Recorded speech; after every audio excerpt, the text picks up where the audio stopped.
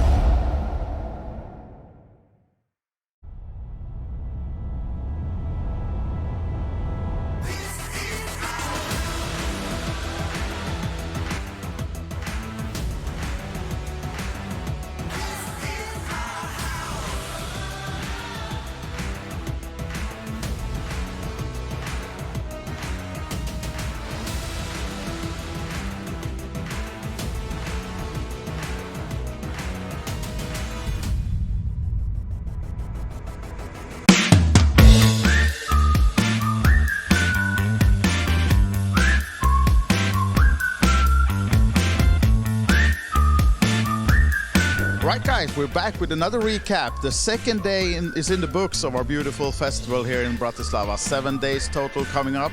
And yesterday we kicked the day off by going to the beautiful flagship restaurant. We brought our hospitality winners to go and enjoy some local food and beer. And we even got a historical lecture by Professor Frankie. The casino events started. In the casino we had the famous roulette tournament kicking off. Players battle it out at the Felts. Poker-wise, the main event started with Day 1A, well over 100 players in that one, and we crowned the winner of the Sweet and Special event. Congratulations, Michael.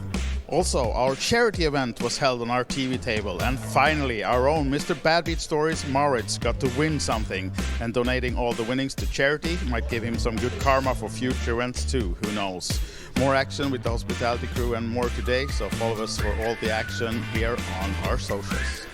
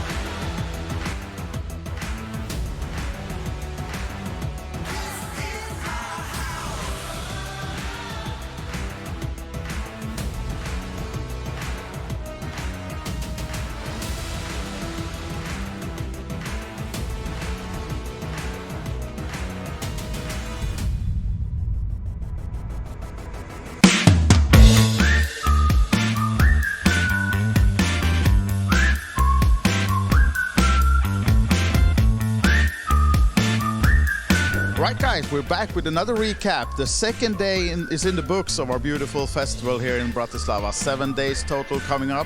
And yesterday we kicked the day off by going to the beautiful flagship restaurant. We brought our hospitality winners to go and enjoy some local food and beer. And we even got a historical lecture by Professor Frankie. The casino events started. In the casino we had the famous roulette tournament kicking off. Players battle it out at the Felts. Poker-wise, the main event started with Day 1A, well over 100 players in that one, and we crowned the winner of the Sweet and Special event. Congratulations, Michael. Also, our charity event was held on our TV table, and finally, our own Mr. Bad Beat Stories, Maurits, got to win something, and donating all the winnings to charity might give him some good karma for future events too, who knows. More action with the hospitality crew and more today, so follow us for all the action here on our socials.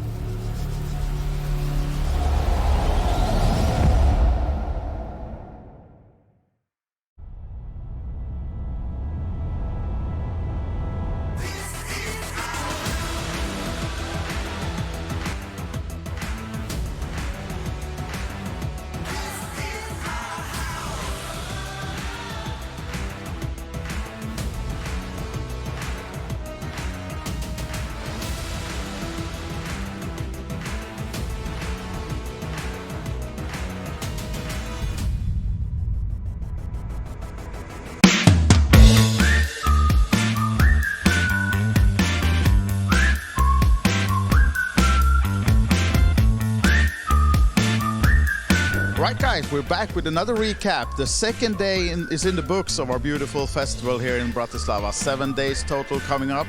And yesterday we kicked the day off by going to the beautiful flagship restaurant. We brought our hospitality winners to go and enjoy some local food and beer. And we even got a historical lecture by Professor Frankie.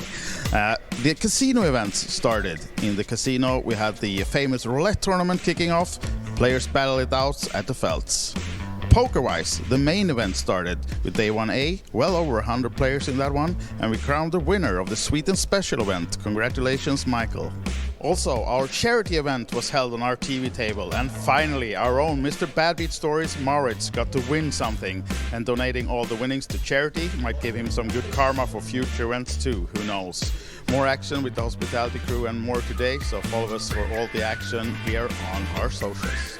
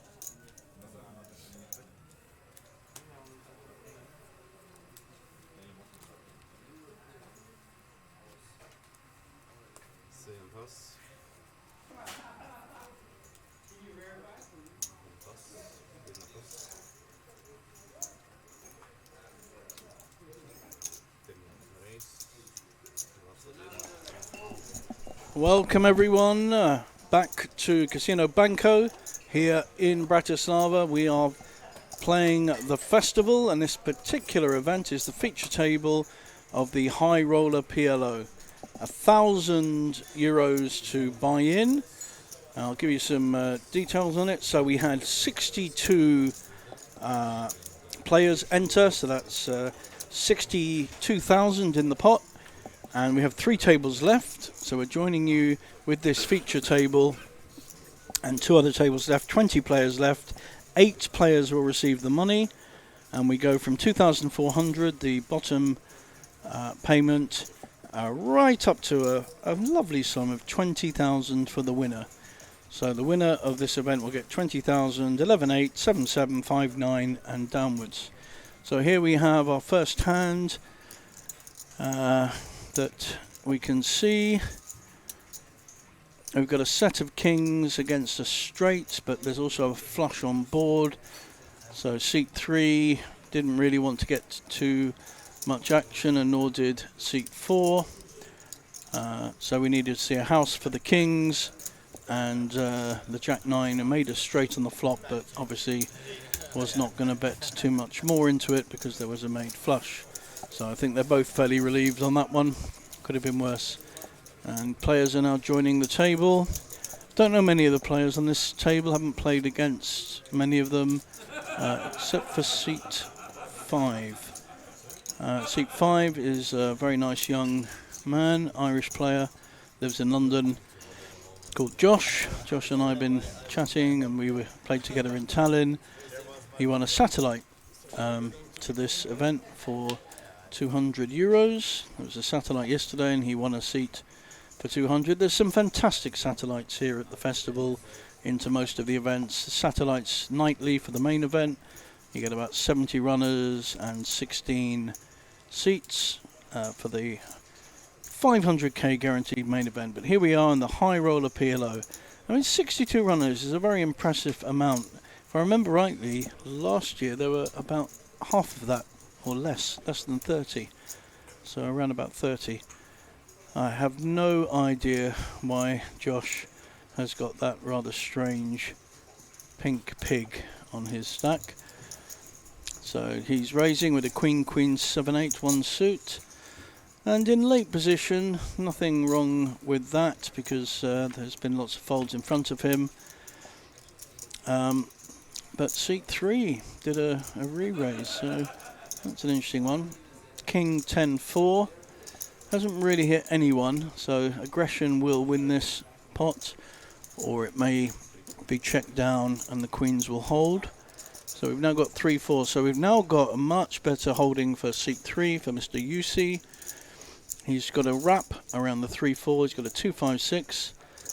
May well bet this, I would be. So he wants to put the pressure on, but Josh has also picked up a flush draw as well as his pair of queens, so I don't think he's going to be folding too quickly. So the bet was 27 into around about 50. Don't think he'll raise, but I could see a call, perfectly valid to make a call here. So now we've got 100k in the pot. They've got about 360k each, and Josh makes his flush. So probably he's only got the queen flush. I could see a check here. I don't think he'll go too mad on this. He may bet for value if he feels that his opposition is unlikely to have bet a flush draw, but I think I favour the check, and so does Josh. The only way Mr. UC is going to win this is by betting, and he's making a bet. I don't think Josh is going to fold though, so he's representing a big flush, and I'm pretty sure Josh will just call here. He doesn't like it. He's got the third flush. Doesn't like it at all. But I can't think he's going to fold. It's a strong bet by seat 3. I do like the play. It's a very strong bet. It's putting a lot of pressure on Josh. Can he see his way through? Looks like he's going to call. Getting his chips ready. He's got 75 there. Yep, made the call. He's going to have the good news that he made the right call. That's a lovely pot of 250k. He's increased his stack significantly. Mr. UC has to show the bluff. To be fair, he had a lovely turn and got unlucky on the river, really. So he had a straight draw on the turn, but Josh called. And there's nothing wrong with the bet. The only way he was going to win that pot was by betting, because he literally had nothing. We're seeing everyone's surnames here. It's a shame, because I quite like their first names. Don't know whether anyone hearing can help me out with that. I'm going to have to call them Mr. Simovic, Mr. UC, Mr. Yuha, Mr. Herald. So we see the rundown there. We've got 67 big blinds down to 18 big blinds. Still enough play for Mr. Fisher and Mr. Herald. They're short stacked, relatively speaking, but still anything around 20 big blinds in PLO is enough to play with. You have to be more selective on your hands. Mr. UC lost about 125k, significant percentage of his stack. This young man with the glasses, I recognise him, Mr. Simovic. I think he's a very good player. He's raised with an ace, queen, 10, 8. And Josh folded because he's got 3 kings rather than 2. If he had king, king, jack 10, he'd be calling or re-raising. But with the 3 kings, he's got his own outs, and you can only count 2 of them, as I'm sure you all know. So we've got a call from Mr. Herald, who's in position and has a medium holding of king, queen, 9, 4. Has hit a 9, but the 7, 9 has also hit Mr. Simovic's up and down draw, 8, 10. I would think he'll bet this as the initial aggressor, plus... No, he's decided not to.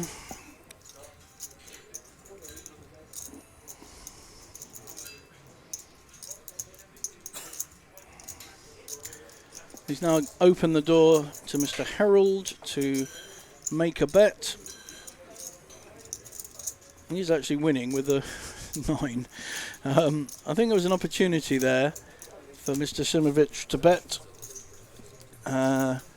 with the up and down draw, but he decided against it and opened the door for the short stack to increase his stack. Now if you win 30 or 40k, you've got 140k, so it's quite a big percentage of your stack. So it's a significant pot for a short stack.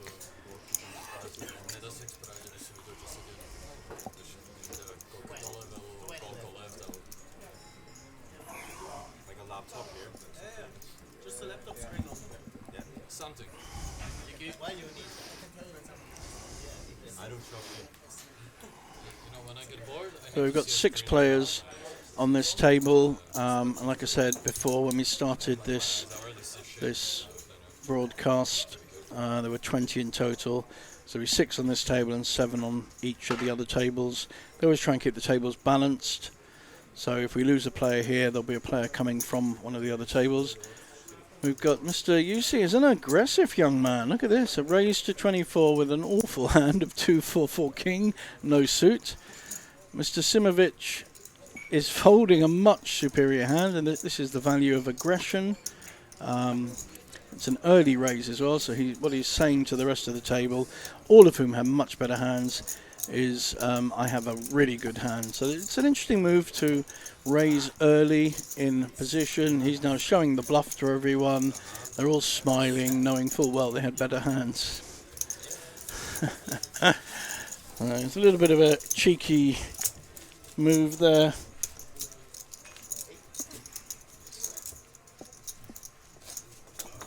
Look lads, I can bluff you all out of a pot. I still have power. And a lot of wry smiles. Sometimes it's good to show. almost advertise that you have the skills to and the courage to be able to raise with anything. Sometimes it's a bit foolhardy because you may well get called when you don't want to be called.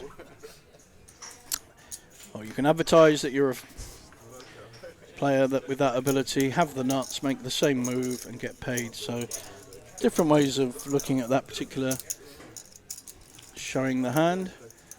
We've got a decent hand on the button. Probably going to see a raise. He's gone from 144 to 204, so he's raised his stack by about 30-35%. So he's making a play, late position with a reasonable hand, but nothing particularly special.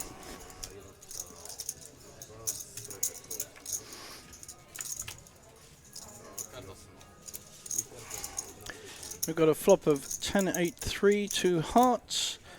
The 10 has hit for Mr. UC, our aggressor in the previous hand. But no one, they both checked that one. Jack 10. So again, no real improvement from either of them. We've got a gut shot with the ace queen. So the king will hold if there's no more betting. I don't think either of them are going to bet, so he's going to win this one with a 10, 2 pairs, 10s and 3s, and a king kicker.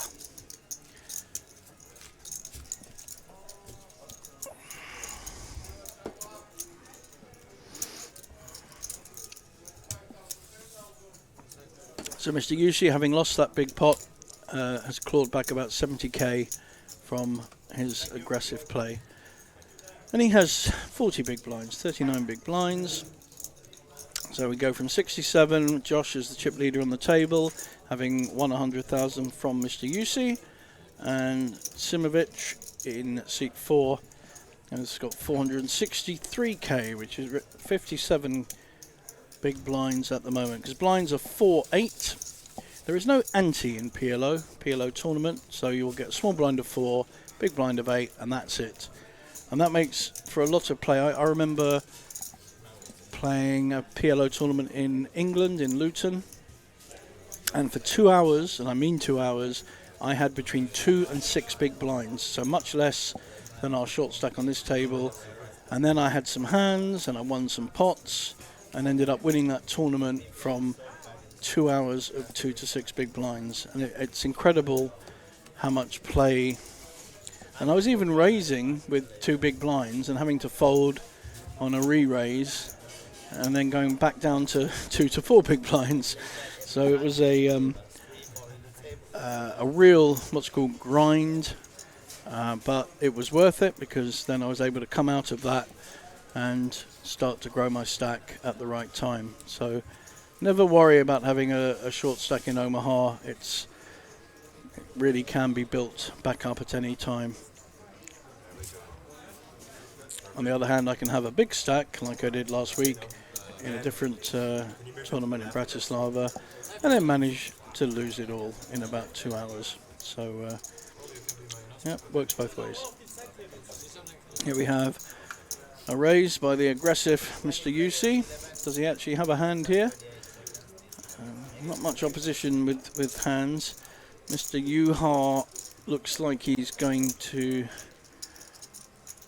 defend. He still has cards. We can't see what they are at the moment. Yep, he has. So we've got ace, king, jack on the flop.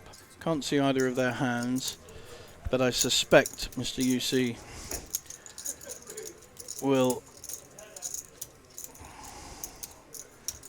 Okay, don't know what happened there. Run to a new hand. Let's move on.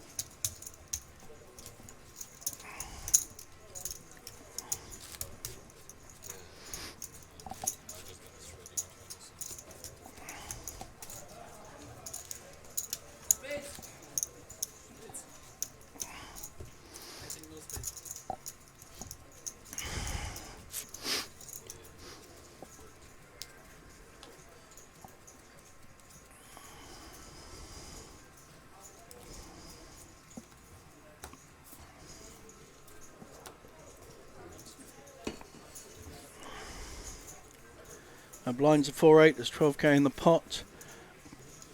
So the maximum anyone can raise is the pot, so it's their 8k plus the 20 that the pot is. So we have a raise on the button by the aggressive Mr. UC. I think people on the table are beginning to realise he doesn't necessarily have to have a hand to raise. So they'll certainly call with a decent hand. Mr. Simovic has called with a good holding of King, Queen, Queen 2. We have hearts. No one has hearts. Mr. Simovic will be checking this, and here aggression can win. I'm pretty sure he's the type of player that's going to bet. Certainly is. There we go. And I think with an ace king there and he only having queens, well, he's hit the king, but certainly suspicious of his neighbour, having seen the plays and moves that he's been making. But he may well elect to fold this. He hasn't got a flush draw, he's only got a king, he hasn't got an ace, he hasn't got a straight draw. Depends if he believes him or not. Nice. I guess right now doesn't believe, because he has made a very good raise. Well done. So he worked out that Mr. UC was at it again, and that advertising of the bluff earlier worked very much against him with that hand, because although he wasn't that strong, Mr. Simovic just felt, right, I don't think you've got it, I'm going to find out by raising. Made the raise, and Mr. UC folded like a pack of cards. But at least he's trying to play the poker. He's trying to make moves and create action in this tournament. You can 20k up top, first place, so you have to take everyone's chips one way or other. Lots of different ways of doing it, of course. So Josh, who's the chip leader on the table, has been playing very conservatively, very tight, which is kind of his game at the moment. Whereas the opposite, Mr. UC, is trying very hard to get into pots and to bluff his way through, but has lost 200,000 since we started this feature table. There is a 4-5-6 Omaha tomorrow night here at the festival. That means you play a level or a round of each. 4 cards, then 5, and then 6. I hope to be playing that myself tomorrow. Looking forward to that, with a horse tournament earlier. So lots of very, very good side events here at Casino Banco during the festival. You don't play anymore. You try to fold to money? Mr. UC shouting across to Franca, who's on one of the other tables, who might have had the odd beverage or two. I think he had 2 bullets, maybe 3, in this €1,000 buy-in. Not cheap. Some people have got too much money. So again, a very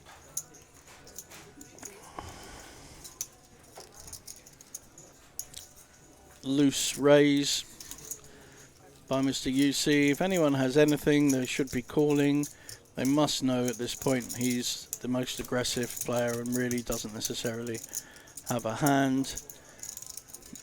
So that's why Mr. Herald in C8 is calling. Now he really doesn't have much of a hand either. In fact, very similar hand, very even hands. But he knows that Mr. UC's range is so wide that it's worth calling and seeing a flop. And in fact, he's hit a flush draw and a gut shot, which is in pretty good shape. Shouldn't really be folding against this particular player. So he's going to follow through and be aggressive for sure. And if I was C8, even though I had a short stack, I'd have to back. Your first instinct was, I'm going to call you with this hand because I know you're at it. Now you've actually hit. So it's poor play to now fold once you've actually hit a draw when you didn't believe the raise in the first place. But we'll see what he does. So Mr. UC is putting the pressure on, 21k into 40, half the pot bet. Yeah, looks like he's going to call all raise actually. He saw the raise get through before. Yep, there he goes. He's raising, putting maximum pressure on. Mr. UC has absolutely nothing on this flop and will fold. So great play there. Would he have done that if he hadn't hit? Don't know. Did he plan to do that, whatever happened? Don't know. Quite possibly. I think Mr. Yusi's over-aggression is very much working against him. Maybe the idea of being on a feature table on TV and his mates watching is too much for him. The star quality going to his head. But so far, probably not the best way of playing a 1,000 buy-in Potlit Omaha tournament. You can be too aggressive sometimes and then just get picked off, which is what's happened to him about 4 times now.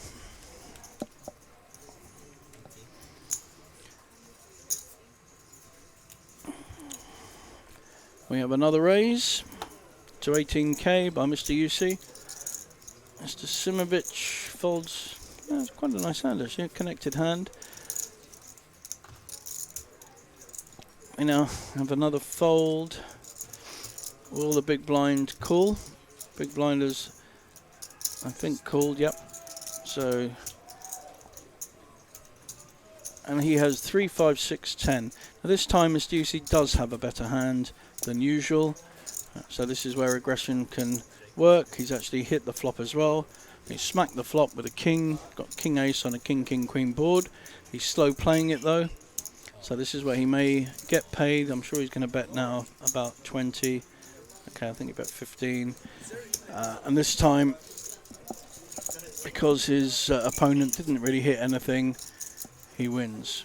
But he didn't win a lot. He only won about 18k from that. Or 20k.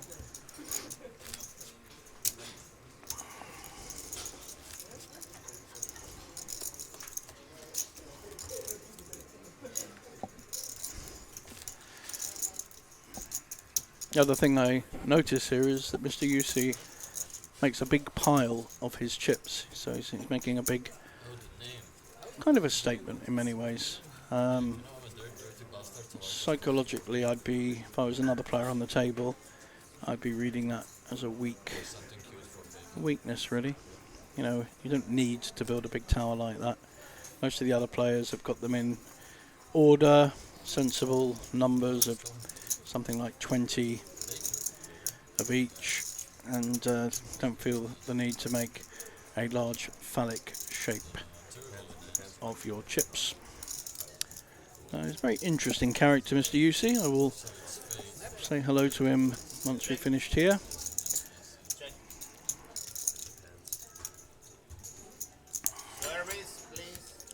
think he's raising again. Oh, there, he's on the cognac, whacking that back.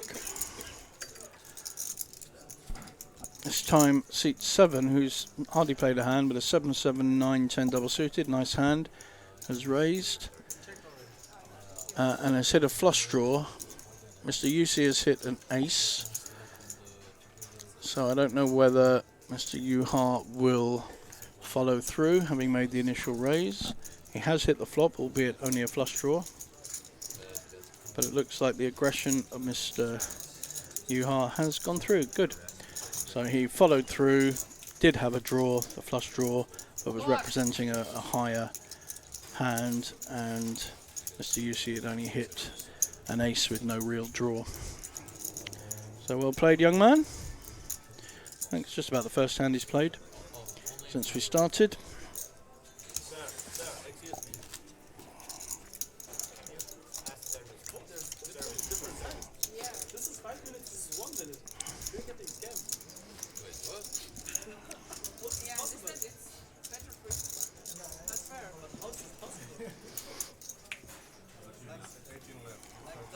Does it run on different speed? I thought, you know, it's like on the same server, so it's supposed to be showing the same thing. Maybe this is the delayed stream version. So we are having a double delay. Delay on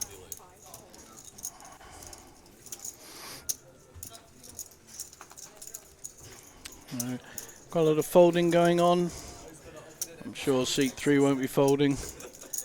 Seat 1, who is the short stack on the table, reasonable hand there, but because he's a short stack, is worried about getting involved. Just got a call there from Mr. UC with a 4-5-9-10. Mr. Simovic is interested in his stack and has a double suited connected hand. May well raise here. Yep, I think we're seeing a pot raise. An immediate call. Mr. UC doesn't like leaving chips behind. His little soldiers in a battle. 2-5 king. So they both hit a 5. But Mr. Simovic has hit king 5. He's hit top 2. He's going to bet, and it's quite disguised, really. And that's why seat 3 has elected to call. So Mr. UC has again not hit anything here. King 5 is still winning, and can't actually, no, can't be beaten. He's going to bet. I don't think he'll get a call this time. If he does, it's a very strange call because he really has nothing. No. Okay, so good initial raise by Mr. Simovic against a very loose player, and hit 2 pairs, knew he was ahead. He's even got a call on the flop. So Mr. UC is playing fast and loose, and loosing, bit of an English joke there, loosing his chips fairly quickly. If I remember rightly, he started on about 450 and is down to about 200 now.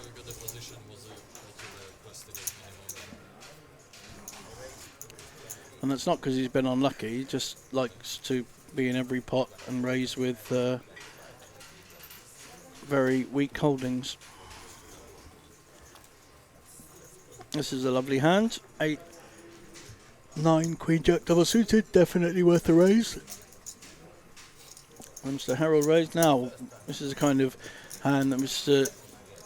UC may get involved with, but doesn't. I think he will get respect around the table. What does Josh have? He's interested, so he may well have a good hand. Chip leader. He's got Ace Jack Jack 5. So certainly be a call. Yeah, there's no value in him raising. He's out of position. Probably needs to hit 2 pairs or his jack. King King 10. That's a pretty good flop for C8, the original raiser, Mr. Harold. He's up and down, and has to probably find out whether there's a king about. But right now, technically, Mr. Stewart is winning with the 2 pairs, the jacks and the kings, which is why I liked favouring the bet, but he's now betting on the turn, and I think we'll see a fold. Yeah. So I like, you could bet the flop there. You certainly need to bet the turn with that draw, the Queen Jack 9. I think by checking back on the flop, he learnt that Josh did not have a king in his hand, otherwise he probably would have bet it. So I think he felt safe enough to bet his draw. And of course he was the initial aggressor, so he's representing a better hand than he actually had.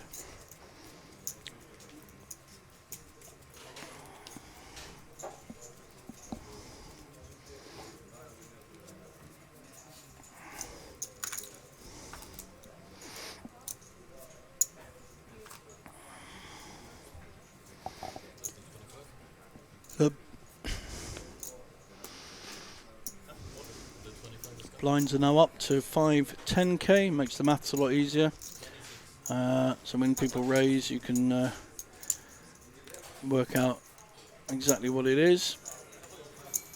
So here we have a raise, big raise to 26,000 with again a very variable hand of 4, 7, 8, 10. I'm sure Josh has been watching what's been going on. Oh wow, unfolds a good hand. Very tight play there, didn't want to take the risk that Mr. UC may actually have a hand, and oh no, don't do that. He's showing the bluff again. His ego is dictating his play. It's just not a good move because he's setting up people to call him with less than premium hands and be ahead. I don't like that. One show is fine. It's a bit of fun and it shows you've got, you know, courage and skills. But if you show them all the time, you're just not going to get believed. And he raises a lot. Oh well, I'm not expecting to see him last too long on this table the way he's playing. But he may surprise me, you never know. He's down to 30 big blinds. The line in poker is usually 10 big blinds where you have to, you know, commit to your hand and a pot.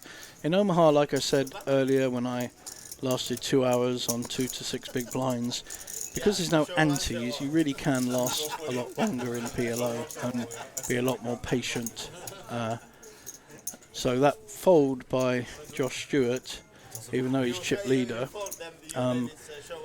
was a solid fold really, because he had a decent hand, but it wasn't a premium hand, and he may feel he's just wasting chips by calling or even re-raising there. So how many blinds you have in relation to the blind situation is vital. So seat 1 is now down to 11 big blinds. He's on that line that he really, if he plays a hand, he probably has to commit to it and go all the way. If he calls a raise or raises himself, he'll be putting about a third of his stack into the pot. And here we go, Mr. UC. I think it looks like just a call actually. I don't know how much he's putting in. I can't hear them, so I think that's just a call. Mr. Simovic has, he's folded quite a nice little low rundown hand. Mr. Yuha has a hand, double suited queens, a perfectly reasonable hand. Mr. UC actually called, so again very strange. He's calling with a good hand, 7, 10, 10 jack, not raising when he's raised with poor hands.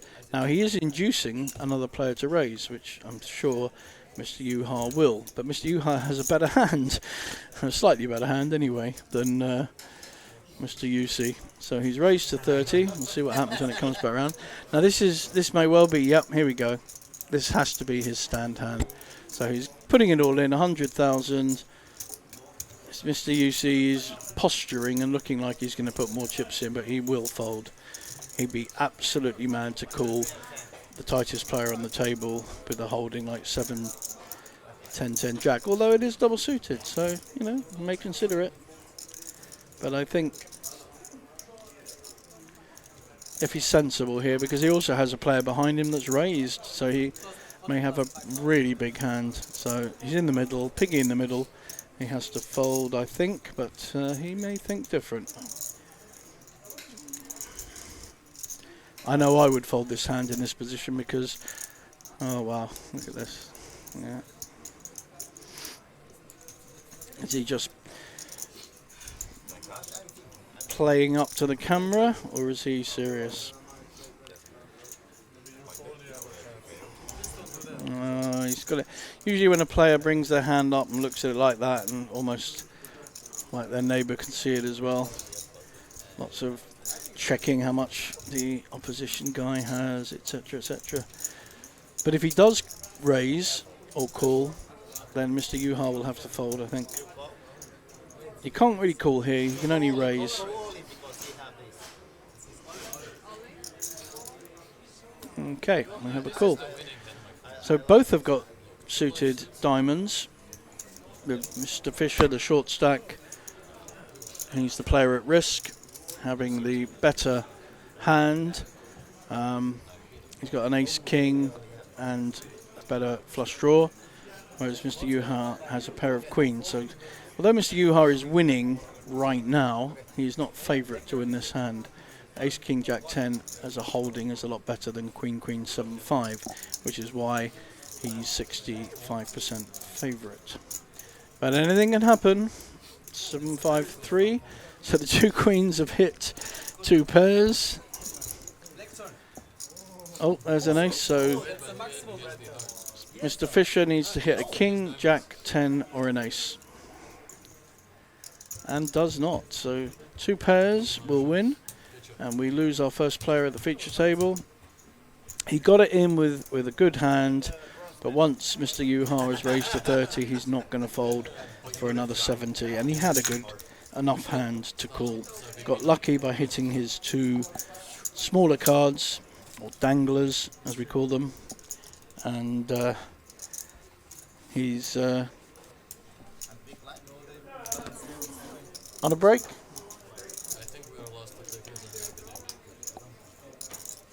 He's taken quite a big pot really, because there was 100,000 and a little bit from the blinds there, and he only had 200,000 to start with, so he's increased his stack by about 50%.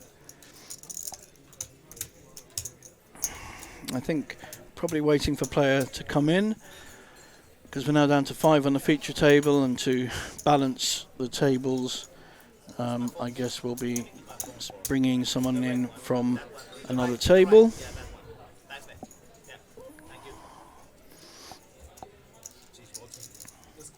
The break will be in about half an hour, and we may well get a different feature table, which is what we usually do. I don't run that, I just talk to you all about the hands. So here we've got a nice chip count here.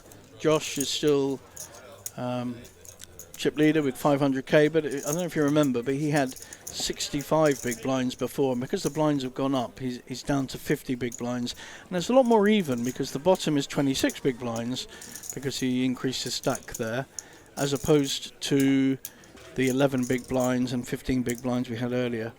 So lots of changes happening, waiting for new players to come in. We can just relax, or maybe they're actually starting a break now, I don't know.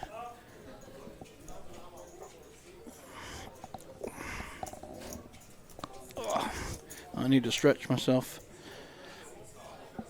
Oh, there we go. It's not the most comfortable here. Someone can send me a massage girl on the house, that would be great. Back's hurting me. I'm too old for all this.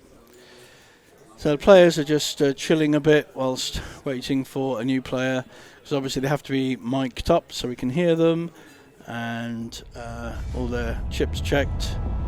And I think we are on a break. See you back in half an hour.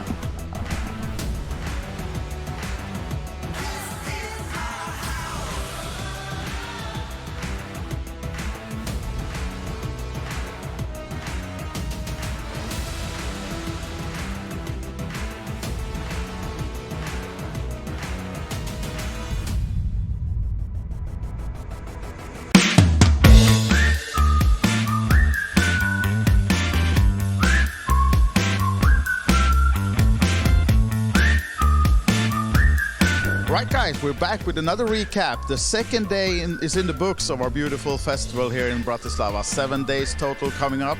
And yesterday we kicked the day off by going to the beautiful flagship restaurant. We brought our hospitality winners to go and enjoy some local food and beer. And we even got a historical lecture by Professor Frankie.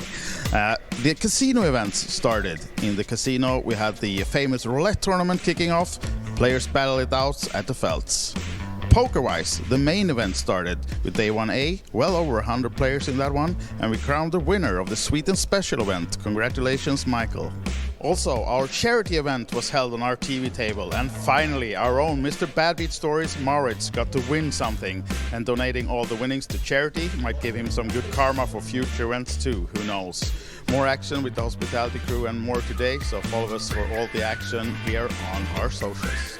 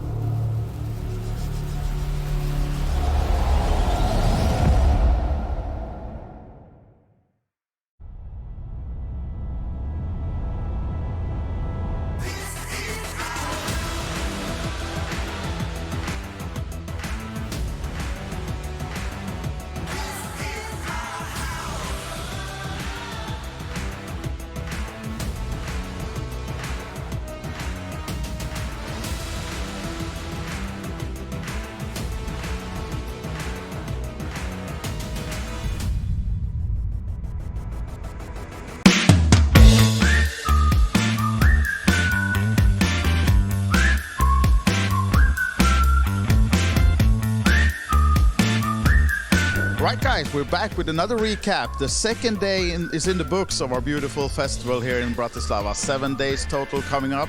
And yesterday we kicked the day off by going to the beautiful flagship restaurant. We brought our hospitality winners to go and enjoy some local food and beer. And we even got a historical lecture by Professor Frankie.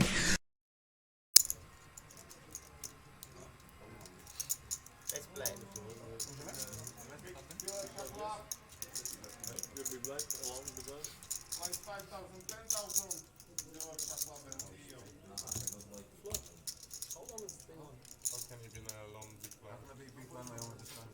Sir.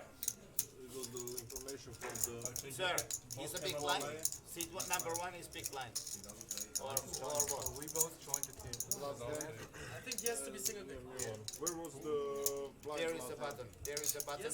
I have a big blind last time. I now have a small blind. Yeah, you are small, big blind, they don't play. Yeah, yeah. You cannot play, you need to play. No, but I think he's still single big. No, I'm big. I'm big. The guy who busted. Yes, I'm big. I'm Well, big. then he can be. He can be. Yeah, he can be big then. Yeah, You that's busted good. on the big blind? Yes, Then yeah, small yeah. blind, big blind. No, big only big blind. No, small blind, big blind. No, it's then it's not correct because How can he join with small blind? No, he can't. You can't join the He can. He From the can. broken table, he can play all position, guys. Small blind, big blind. How he can play, join with No, small blind? From it's the not. broken It- table, players sir- can play all position. Sir, then it's Button was then it's button, wrong. Then it's wrong. That's so Big blind wrong. was going here, small blind, big blind. But big blind busted. So, Yeah, but Sir, you guys, you are the broken big blind. table, small blind, big blind. We continue. That's a mistake for sure. 100%. That's a mistake. You can yeah. play any position, sir, from broken table, yes. CDA rules, yes. Okay, the clock is running, so. Yes, we are probably small blind, big blind. I can't change the decision. That's weird. I work in a casino myself. Yeah, I've never seen yeah. this happen. It's never happened. I've never seen this ever happen. I mean, we can't change his decision, you know? But this can't ever happen. Yeah, of course. Yes. Sir, ask somebody now. Now you are wrong, but Now it's too late. it's fine.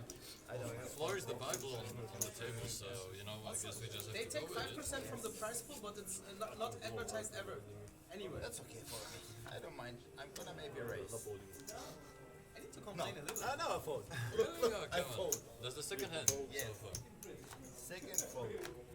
But it was against him because he made a mistake. That was the reason. I would raise. That was weird. That's very weird. I did cards for like 6 years. I have never seen this happen. I don't.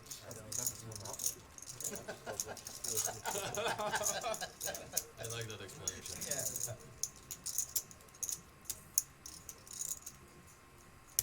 I drink my cognac. I don't care. Cheers. Sorry? Yes. Yeah. Half an hour delay. But you have to make them weirder like this. And it's not TV, it's a Twitch channel with like 50 You have viewers. kings. You have kings. Every time. Only gold. That's a fucking sexy man. Oh. He wins. He gonna get a flush. Diamond. Well, tell me this. I'm so happy. Yeah. And I want to stay happy. So that's bad luck. That's bad luck. It's okay. Luck. Bring his cards in. Good luck. You don't mean that. Well, you know, look. Don't say that if you don't mean that. No, I mean, good luck. Like, if I'm gonna lose it all in, where I'm ahead, I want it to be for this. Start. Oh, wow. Okay, wait. You have straight. You have straight. You have straight. Yeah, I have a strip, but And a flush redraw. I'm just looking if there's like bet bit possible, but not because he has That's the bad. bad. And he have 9 too. Yeah. Turn Yeah. queen of clubs, then you have a royal flush redraw. No, but he has a jack, so he blocks me. For The my river is a diamond. Yeah. You're gonna win. River is a diamond. For sure. Hata. That's how wins. That's how wins. Passano well. No, he have full house. He wins. Queens full of checks. Big blind only. Maybe he have that rule too. Okay, wait, so now you are small blind and big blind, or how because you can start on small blind. How it's going now? You're big blind only. Big blind this time. Are we sure? Sir. Maybe Can I move there to He must here. I'm a small blind now. you're a big blind. Good try, good try. It's normal PDL rules. It's the last PDL rules. Each player can play any position on table. New player can play any position on table. Red light phones? No. No phones. Don't follow. Sure, it's mobile there on the table. It's okay that table. That's a good seat. Yeah, my phone is like 5 meters away from me.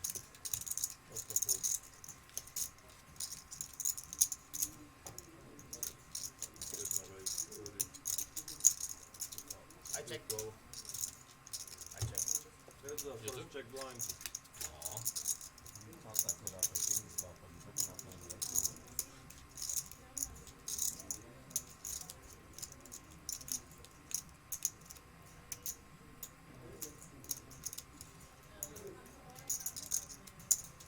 One big 30.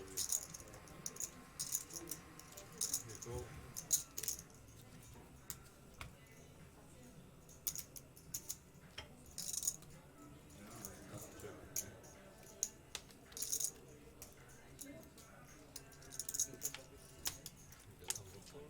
Yeah, how'd you know?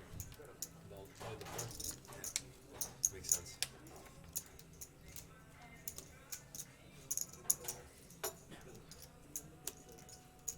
Good. 100.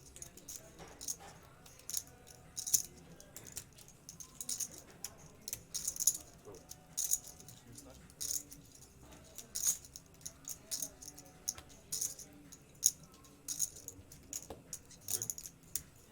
Good.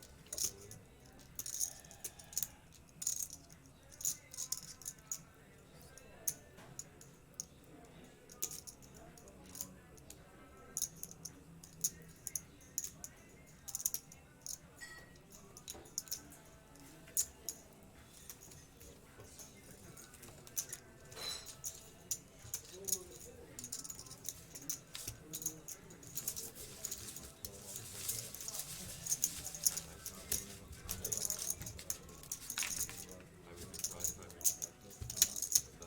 Because that's the way that's the problem. is there one up? Is there in this tournament? I don't know. No, this is one. Okay, nice. That's good. Yeah, that's very good. Because I've seen they make these 200 euro 50 entry things day two sometimes. Yeah, sometimes they are. Yeah, I played one last weekend and you end up playing the 250 euro tournament and the, Yeah, the I- day two, the first prize is 11k and you play there like for 20 Like hours. you're not min cash already. I think I would shoot myself if I come to day two and it's not even the money yet. Yeah, that's terrible. Just a full finish. What's that case? Because I played a 3K side event of some WPT which had like 50 entries or something, and they made a final table picture with 9 people while only 5 were in the money. That's cool, you gotta show it to your kids And and grandkids. they uploaded on Instagram. Final table WPT 3K high roller. Full. Pretty cool. Half the table isn't even in the money. I've seen people post on Facebook. Made another final table. And not even in the money yet. Yeah, this is basically this. Like fucking 20 players. How many likes do you need? Nice, man. I played bad sometimes. I had a bit of habit.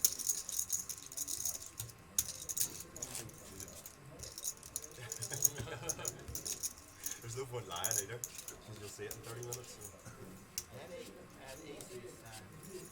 Aces? I had aces. And I have last draw, ace, I have ace king and diamonds. Hi everyone, we're back from the break and we have two new players on the table in seat 1 and seat 6, I think.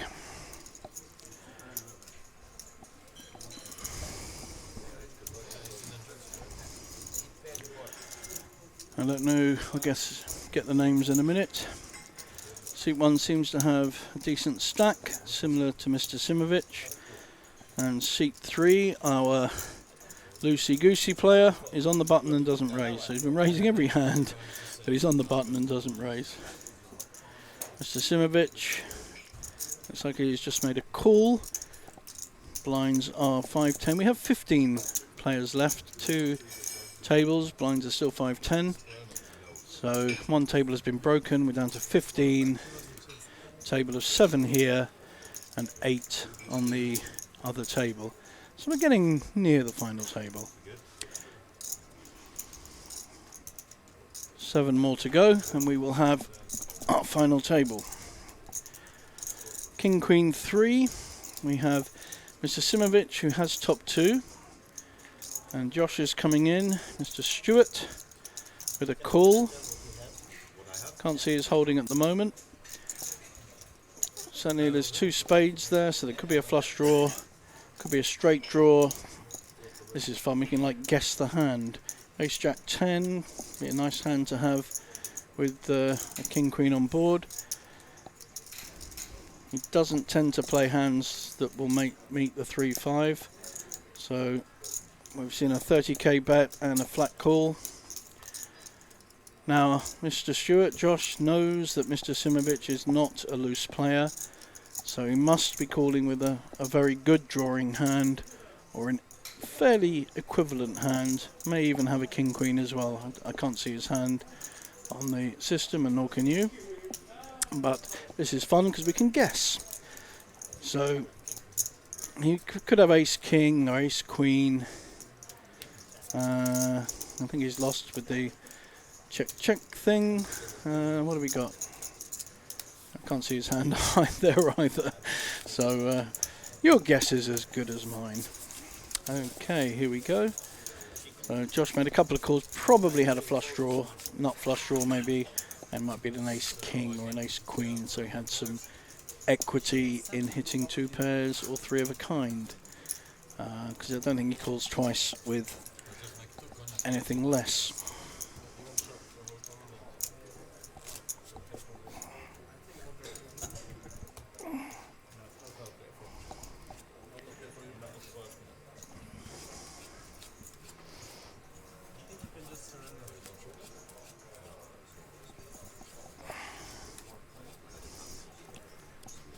Be back with you in a minute.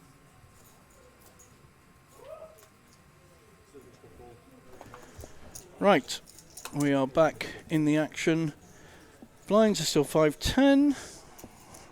So we're going to have a Mr. Dowling in seat 1. And he's well stacked, like I thought.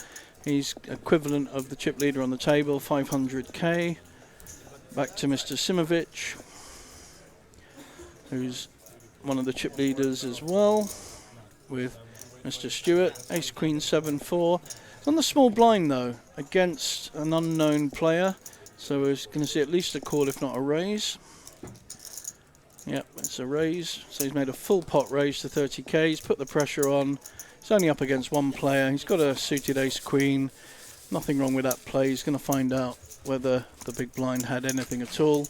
Now I have played against the big blind a few times and pretty solid Omaha player, I would say. Not a lot of flair, but knows what he's doing, quite kind of analytical and mathematical about the game. So whereas a player like Josh has slightly more flair, I would say. So there's an interesting matchup if those two get it on in another pot. No king, no king. Ace. No king, no ace. Exactly.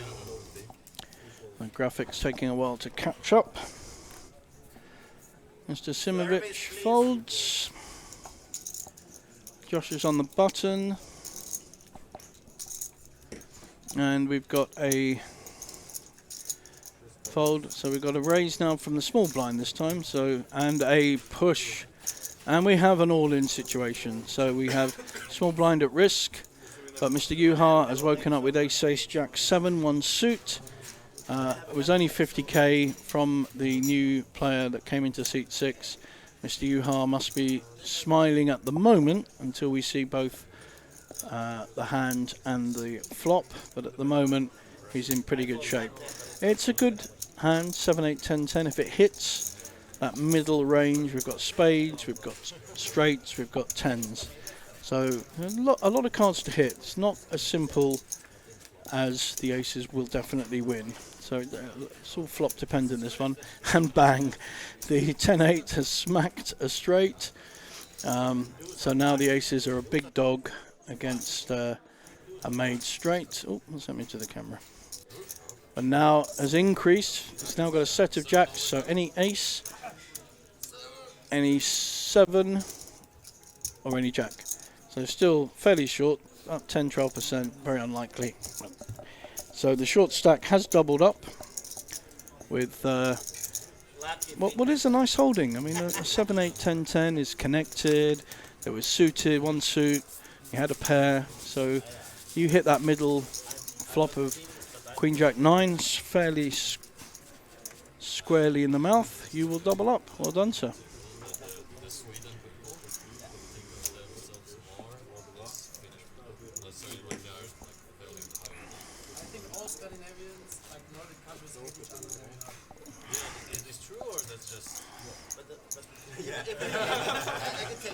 I can tell you one thing. Everybody hates Swedish people. Norwegia and Finnish. We hate Swedish people. Okay. Is there any particular reason, or? That's the reason. They are from Okay. Sweden. Yeah. That's the reason. That's the only reason they are from fucking Sweden.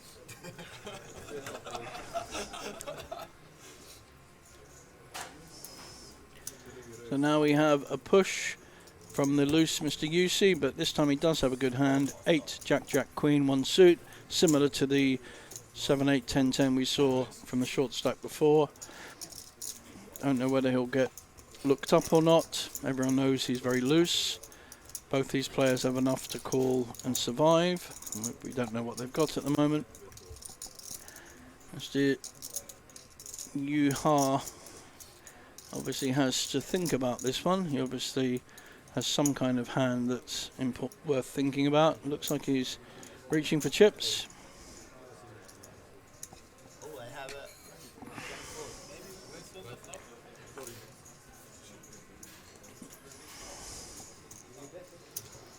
a. And there's two players in. So our seat 8 is called with Ace Jack 9 8, which in most cases will be ahead of Mr. UC's range with the kind of hands he's been raising with. But we have 3 to the flop. 5 6 king. We don't know what Mr. Yuha has, but he's checking. I think they're just waiting for the 3,000 to come in, and then they're going to either call or use it as a raising opportunity, because they've got to also realise they're up against each other.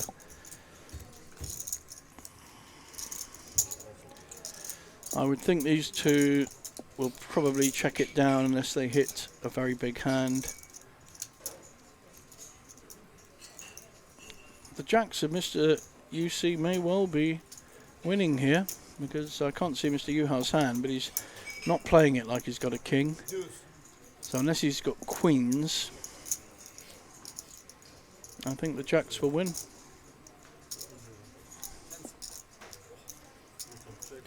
So he has trebled up from, yes, what a great player you are, sir.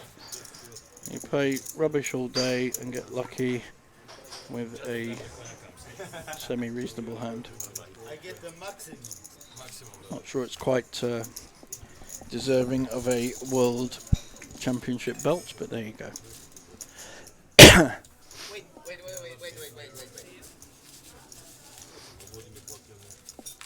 Oh, there's money coming out. No, that's just paying the waitress. I thought we were going to have some side bet here that he'll win the tournament from here. I'll take that bet, sir. I'll take that bet that you'll be out in half an hour. How about that?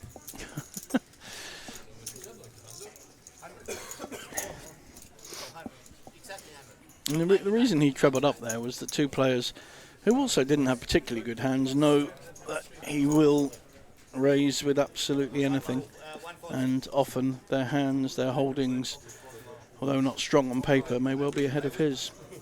So he was on. They were unfortunate they didn't hit their ace or their queen or whatever, and the jacks held.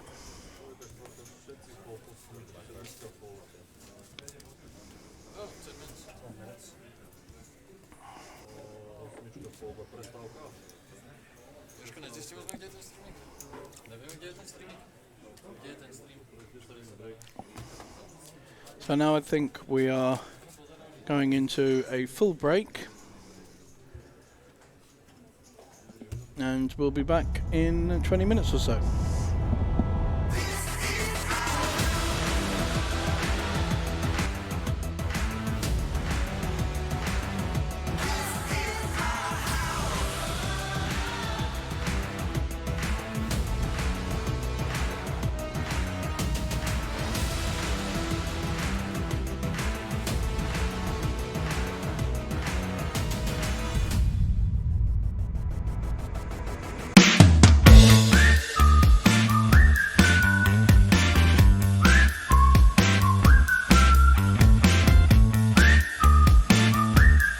Right, guys, we're back with another recap. The second day is in the books of our beautiful festival here in Bratislava. 7 days total coming up.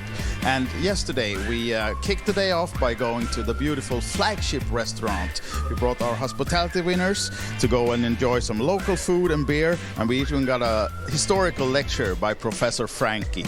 The casino events started. In the casino we had the famous roulette tournament kicking off. Players battle it out at the Felts. Poker-wise, the main event started with Day 1A, well over 100 players in that one, and we crowned the winner of the Sweet and Special event. Congratulations, Michael.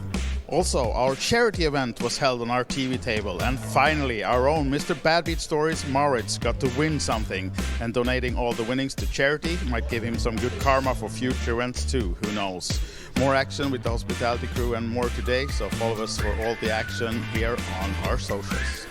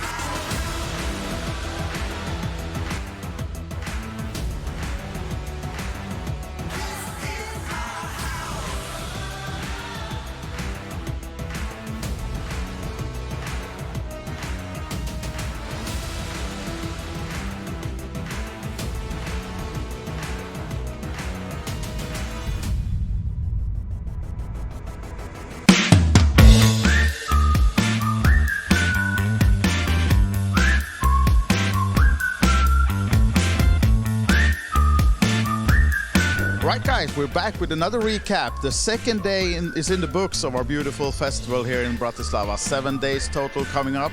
And yesterday we kicked the day off by going to the beautiful flagship restaurant. We brought our hospitality winners to go and enjoy some local food and beer. And we even got a historical lecture by Professor Frankie. The casino events started. In the casino we had the famous roulette tournament kicking off. Players battle it out at the Felts. Poker-wise, the main event started with day 1A, well over 100 players in that one, and we crowned the winner of the Sweden special event. Congratulations, Michael. Also, our charity event was held on our TV table, and finally, our own Mr. Bad Beat Stories, Maurits, got to win something, and donating all the winnings to charity might give him some good karma for future events too, who knows. More action with the hospitality crew and more today, so follow us for all the action here on our socials.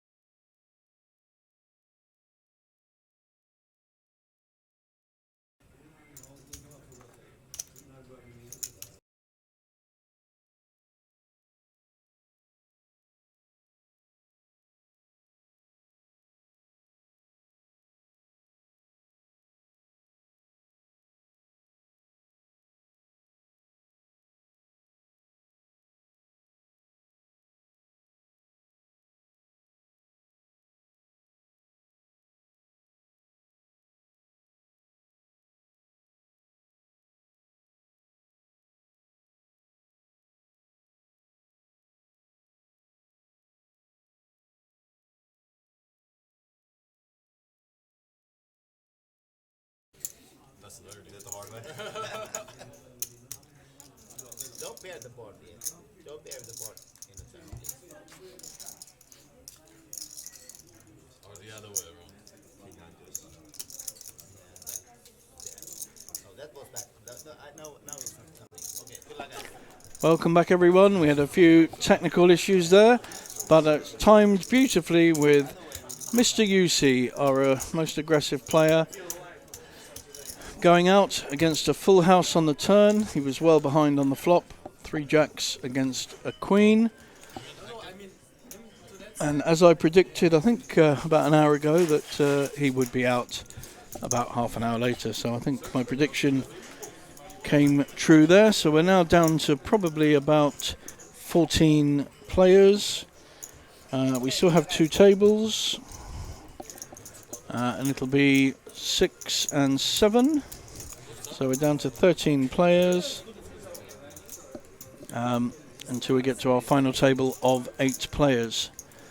So someone who certainly built up a stack is seat 8, done very well there. And we still have our existing chip leaders, with our new player in seat 1 having the same kind of stack as Josh Stewart in seat 5. And our short stack, of course, doubled up earlier. We saw that about half an hour ago. We've got a good holding here for Mr. Stewart. 9-10 Jack Ace. So nice hand, but he's playing very, very solid poker. And he's out of position, so he's folded that.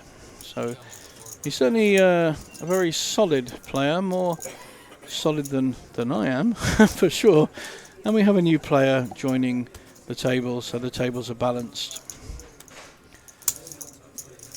So Mr. Dowling is an Irishman by the look of that flag.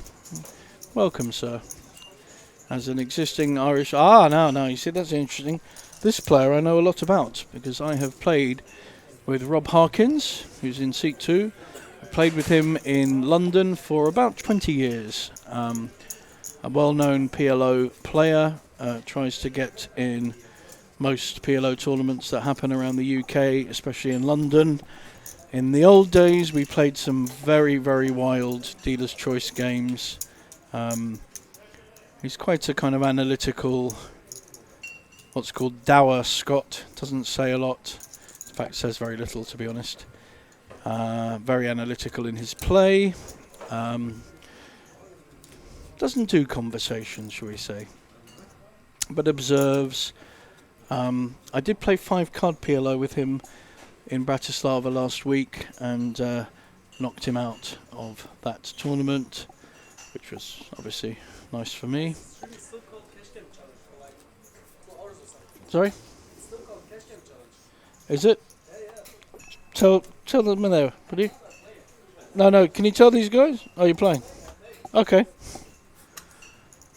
Alright, apparently it still says cash game challenge on the system, don't know.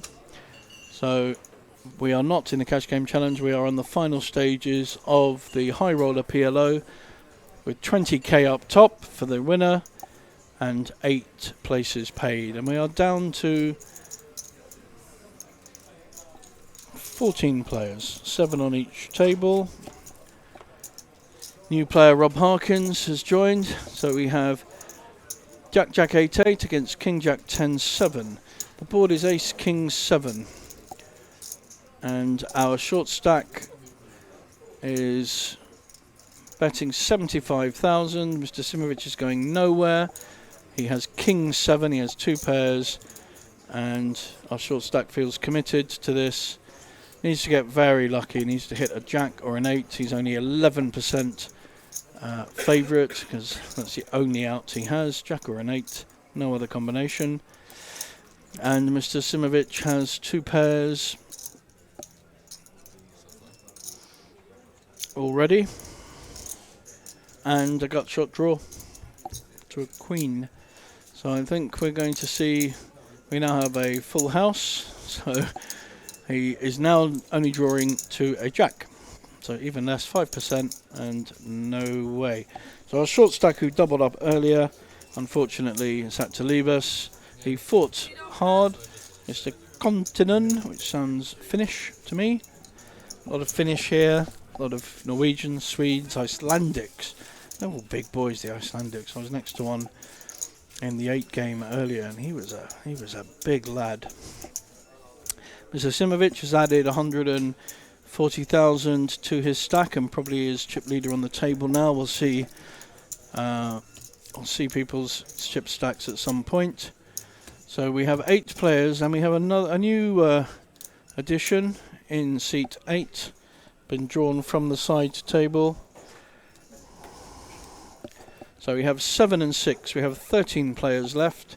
8 are paid. Final table will be 8. So everyone that reaches the final table will make a profit from this tournament, unless they've had as many bullets as Franca had earlier tonight. So here comes Rob Harkins. He's making a statement really here. He's saying, I'm here to play. I'm raising. They don't know him. They're going to give him respect for sure, unless they have a premium hand. So it's a good play. He's double suited and low connected, but that's the sort of play that someone as analytical as Rob will make, because he knew where he was and the fact that no one on the table knows him yet. So he used that to his advantage. Nice little pick up there of the blinds.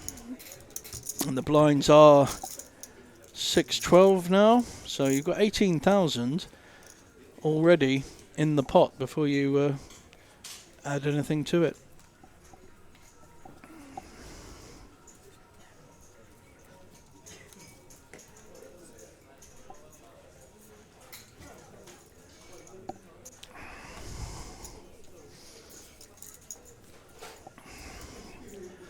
I haven't really seen anything from one of the other new players on the table, which is Mr. Dowling, our Irish player.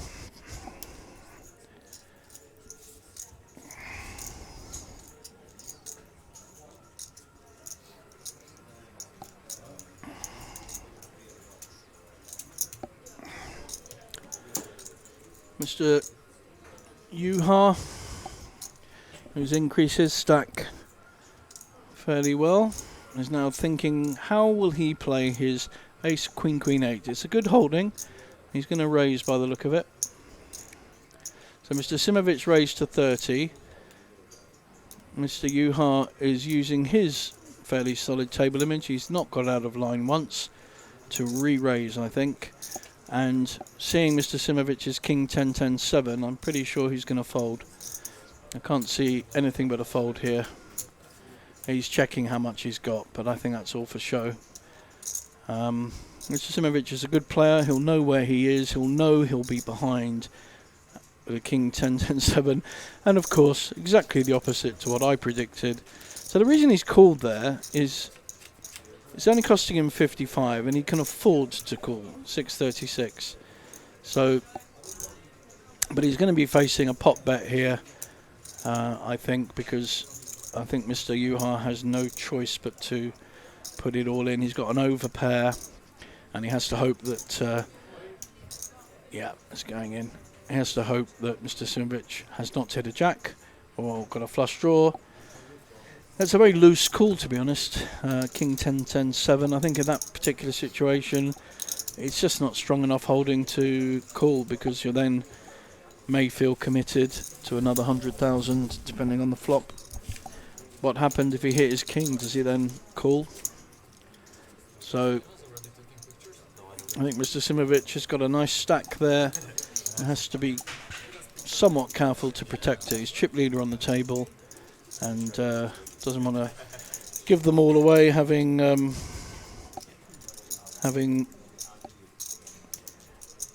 got them in good fashion.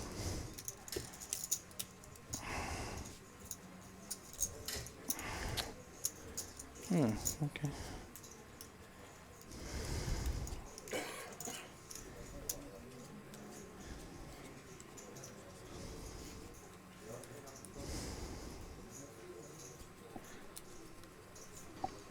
What's the link?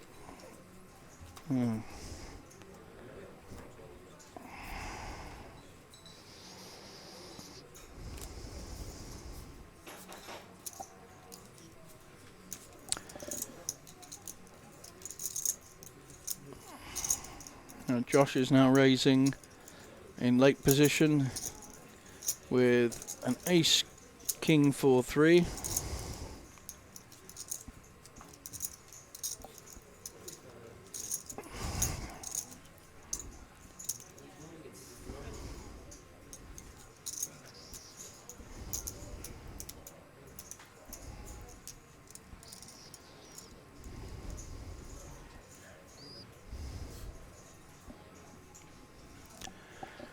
Mr. Dowling, our new player to the table, not going anywhere with an ace queen jack 4, so perfectly good.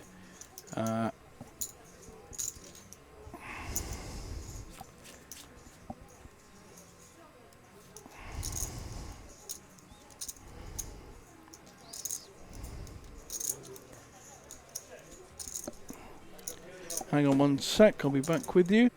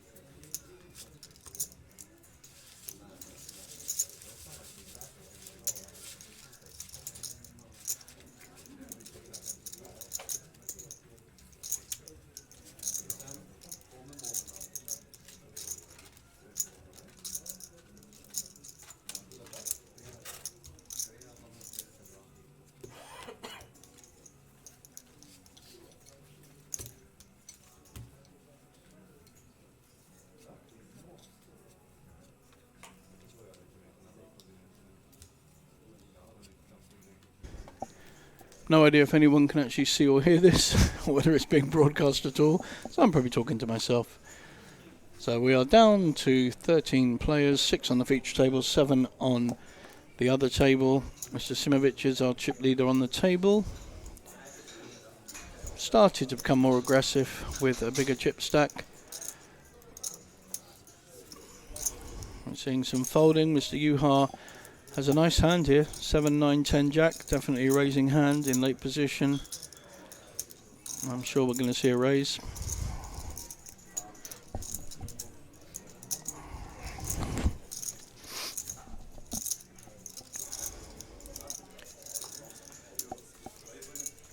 Four, 5, 5, 6 is actually quite a nice hand to call with because you know where you are, but he's decided to fold, and Rob Harkins has also folded.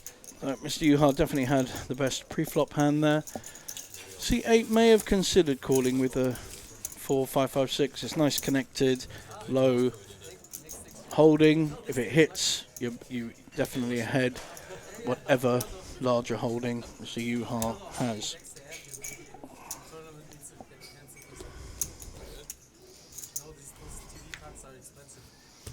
I think they're like 100 euros a deck or something. Really that much? I would thought like, you know, like maybe 30, 40 or something like that. No, it's because of the RFID. It's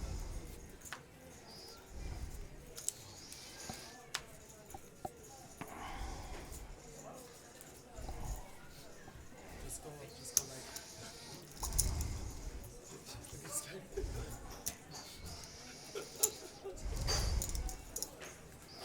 No floor around here. This tournament doesn't even exist. So blinds are 6, 12.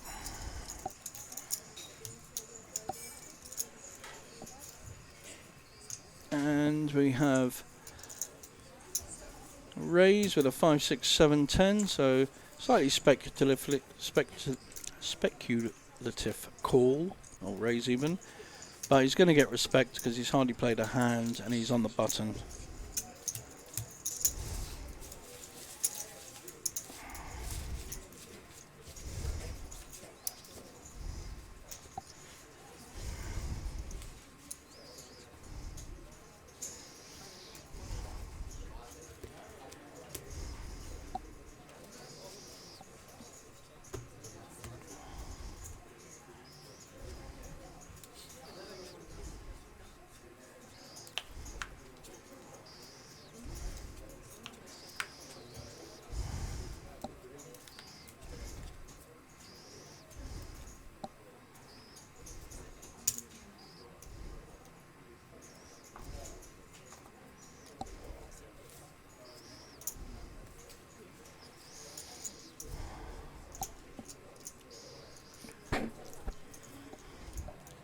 Looks like Rob Harkins is sizing up a raise.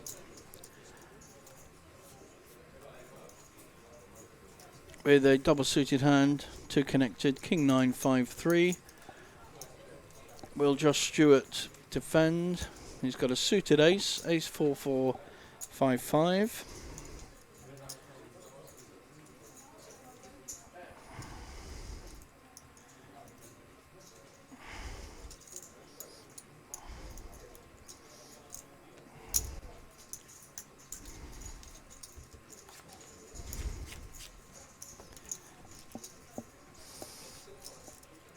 Got a Jack 10, 10, so neither of them have hit the flop. This will be about position and aggression. The original raiser was Rob. I would think he'd follow through on his bet. He wouldn't normally not. No, he's checking, okay. Playing it slightly more conservatively.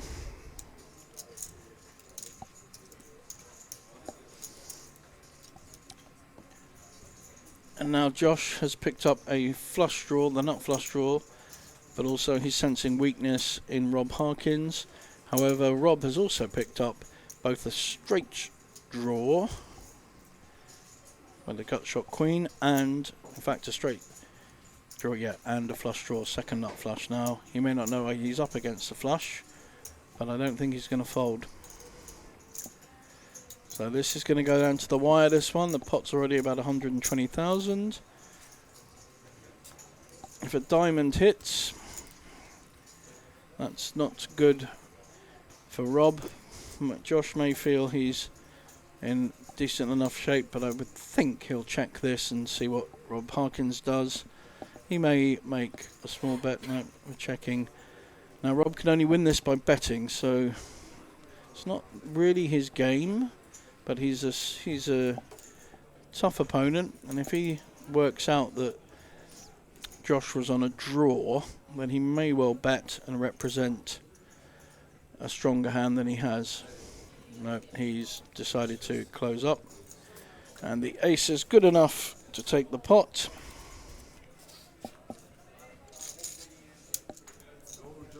What Rob will also see there is what he was called with, and the fact that Josh bet with when all he had was a nut flush draw.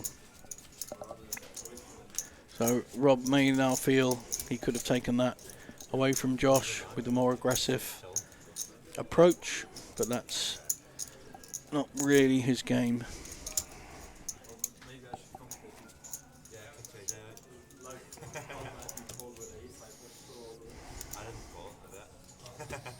There's a difference.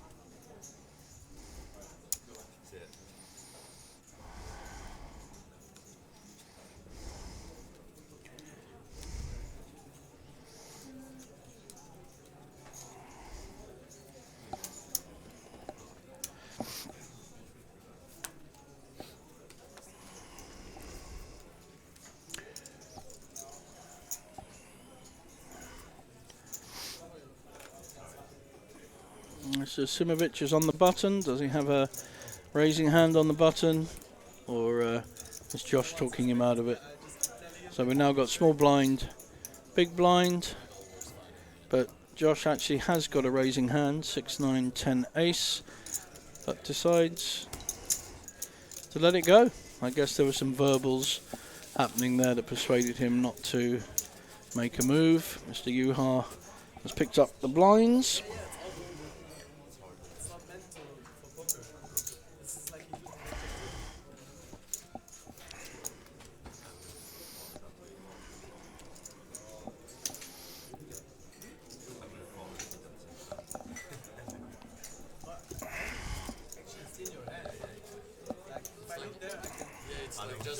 Just by the side of the stride, you can see you can see that you can actually see if you focus.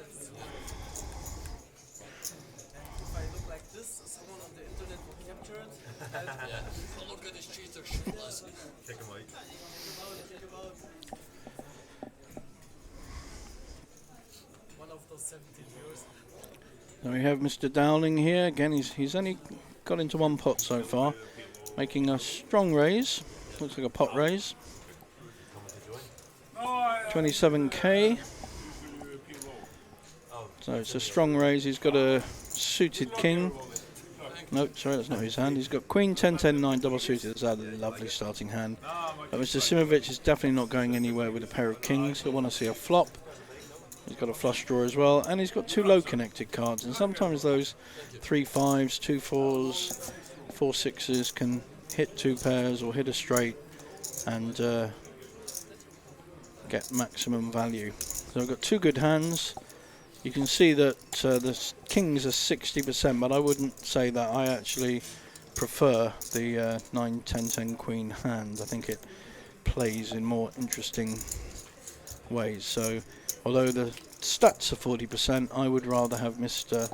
Dowling's hand than Mr. Simovic's. 10, 9, 4, and there we go. I'm good at this. So, but more interesting, we've got top set, but Simovic has hit a flush draw. He's got a second nut flush draw, and he's got an overpair. What he won't know necessarily is that he's up against a very big hand. He may well be raising here, and if he does, he's going to get a surprise. His best option is to call, which is what he's done. There is no value in raising here, because if you get re-raised, you've only got a second nut flush. Now, he's now hit a magic hand. He's hit 3 kings.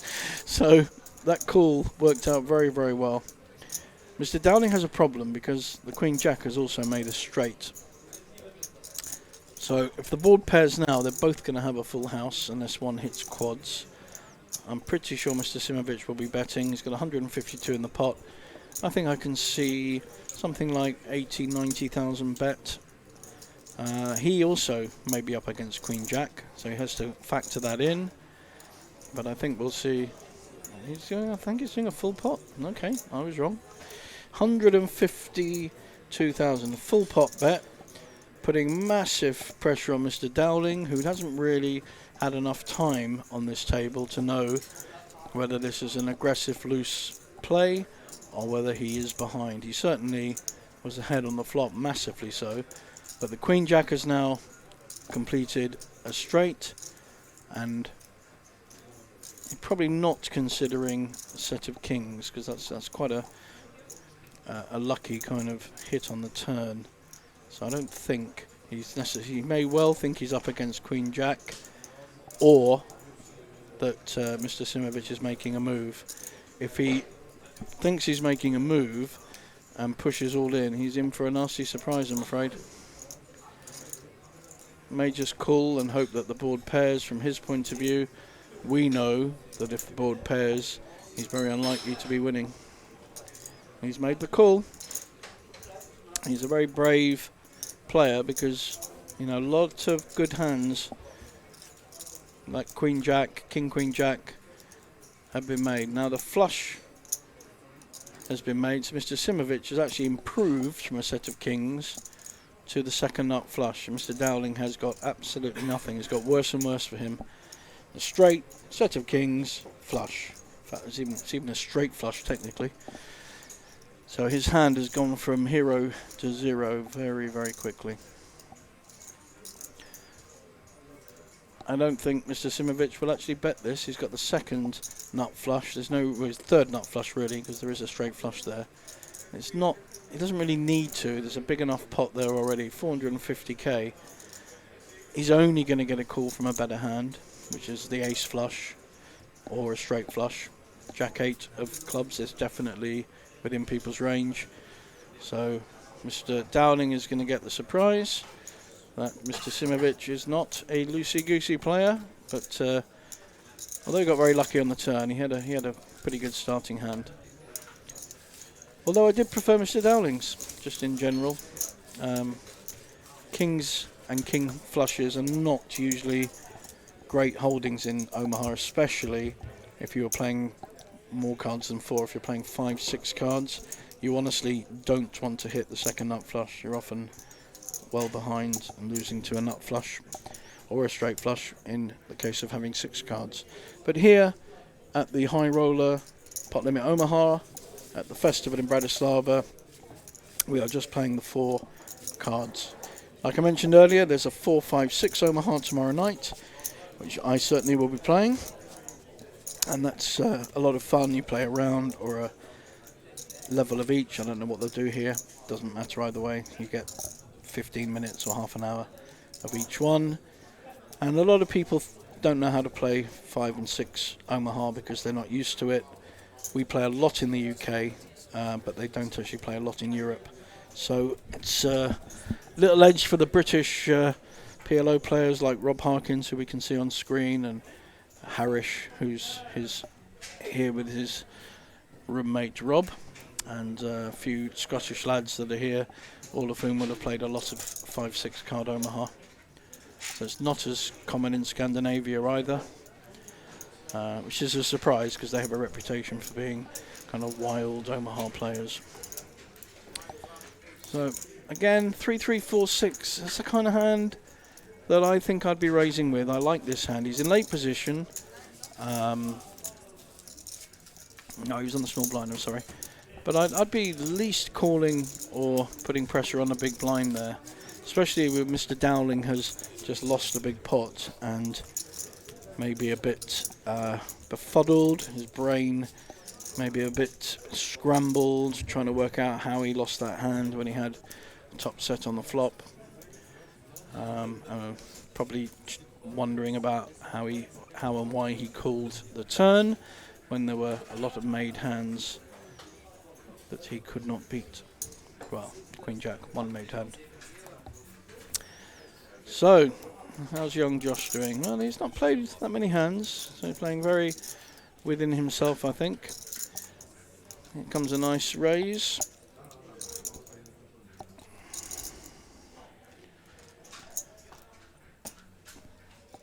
With double suited, very nice hand, ace queen 9-5, so although the 5 is a bit of a dangler, doesn't really connect, it does connect to the ace, makes a straight with the ace, 2 flush draws or potential flush draws, and the queen 9 works together and the ace queen works together, so although they're quite far apart, it's certainly a hand worth raising. However, Mr. Harold has a better hand, ace 10-10-7, all connected, 1 flush draw, which happens to be better than Mr. Juha's, although he won't know that. He's wondering how to play it though. He's on the button, so he's got position. He's just calling.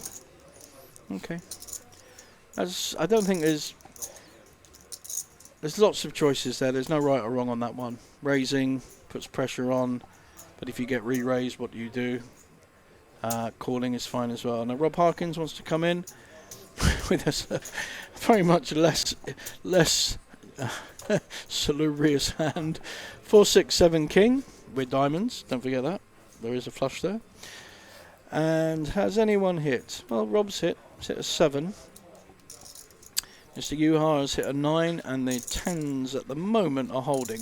More importantly, both Mr. Juha and Mr. Harold, seats 7 and 8, have flush draws, and that will definitely change things. Now Mr. Harold has a nut flush draw, and also has hit the board with a 7, so he will not be going anywhere.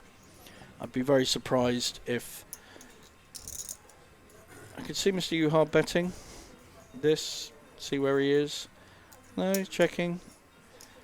Now Mr. Harold has been very conservative, and although he should bet this flop in my book, he's the kind of player that may not. He's very careful, very considered, so he may well check because he's in position, so he can see what develops on the turn. No, good, well done. I certainly favour this play. Rob is folding, and Mr. Juha now has a difficult decision. He's got a top pair with a 3rd nut flush draw, the queen, and that's a tough spot to be in. I think he knows Mr. Harold's not folding, and I'm pretty sure he knows he's not doing it with nothing. So he has to consider, is his flush draw any good? That's one of the things he has to decide. And assuming his 9 is good, what else does he need to do to win? Now his 9 isn't good at the moment because there's a pair of 10s out, but having 1 pair on the board and 3 other cards is a very strong hand. He's getting busy with his chips. The old count. They started this pot very equal. They got exact same stacks. although it shows 192k for Mr. Harold, he's put in 113.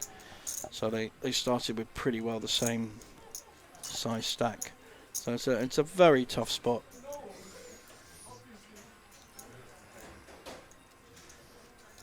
And that's why I like the bet. I like the bet because it makes the other player have the difficult decision. And if you can ever get that in poker, especially Omaha, where you really find it difficult to decide what to do, you shouldn't really be calling, because that question, that difficulty should be in your mind. So, and Mr. Harold has not got out of order at all. He's been very solid, very conservative. Mr. Yuha has been next to him since this particular stream started, and as I thought, correctly folds. He did have 25%. He did have 25% of that equity there, but you know, he was a 3-to-1 dog, as we say, and right to fold.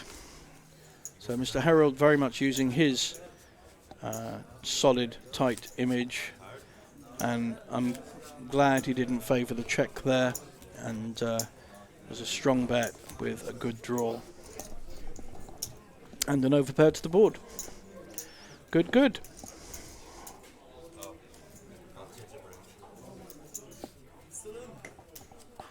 Six to get ready.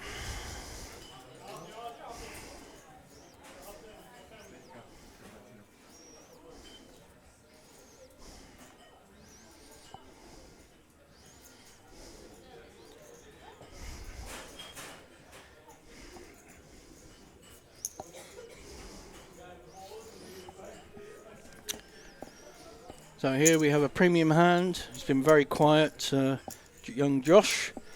He's got JJ Stewart. That's why he's a good PLO player. He's got my name. That's what it is.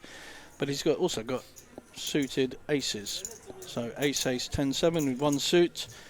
I think the whole table knows he's not loose at all. But Mr. Simovic also has a playable hand. Ace, king, 9-7. If an ace hits, or even a king hits, Mr. Simovic is in for a bit of a surprise. We have diamonds against hearts and 2 hearts on board. Now this is an interesting one. So Mr. Simovic has hit his king. May or may not know whether he's up against aces, but Josh is following through. He's got the nut flush and the over pair with the aces. He's not going to be scared at all of betting or even calling a raise. Can't see Mr. Simovic raising here. He knows he's up against a fairly solid player who's definitely not got out of order, but he may feel his king's good, so he'll certainly call. Doesn't really know where he is though, so just calling. He's now in a lot more trouble because he's hit 2 pairs with an ace kicker. So he's got kings and 2s with an ace kicker. That he will feel it's an improvement to his hand. But we know, because we have the advantage of seeing the cards, big advantage that Josh's aces over 2s is a long way ahead. And in fact, you can see the screen is showing us 95% favourite. Now, if Josh bets here, let's say 75k, I think he'll get called. Mr. Simovic will certainly check. I think Josh is he's very unlikely to be betting here, just in case. But I think there's an opportunity to get value here. He knows he's up against some kind of pair. He certainly won't be putting Mr. Simovic on the 2. So, bet of 70, 80,000 would almost certainly get called, because it will look a little bit like a bluff. So I think, no, he's taking the conservative approach, which is fine. And Mr. Simovic will get the surprise or news that he is behind, and was well behind. So I mean, that's an example there of, although there was potential value to be made, and there were very, very few hands that were beating the 2 pairs there, very few.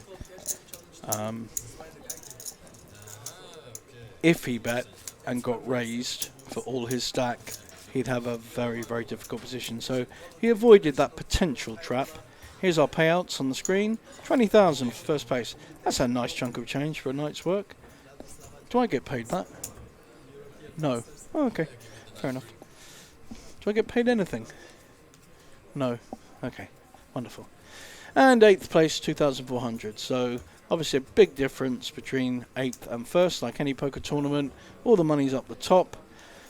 Quite often when you get to the final 3 or 4 people, deals are made because they've been playing for a long, long time. This started at 5 p.m. and we're now 1 in the morning. So we've already had 8 hours of play in this tournament. So it's going to be a long night. We've still got a good few hours to go. Mr. Simovic is in the small blind. Making an interesting play here. Is he just calling? Yeah, I think he's just calling. 16,000. Josh has got a playable hand. There's not a lot of value in him raising unless he feels he'll get a fold. So just let's have a look. 2, 2, 3, 8. Wants to see a 2 obviously or some low cards. He's hit an 8 but it won't be happy with that board. Mr. Simovic can take it away with a bet here. And I'm pretty sure Josh will just fold it. He's really got nothing to do with that flop. He'll posture a bit and fold. Yep.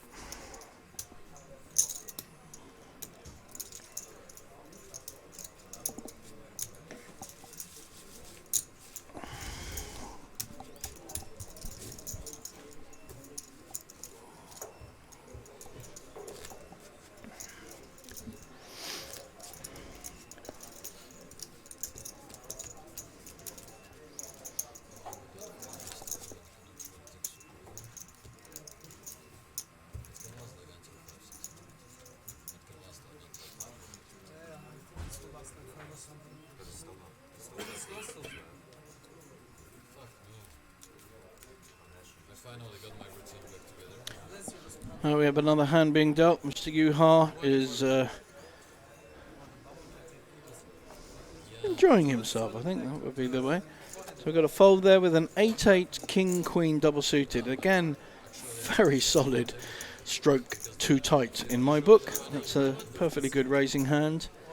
Okay, if you get re-raised you've got a problem, but I do like, I mean, a double suited hand with a pair in Omaha is as good a hand as you can ask for. Certainly want to be, you know, to win a tournament you need to be playing those kind of hands. To survive in a tournament, fair enough, you don't play them. But all, as we saw in the previous graphic, all the money's up the top. 20,000 for first place, then 11 and 7 and 5, and only 2,400 if you come 8th and make the money. So there are different ways of getting there, and Seat 8's approach is very much only to play premium hands, which is a perfectly valid approach, but you also need some flair in Omaha, I would say. And of course, I'm the person that got to 1 million chips at the weekend and then promptly lost them in an hour. So flair can take you a certain way, and flair can also take you right back. Blew 1 million chips in a big Omaha tournament in another casino that shall not be mentioned. Oh, we got a lovely hand here. Look at that. Ace, King, Queen, Jack double suited. One of the premium hands in Omaha. Mr. Dowling has made a full raise to 35,000. We know how solid the other players are, so we're not going to get much of a call from anyone. That's a beautiful hand. Rob is nodding. Yep, beautiful hand, he says. We like that hand.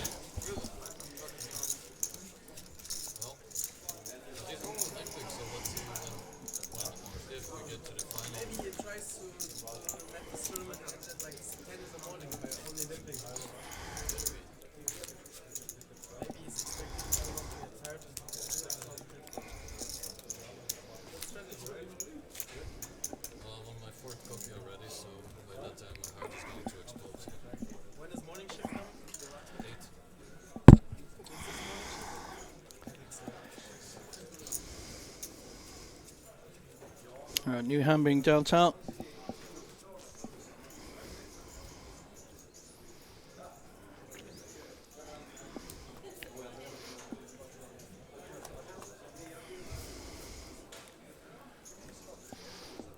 Fold by Rob Harkins.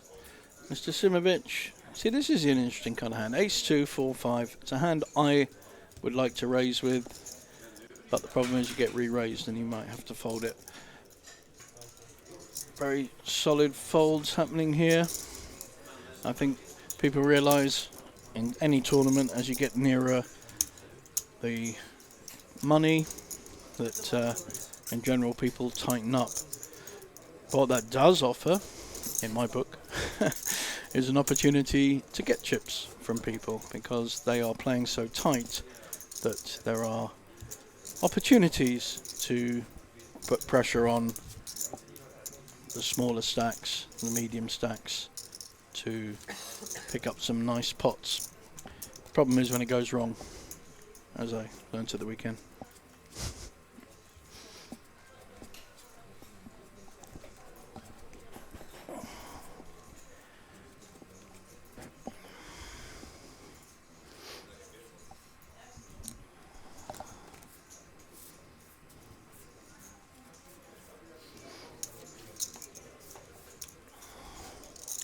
So we've got ace jack 5 7, but no suit to the ace, so I can't see him playing that.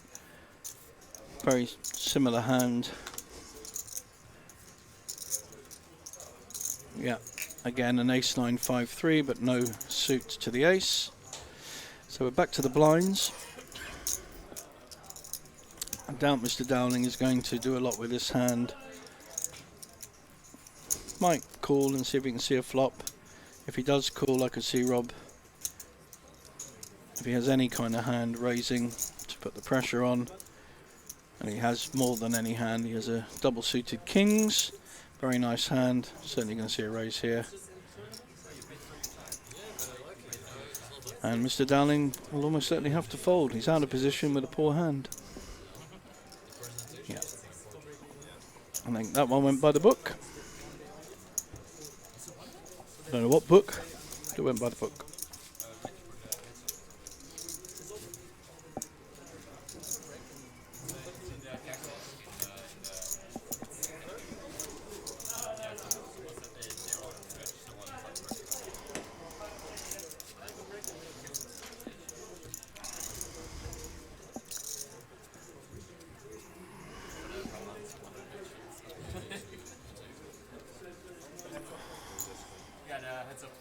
There is no heads up tomorrow.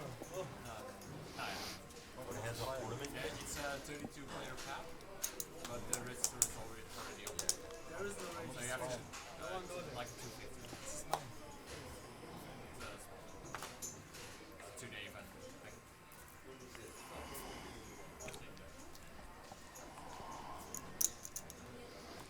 Mr. Yuha, although he's out of position, he's quite early, has a playable hand in King King 9-8 with one suit. So he's, I think, raised it up a bit, yep, to 35. Buttons folded, small blinds folded. We're now on to Mr. Simovic in the big blind. What kind of holding does he have? Obviously one he wants to see a flop with. We can't see it at the moment. What flag is that? I don't know. So there's a made flush on board. 3 clubs. All Mr. Yuha has done is hit top pair. Will he follow through as the original aggressor, original raiser? Will he follow through? No, he's decided to take a more conservative approach and check. Queen doesn't really change anything. The kings could still be winning. Mr. Simovic doesn't seem that interested in it. And there's no value now in Mr. Yuha betting.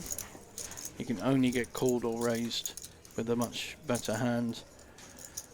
Again, that's unfortunate almost because it's completed straights. There was already a flush there, and although he's hit a set of kings, he can't really bet it because exactly the same thinking applies. If he bets and gets raised, what will he do? He has to fold. So he will just show down a set of kings, I think. Although Mr. Simovic has shown no real interest in this board. But what's he going to get called by?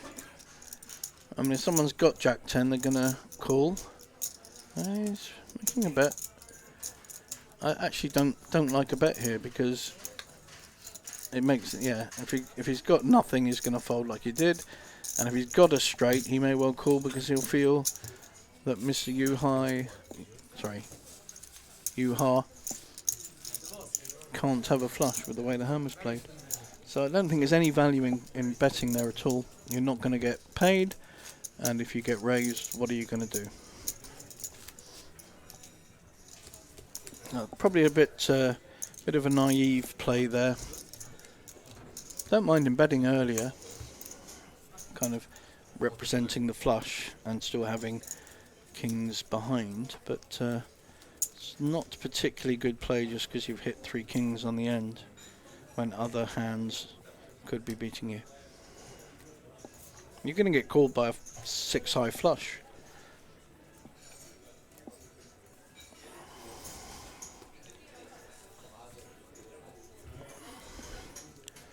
So we're back to small blind, big blind action, or inaction. Not been a lot of play in this, and Mr. Simovic just gives the chips to Josh.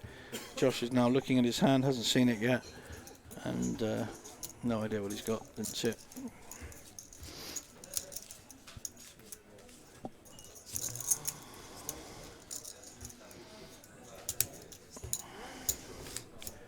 Graphics taking a little bit of time to catch up with the commentary. Someone had a decent hand there, flashed through. King Jack 10-8, it's alright.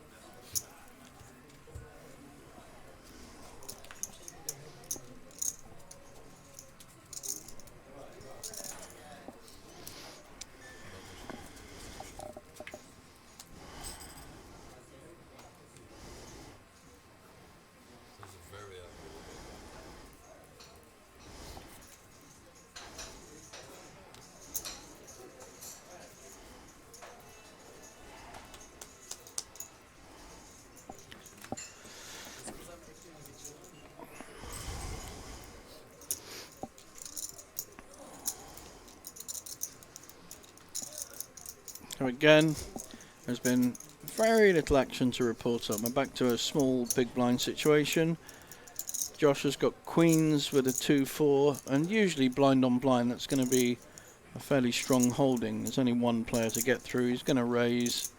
He doesn't want to. He's going to find out whether his neighbour has a good hand.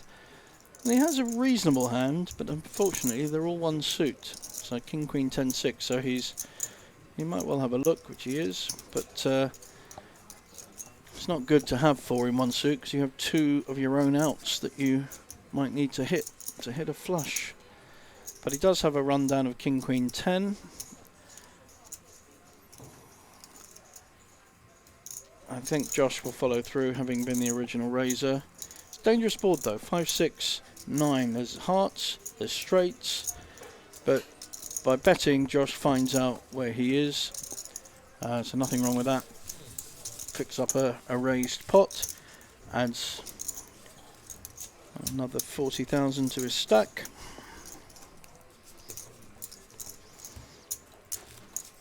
Sometimes you just have to be more disciplined, even in the big blind, and if you've got a small blind raising you, and you've got 4 clubs in your hand with a King Queen 10, so not even a big pair, I think you just have to suck it up and fold, because there will be better spots.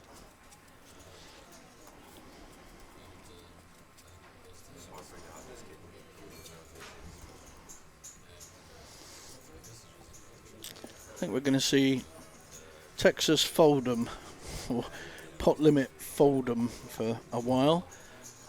This is a double suited kings though. Mr. Dowling is certainly going to raise with that. Thank goodness for that. 35k. Rob Harkins may well look him up with also a decent holding, 7-10 King Jack. So he's got more straight possibilities than Mr. Dowling, but is behind the kings at the moment. Can't see Josh calling with that. And we've got the big blind now. The tightest player on the table, Mr. Harold. 3-5, 10-10. Well, I don't think that's in his range to call, but of course I'm wrong. I mean, he's getting good odds to call, so mathematically he's correct to call. I just didn't think he would call. So now we've got King, Jack, 9. So the top set of kings Mr. Dowling has hit, but we've got 2 pairs on Rob. Oh, he's setting the trap. Rob has hit 2 pairs and may well bet to stop the flush hitting. I think Rob could be in trouble here. Mr. Harold will fold despite having blocker 10s. And now we could get the bad news.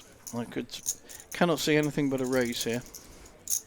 And even if he's up against Queen 10, or Queen 10 and a flush, even if he's up against a really strong holding. Okay, he's playing it cute. Playing it very carefully. Now he's massive. He's hit a full house. Rob has absolutely nothing, and even his draw isn't going to be any good. He's in a world of pain. Mr. Dowling is setting him up like a kipper. A kipper is a smoked mackerel for those fish lovers out there. And I think Rob is going to hang himself because he's going to represent the hand that Mr. Dowling has. He's representing a 9 or kings or king 9. It's made a small bet though. Quite a small bet, I think. 112 into 260, so that's about 40% bet.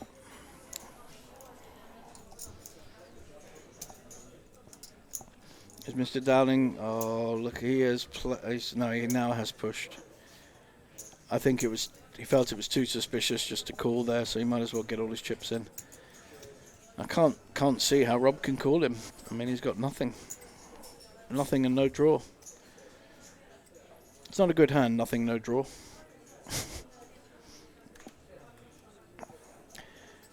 He's just going to have to give this one up and play a much shorter stack. He's only got 140 behind, so he may feel he has to call because of the value. So it's 140 into 600, so he's getting more than 4 to 1. But I know him as a player, and I know he would. He's made a good stab at it, and he knows he's losing badly, which he was. Mr. Dowling played that hand very well. Well done, sir.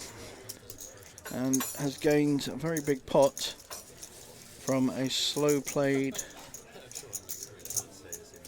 top hand. Well done. Good stuff. This is the only action we've seen for about half an hour. It's all been small blind, big blind.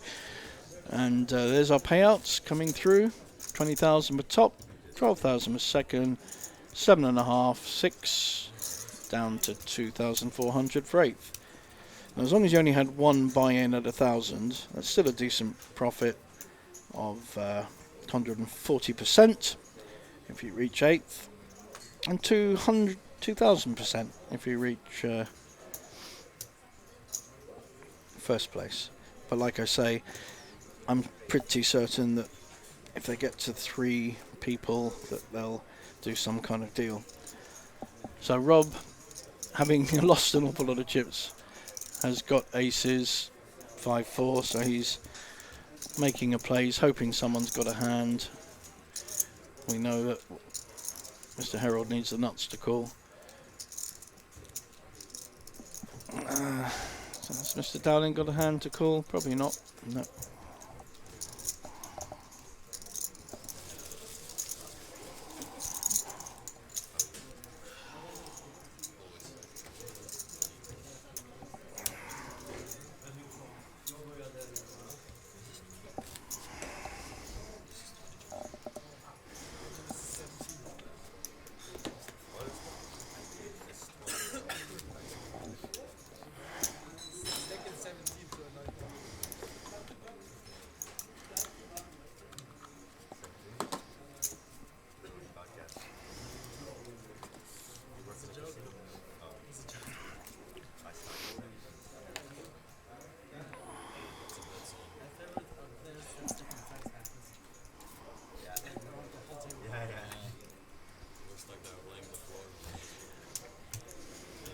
So blinds have gone up to 816, so there's 24,000 now in the pot.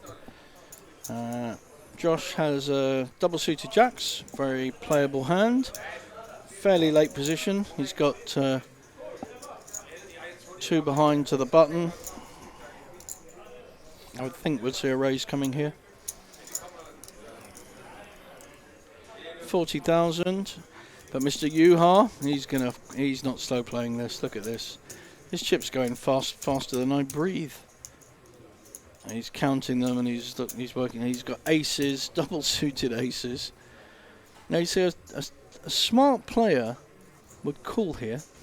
I know it sounds odd, but if you get all your chips in, you're only he's got the best hand by far. What's he going to get called with?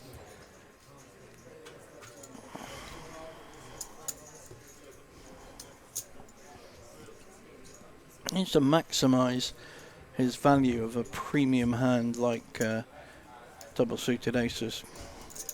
But he 3-bet to 115. Rob Harkins, has he got a hand he's considering seriously? Yeah, he has. I think this is going in as well. King 8-6. I could see.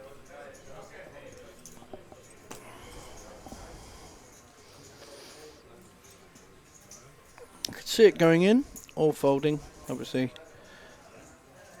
Those are the choices he's got. But he's short stacked. He's got suited king and an 8-6 which connects.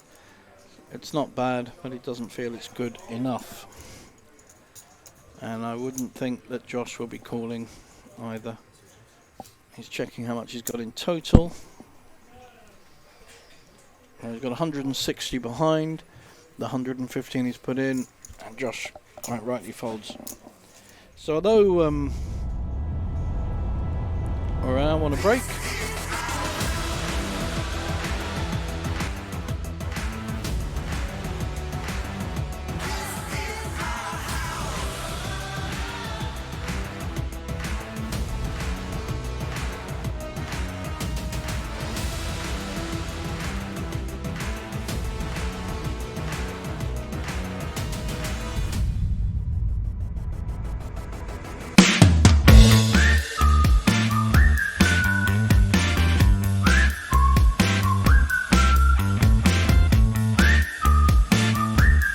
Right, guys, we're back with another recap. The second day is in the books of our beautiful festival here in Bratislava. 7 days total coming up. And yesterday we kicked the day off by going to the beautiful flagship restaurant. We brought our hospitality winners to go and enjoy some local food and beer. And we even got a historical lecture by Professor Frankie. The casino events started. In the casino, we had the famous roulette tournament kicking off. Players battle it out at the Felts. Poker-wise, the main event started with Day 1A, well over 100 players in that one, and we crowned the winner of the Sweet and Special event. Congratulations, Michael. Also, our charity event was held on our TV table, and finally, our own Mr. Bad Beat Stories, Maurits, got to win something, and donating all the winnings to charity might give him some good karma for future events too, who knows. More action with the hospitality crew and more today, so follow us for all the action here on our socials.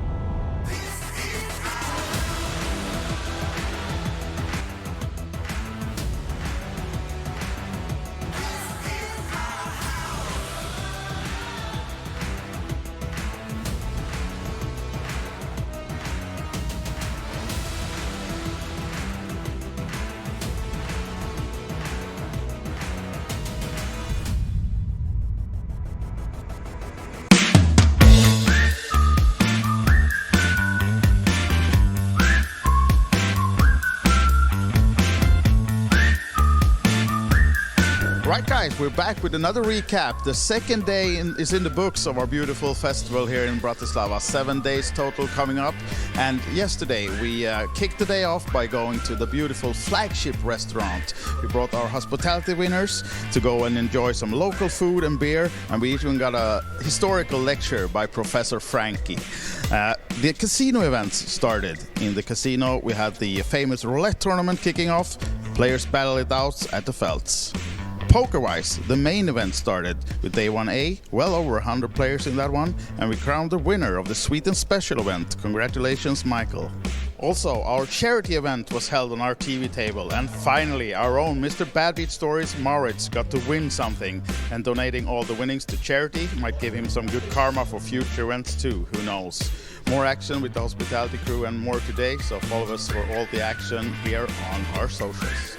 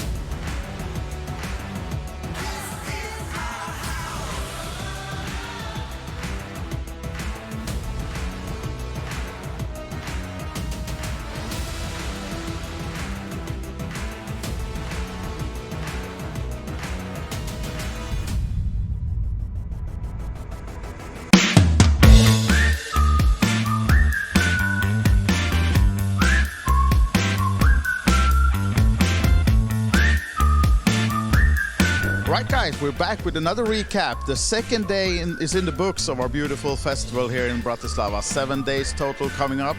And yesterday we kicked the day off by going to the beautiful flagship restaurant. We brought our hospitality winners to go and enjoy some local food and beer. And we even got a historical lecture by Professor Frankie.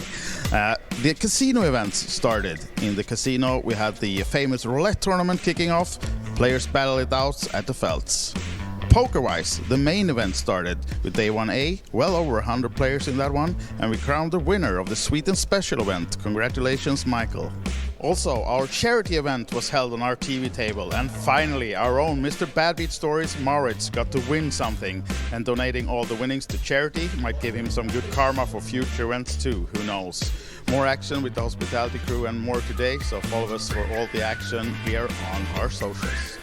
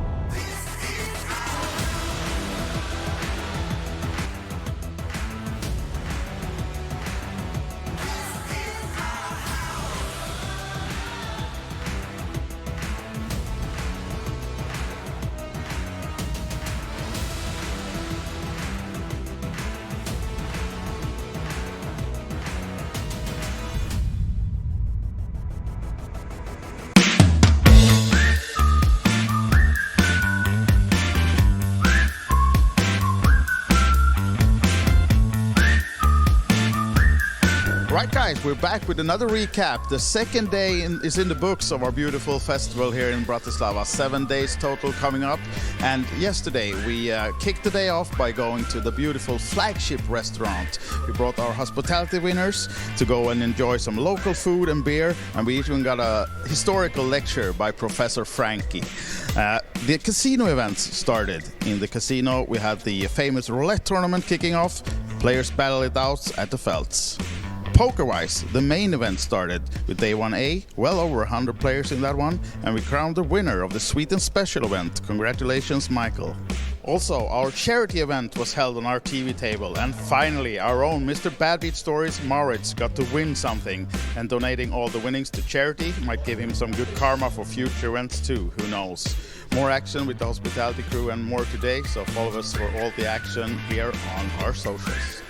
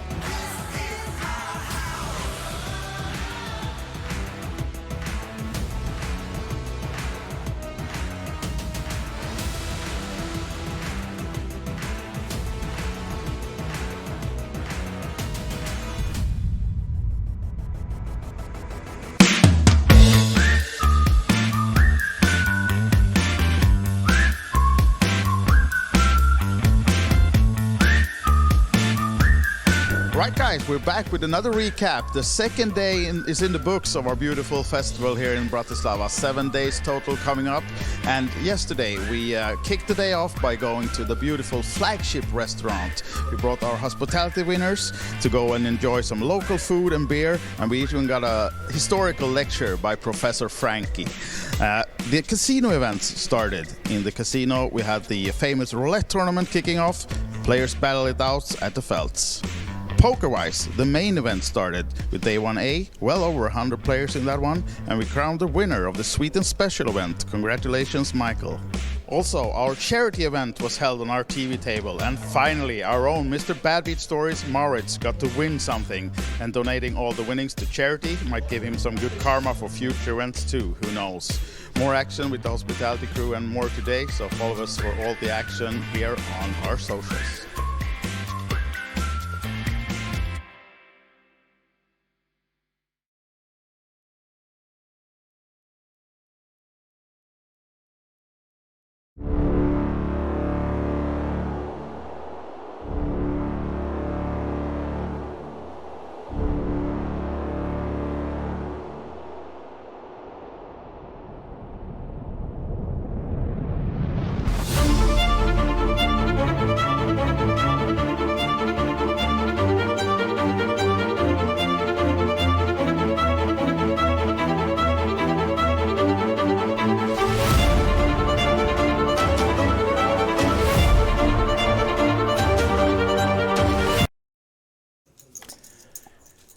Good evening, everyone, or good morning rather. We are now back at the PLO High Roller here in Bratislava. You can see the feature table, chip count, 830k down to 145. More importantly, 41 big blinds down to Rob Harkins with 7 big blinds, because the blinds have now gone up to 10-20. Pressure's on. big blinds value increases or decreases in terms of the players. So the people that did have lots of chips, like Mr. Stewart, Mr. Dowling, have only actually got 20 odd big blinds. So it starts to get a lot more considered on the hands you play and your raising ranges and that kind of thing. So here we are, we've got 6 left on the feature table and 6 left on the other table, so we're down to 12 players, and we're looking to get a final table of 8. There's Mr. Dowling, who played the last hand we saw very, very well, got maximum value out of Mr. Harkins.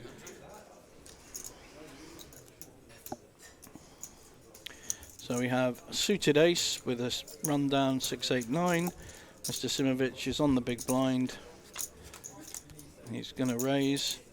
Sorry, he's going to call the raise by Mr. Yuha.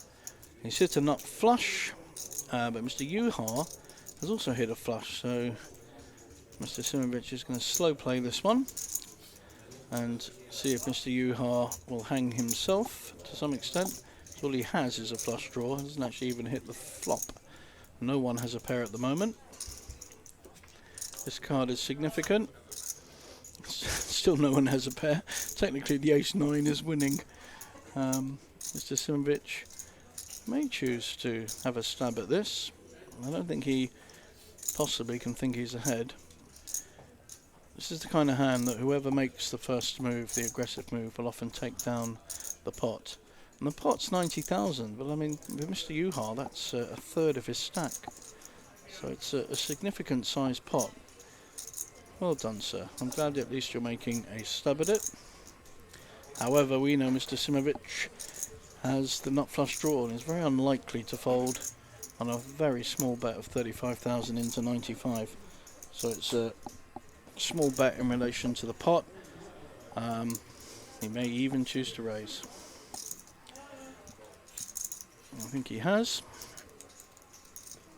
So he's raised to 100,000. He's asking the question, do you want to go all in? And Mr. Yuha, probably quite wisely, he has nothing with not a very good flush draw, folds. But at least he made an attempt at it.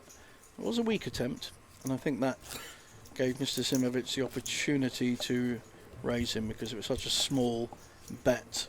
And if you make a small bet into a pot, you either have to have the nuts, and that's the reason you're making a small bet. You're inducing a raise from another player, or you're trying to build a pot to a size that is worth winning. So it was a good attempt, Mr. Yuha, but unfortunately didn't get through. Mr. Harold, oh, he's reaching for chips. He must have a premium hand. He doesn't reach for chips without something very special. He's a German player, Mr. Harold. Oh, I've got the flag now. Brilliant. Mr. Simovic is, I think that's a Slovakian flag. Should know that. He's got ace-jack 7-5, but Mr. Harold is the tightest player on the table.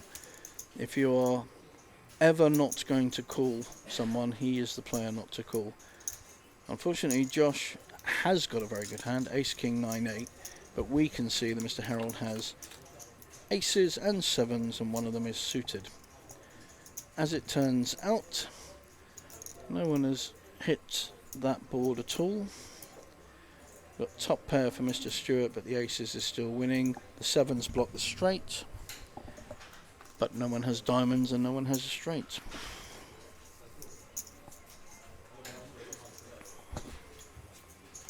Both playing this very carefully.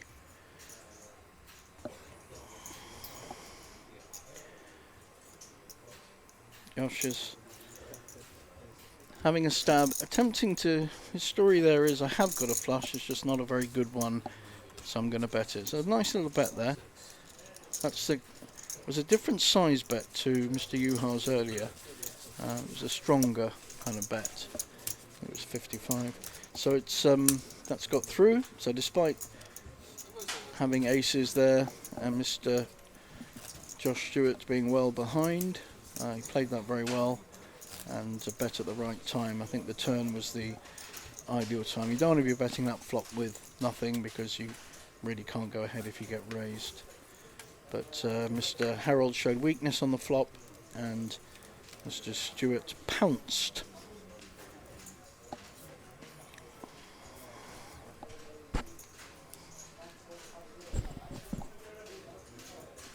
Mr. Harold's got another hand. Poor man. He had aces last time. He's got aces again. He's raised to 50. Mr. Dowling's made that's a strong pass. Good hand. Mr. Simovic is thinking about it, but folding. Although Mr. Harold hasn't got aces this time, it's a strong holding of ace, king, queen, 5, 1 suit.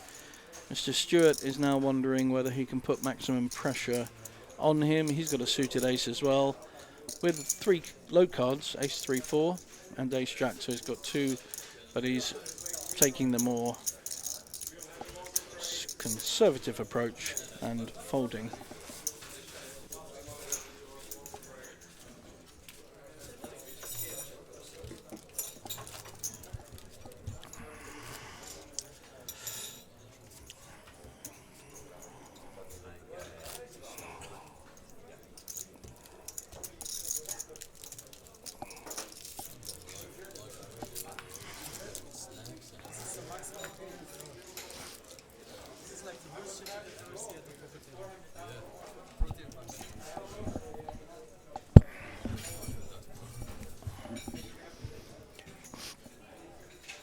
So Rob Harkins is our short stack. He's down to 6-7 big blinds. He's at risk. If he plays a hand, he'll almost certainly be all in. Mr. Dowling, who took most of his chips, is raising it up. 40k, so it's a min raise. I don't think Rob will be playing this hand.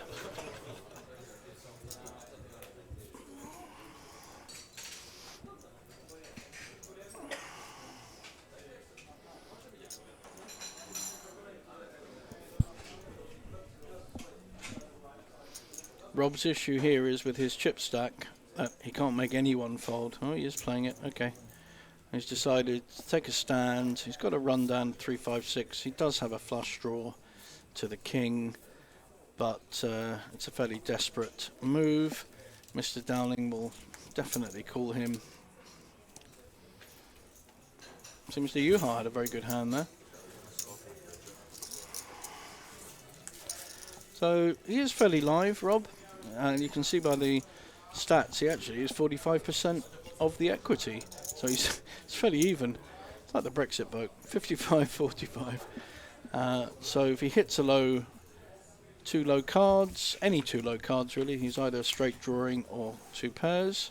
There's one of them, but the Queen 10 doesn't help. The Queen 10 has given Mr. Dowling some straight outs, but he has hit a 6, so a low card again. 5 here, see, 2 pairs, but it's given a flush draw to Mr. Dowling. So Mr. Dowling actually has more outs, although his equity has gone down, so only 1 card left.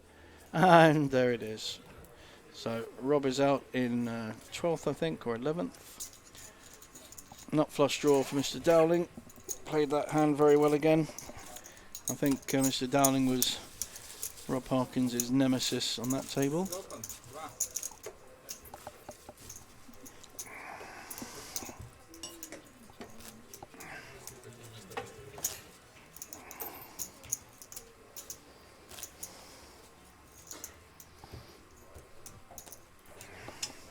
So we're now down to 5 on the feature table, and I think 5 on the side table, so I think we're down to 10 players now. Blinds are 10-20, and like I said earlier, the blinds are really at quite a high level now in terms of making it very hard for players to...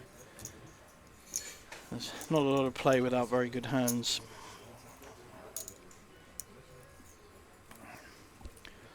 Mr. Simovic has made a raise to 45k.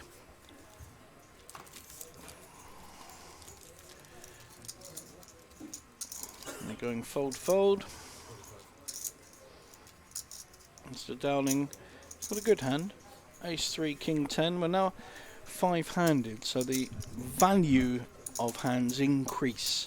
So a hand you might not call on a 9-handed or 8-handed Omaha table, you five-handed, the relative value of your hand increases. Now, we don't know Mr. Simovic's hand, but he did make the raise, so we're going to assume he's got a reasonable high-ish hand. Mr. Dowling's in a bit of a difficult spot here. He's only actually hit the 10 and has a gut shot with the ace-queen. Mr. Simovic was the aggressor, will almost certainly be following through whatever he has in his hand, and I would think we'll see a fold here.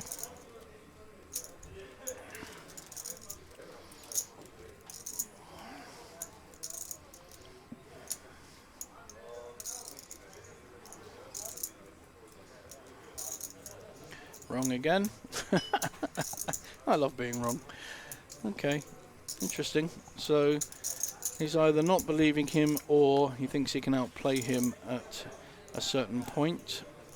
That 6 has not helped Mr. Dowling at all. If Mr. Simovic bets anything like half the pot, plus he should go get it through, unless Mr. Dowling has a very good read on him and doesn't believe he has anything to do with this flop and puts massive pressure on him by either betting now, which he can't because he's checked, or by check raising him.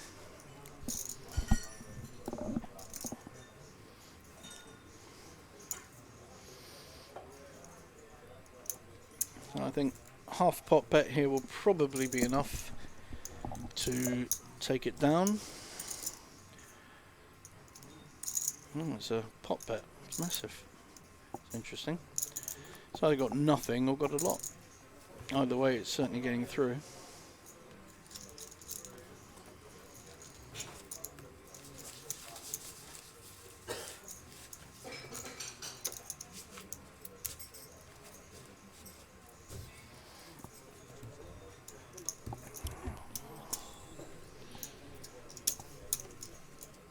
Mr. Yuha's been up and down like a jack in the box. I think it's the first time he sat down. He's been on his phone and very busy. He may well have been checking this broadcast to see what hands people had half an hour ago. We were, of course, half an hour delayed from the live action to stop any collusion or people watching and passing on information. But of course that doesn't prevent any of the players going back to look at the stream and see previous hands and get information either on other players or on confirming suspicions of players having certain hands and whether they made the right fold or the right raise or whatever. So this is a nice hand. 4, 5, 7, 8. It's connected. It's double suited. This is a lovely Omaha hand. And only someone with big aces or a rundown ace, king, queen, 10, ace, king, jack, 10, that kind of hand is going to kind of be that interested. Mr. Dowling does look interested. And he's got kings, so I think that's fair enough. King, king, jack, 6. Josh will know that Mr. Dowling will have bigger cards. I mean, he's not going to get called by anything else. Mr. Simovic, is he seeing value in calling or not? Or is he in the middle? He does.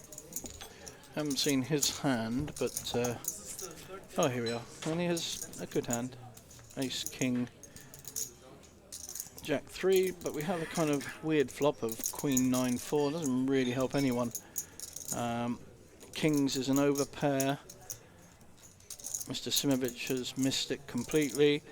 And Josh is in position and was the original raiser, so he really should be following through. I don't think there's any value in checking here.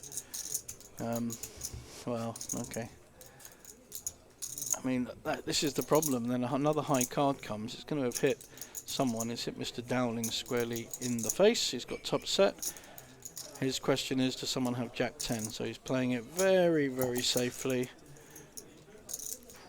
Mr. Simovic has now hit top pair. He may feel that it's worth having a stab. Yeah, he is. And I think Josh missed his opportunity to bet the river there. I think a half pot bet might have got it through. But now, Mr. Dowling, who seems to be a specialist at slow playing, and Josh could be in big trouble here if he raises and Mr. Dowling puts him all in, who covers him. He's got top set, he's very unlikely, and he's got a jack to block the straight. A bit of posturing maybe from Josh. He was the original raiser. He's looking here at representing the Jack 10. He's looking at, if he does get his chips in, he's saying, well, you know, I've got the nuts at the moment. And even if he did have it, Mr. Downing's set of kings could crack it. In the main, most of his options have been on the more conservative side, so I think he will fold, and he does. Now, what does Mr. Dowling do here? Really interesting. Does he just call and hope that he hasn't got Jack 10? Does he make the raise thinking there's no way he's got Jack 10? Looks like just a call. Very considered play by this Irishman. Very impressed with him. I know some of his friends, some of his Irish friends are around the room. I'll find out more about him a little bit later and report back to you. So he's checking. He's certainly going to check call. I don't think Mr. Simovic, if he's wise, you've seen him slow play big hands already, so if he's wise, I think it's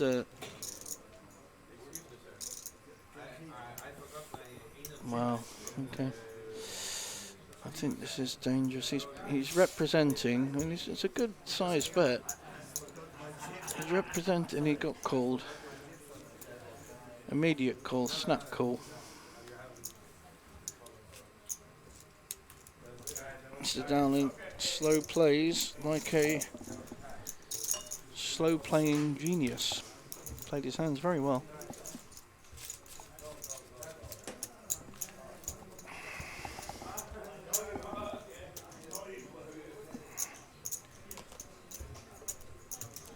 And now he's up to over $1 million, and more importantly 53 big blinds. Mr. Harold, Mr. Juha, the two Germans in 7 and 8, are starting to smell those fumes, going towards that 10 big blind mark. One raise, you know, takes it up to 3 big blinds, and then you really have a decision for your whole stack in one hand. So very nice play by Mr. Dowling. He deserves to be on top. He's certainly been the best player on the table since he joined it. Here's our payouts again. So we're down to 10 players. 2 will not be in the money, and 8 will be. And that's when we get to our final table of 8. There'll be a short break when we get to 8 while the chips are counted, the players are allocated different seats. There'll be a redraw for the seats, and then there'll be a chip count. So that usually takes about 10, 15 minutes. Staff are brilliant here at Casino Banco. I mean, at any one time there's 4 or 5 tournaments on, and each tournament has to have a tournament director and dealers and, you know, staffing shifts and all the rest of it, and waitresses covering food and beverage. So it's quite an operation. They do it very, very well here. It's actually arguably one of the best casinos in Europe. There are bigger ones with bigger names and reputations, but they do everything well here. They're very friendly as well. They're really hospitable and look after us very well, that are working here in any capacity or playing here. And very happy to have found this place. It's like a kind of second home to me now.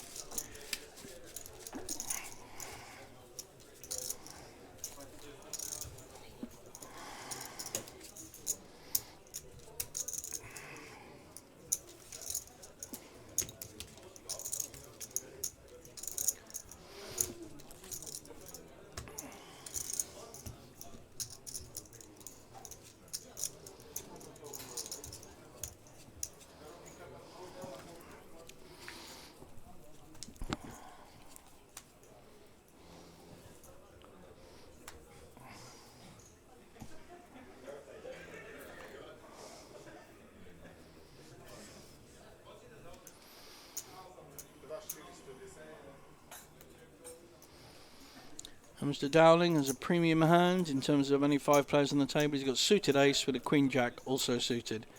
A very good hand to be raising with. Plus he's got the stack, so people have to have a very good hand to either call or re-raise. And I think Mr. Simovic is fairly unlucky here. He's got a good hand. He's got double suited as well. Won't need to raise, just call. He's got a good hand, but he's dominated by Mr. Dowling again. Seems to specialise in dominating hands. Mr. Stewart, young Josh, has also got a very playable hand. Ace, Queen, 10-3. But against these two, I think that's a wise fold. It does fold very well. I need to learn. I need to talk to this young man and learn how to fold better.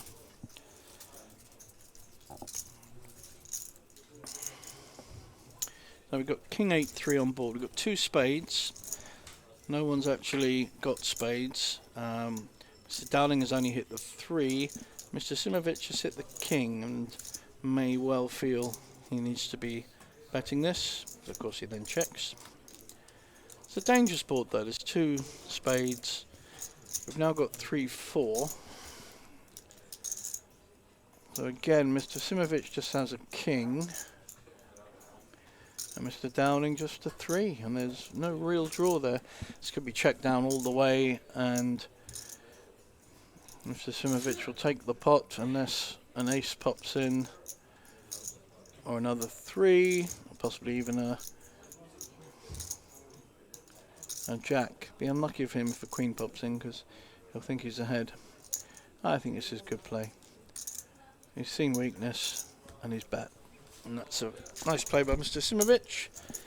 Good time to start putting pressure on players, other players, even if they're the chip leader at the table.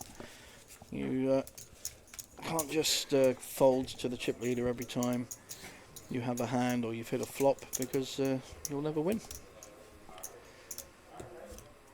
Chip leader has chips which you can get hold of.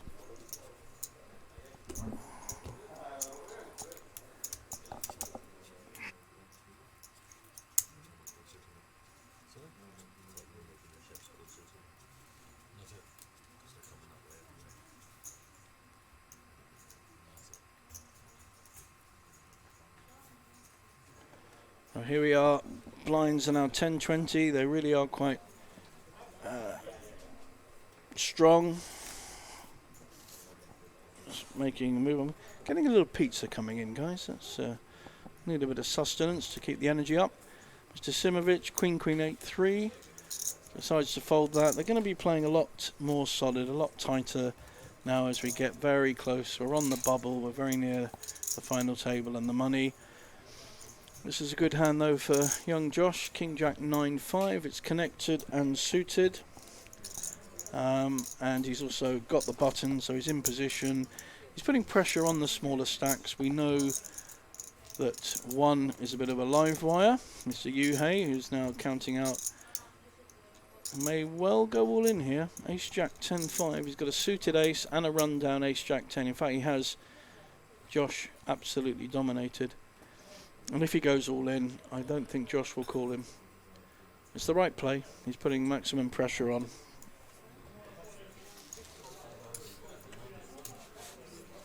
I'm going to munch a bit of pizza as we go. Apologies, guys. And he has 3-bet, and Josh, quite rightly, gives that one up.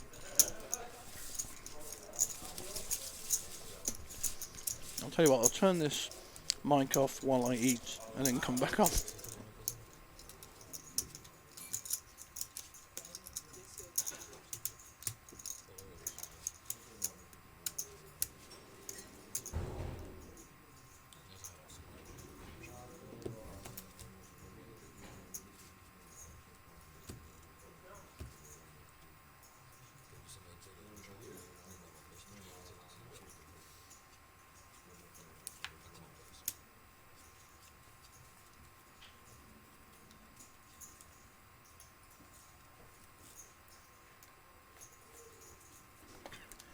And we have a new hand. Mr. Simovic, Queen 10-9-3. In normal circumstances, may want to raise with that. But like I said, all these players will be a lot more considered, will play a lot more solid poker. Although Mr. Stewart is now looking down at the shorter stacks. He just had an attack that failed. He had to fold on a 3-bet by Mr. Yuhei. Very good bet with the right hand to do it. And we know at seat 8, the other German, Mr. Herold, only plays with the nuts. Don't know what he'll do with King, King, Jack 10. I think he might fold it.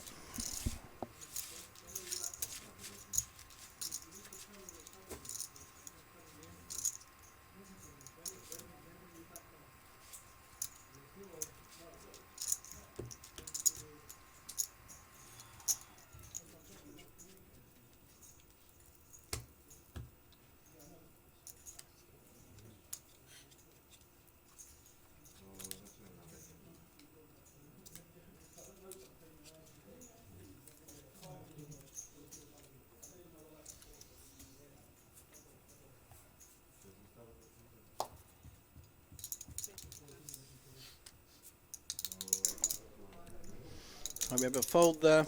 Ace-9, 6-4, 1 suit. Mr. Yuhei is double suited King Queen there, and again it's taking the conservative option, so people really have tightened up. There's a tightening of all body parts. 5, 7, 8, 8.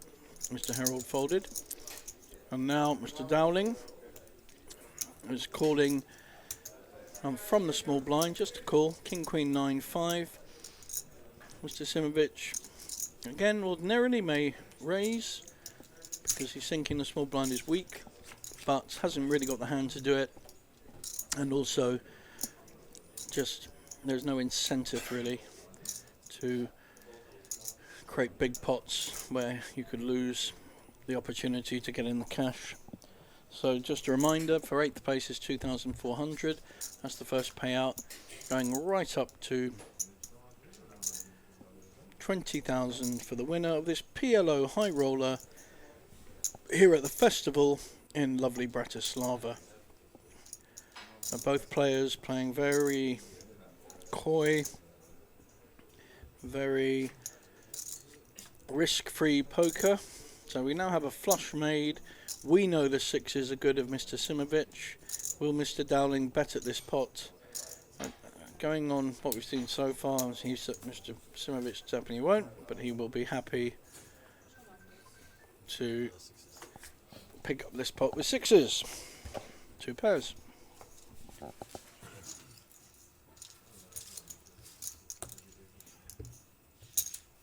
Season 4, I was like, are we really checking that 3 times? I was in full house, I thought you had the way you said it. No full house. Yeah, I was like, It's because of the cause of the bubble. I see.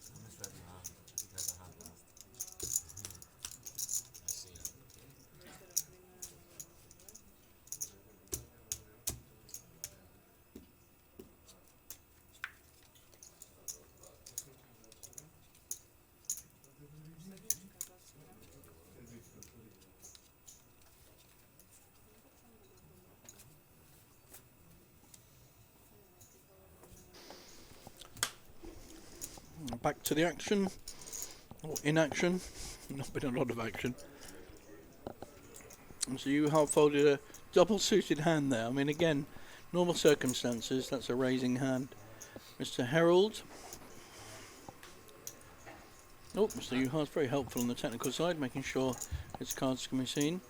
Is Mr. Herold going to make a move here with a substandard hand? No, I didn't think so. He was posturing. Just making sure everyone knows how solid a poker player he is.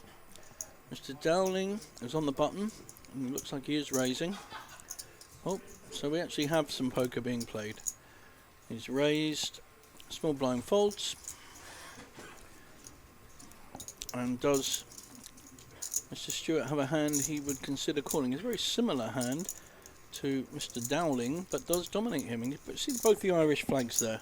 So young Josh actually lives in London, but hails from Ireland, and so does Mr. Dowling. I'm not sure if they know each other. I don't think they do.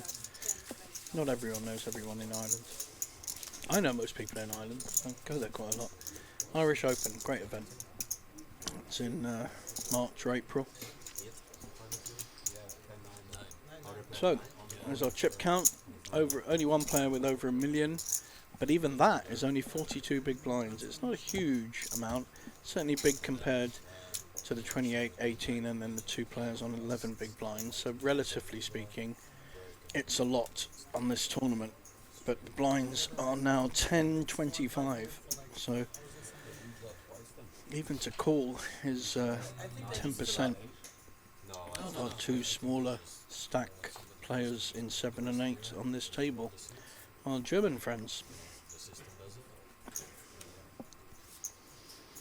This is, if you remember, about half an hour ago I did comment on this is a great opportunity to pick up pots and pick up chips, because people play so tight that they don't want to risk losing big pots when they're so close to the money.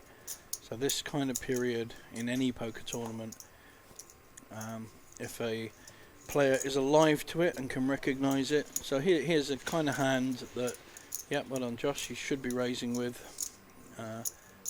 Did he just call? Just called, okay. Both got very similar hands. King, Queen, 7-3, King, Queen, 10-4. They both hit their king. King 3, Mr. Yuha's actually hit 2 pairs. And probably, don't know whether, Josh may well bet this because he has hit his king.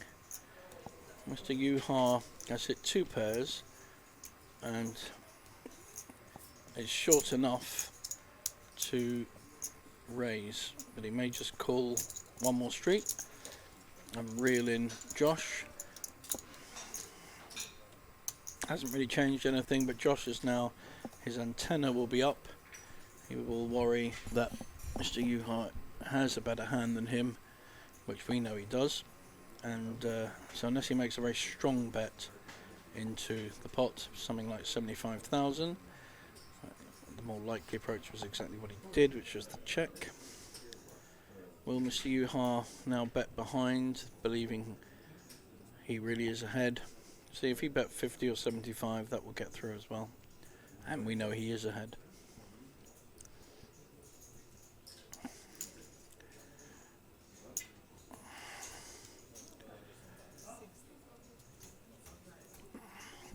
He's actually bet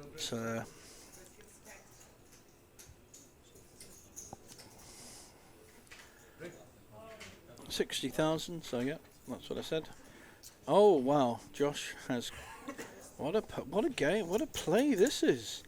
So Josh looks like he's set him up, looks like he absolutely knows or believes he's winning. And now Mr. Yuhei has a really tough decision, Mr. Yuha. Really tough. Josh is putting maximum pressure on his opponent here. We know his opponent, the opponent is winning. We know, because we can see the cards, that King 3 is winning. But there's so many combinations of hands that is beating King 3 that Mr. Yuhei has to consider.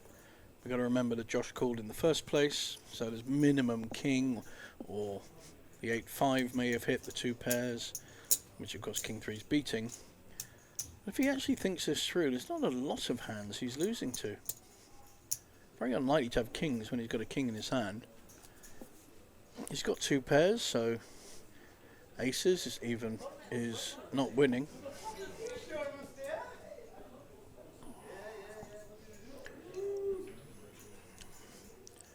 Josh keeping very still, trying to not give any information or help away.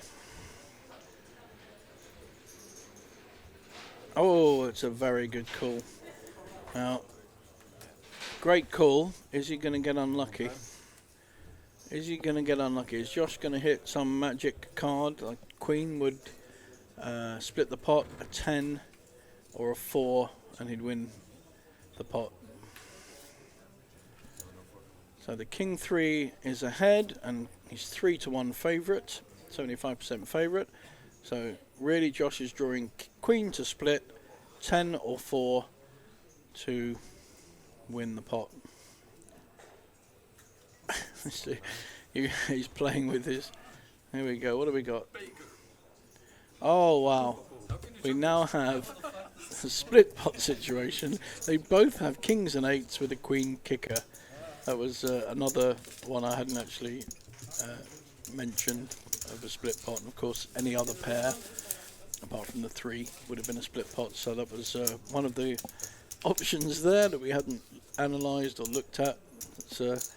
They both played that pretty well, actually. That was a proper bit of poker. Well done, guys.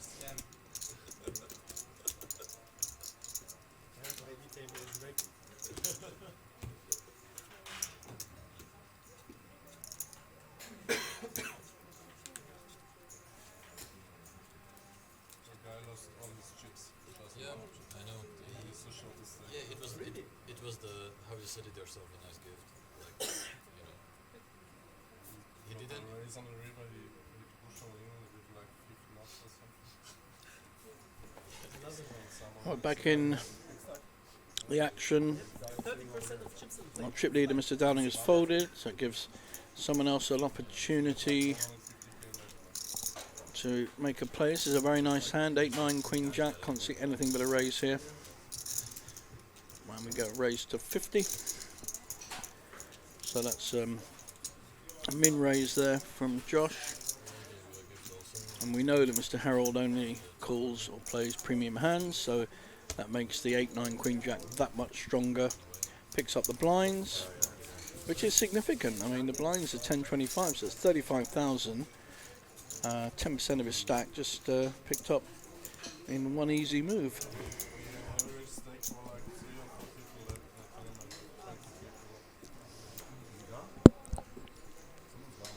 Where's everyone gone?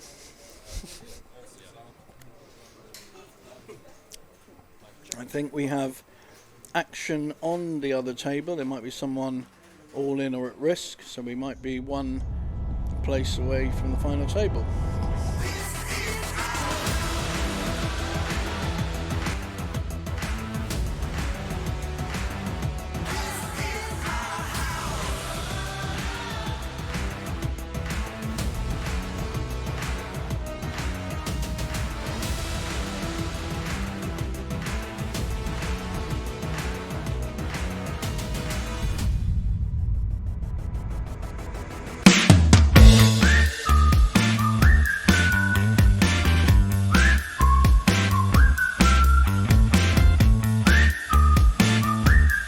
Right, guys, we're back with another recap. The second day is in the books of our beautiful festival here in Bratislava. 7 days total coming up.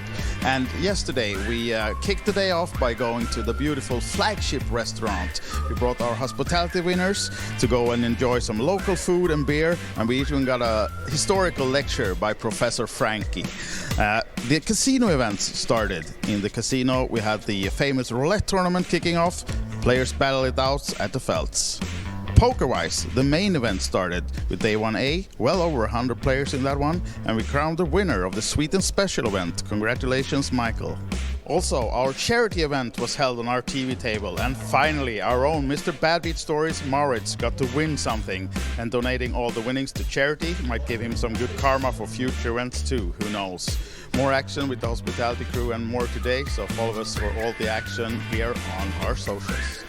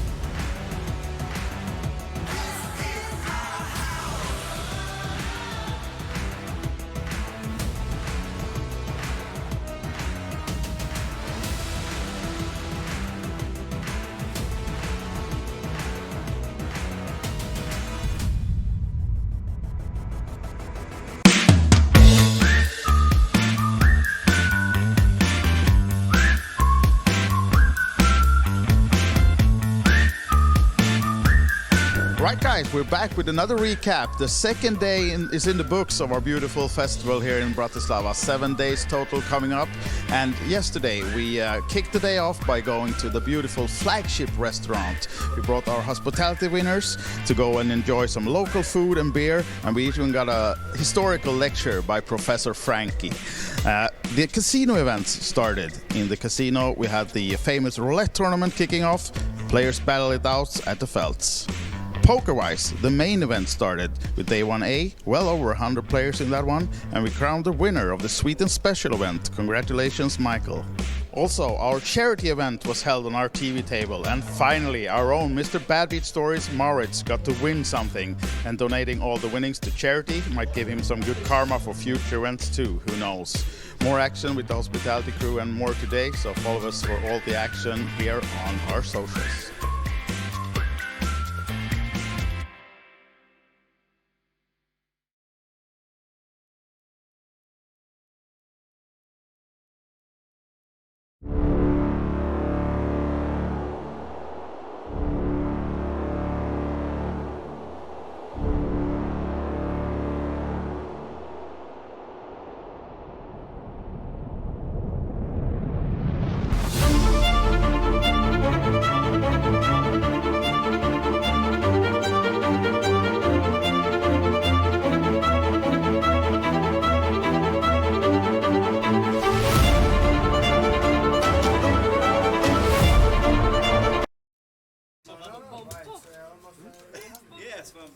€100 an hour. It's really stupid. Yeah, you're a good man. Yeah, good guy wants somewhere. He has a good heart. Literally charity. Got so much press on him. Oh, do you want the cash? Now everybody's in the money. Nobody has to be now sad. Empty pockets. Only the 10 square one. Oh yeah. I've got one. You didn't take mine? I have 800. Yeah, but there's 9 of us. Oh, okay. Good lads.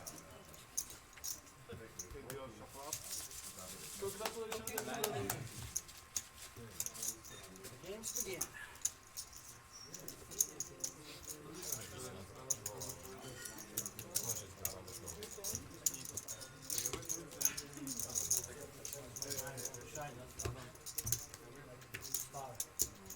You're a star, I believe.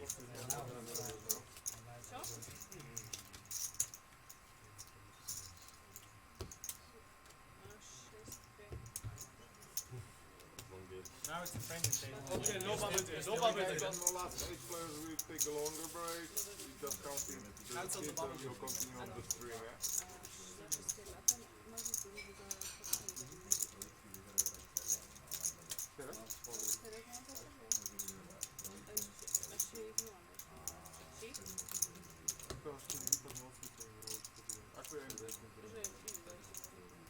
Hey guys, blinds 10, 25.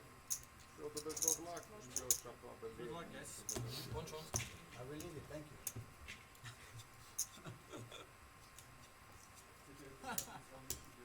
What a hustler.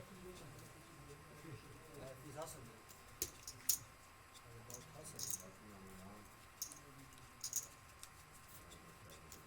That's right. Oh, we're not really. Yeah. No. You could have done a 10-handed actually. 10-handed PLO. How many cards are in the deck? Maybe 11-handed.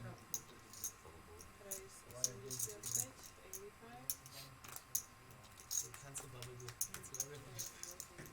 Interesting. I have the button.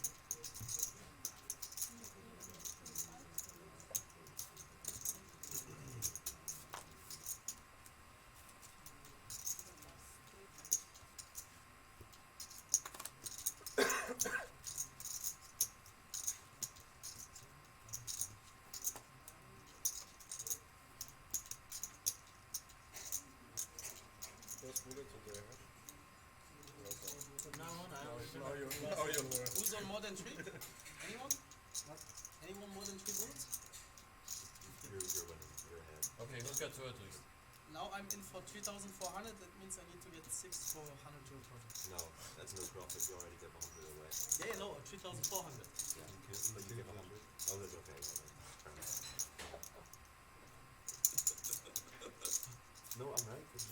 Exactly. Yeah, that makes 3,400, not 3,300. Last time we calculated it, some place to break even and 70 run of If I do it, I had a nice trend, 6 rings, TV show, 17 viewers, cash game challenge to do. I like saying hello to any of your Top viewers, 3, any of your fans. We already had 2 cash game players coming over asking to play 2-2 with us. I know, with 2 beers in hand. People playing high rollers. Either you can or Good luck.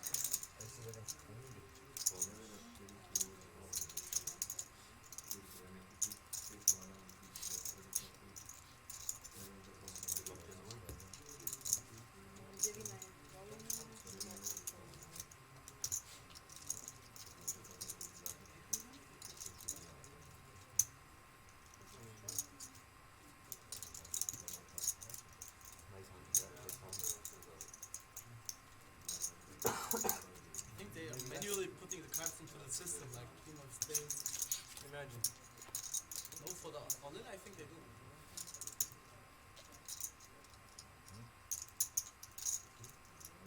Pretty safe. Why would you say such a thing? 7 All the heights. 7 always coming. 7 from.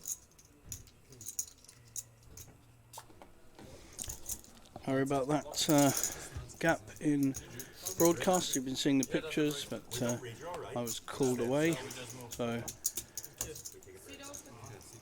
As if it was his destiny, seat 9. looks like we're just breaking before the final table. I think we must be down to 8 players now. There's a break. We're down to 9 players.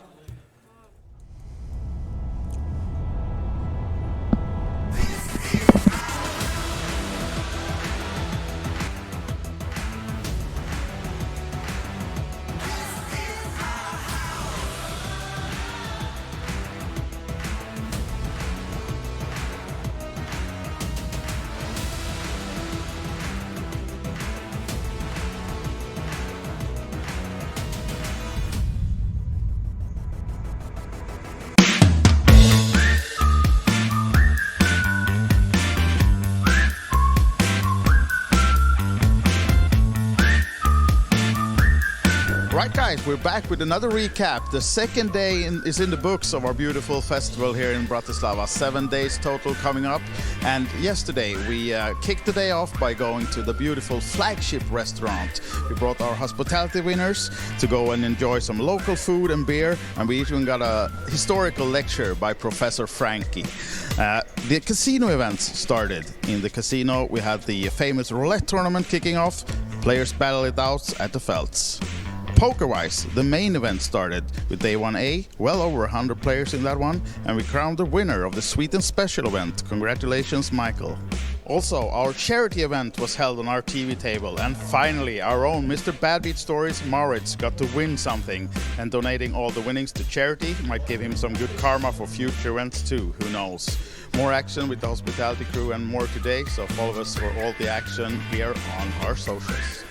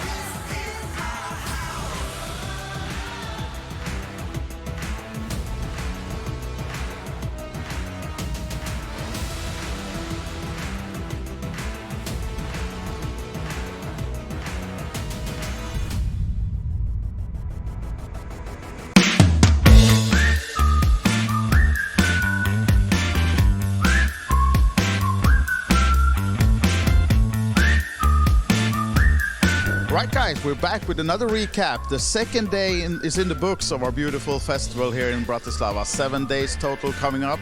And yesterday we kicked the day off by going to the beautiful flagship restaurant. We brought our hospitality winners to go and enjoy some local food and beer. And we even got a historical lecture by Professor Frankie. The casino events started. In the casino we had the famous roulette tournament kicking off. Players battle it out at the Felts. Poker-wise, the main event started with Day 1A, well over 100 players in that one, and we crowned the winner of the Sweet and Special event. Congratulations, Michael. Also, our charity event was held on our TV table, and finally, our own Mr. Bad Beat Stories, Maurits, got to win something, and donating all the winnings to charity might give him some good karma for future events too, who knows. More action with the hospitality crew and more today, so follow us for all the action here on our socials.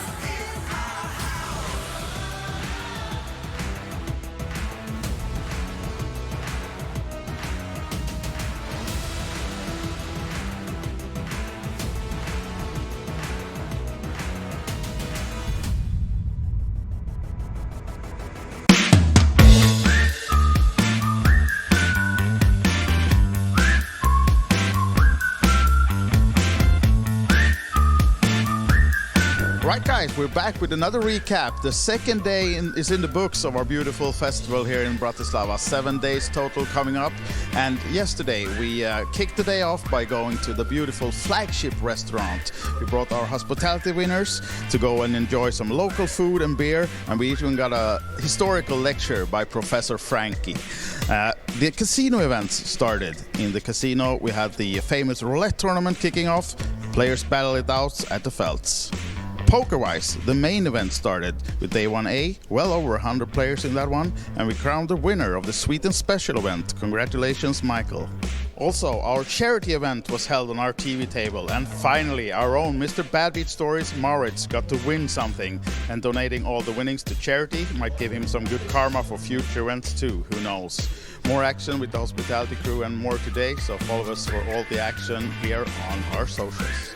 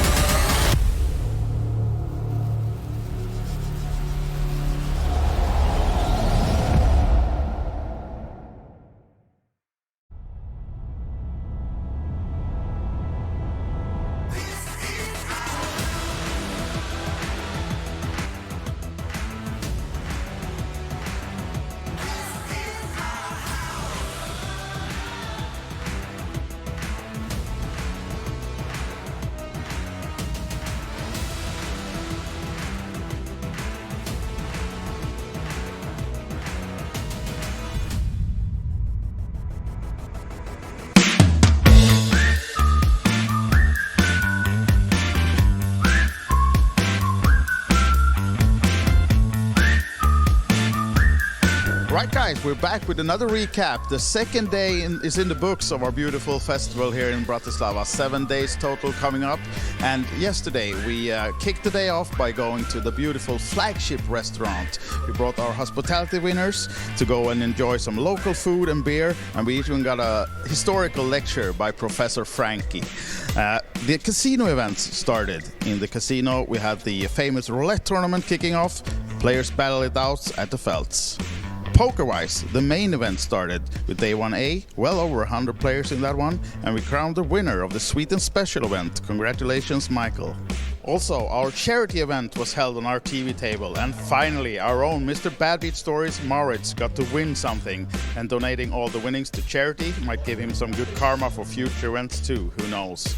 More action with the hospitality crew and more today, so follow us for all the action here on our socials.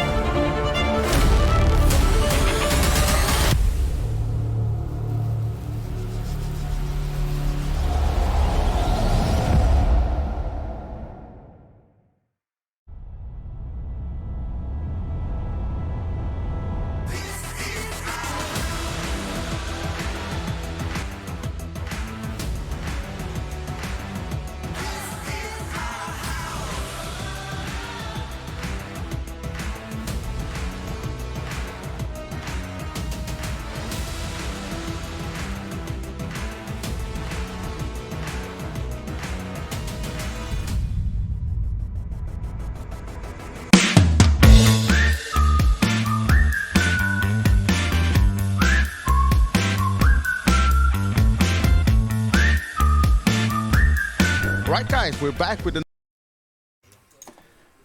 And we are back to the PLO High Roller final stages. We have 8 players here at maybe the final table. I'm not 100% sure. I thought we were down to 9, but we may already have a final table of 8, so everyone's in the money. We have a short stack with 5 big blinds, a couple with 10, who have had 10-11 for quite a long time. Our German friends, Mr. Juha and Mr. Herold, that were in seats 7 or 8. Had a redistribution of seats, a redraw for the seats, and we have one far and away chip leader who was on the other table, Mr. Stranek, a local Slovakian player. 96 big blinds, that's fantastic at this point. So he's in a great position to move forward and take this title down, or at least make some kind of deal with the top 2 or 3. And there's our payouts. So minimum our top 8 players will get is 2,400, and first place, as mentioned before a few times, is 20,000. Now just sorting out the final table setup, making sure everyone's in place, got the right chips in front of them, new seat for some of them, and we are joined by the 4 players from the second table that have not been on the feature table yet. So we've got some new faces, new names, new countries. Mr. Simovic, who was in the middle, seat 4 before, is now in seat 1.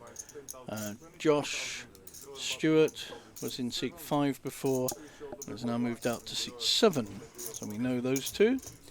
And Mr. Dowling, our Irish player, has moved into seat 5. Don't know where seat 6 is, or who seat 6 is. Josh is very kindly calling him in. Oh, he's had his cards taken away. Last card. So, blinds are now 10.25, which is what they were before we started the final table. So they will continue. The clock continues, or has gone back to 10.25.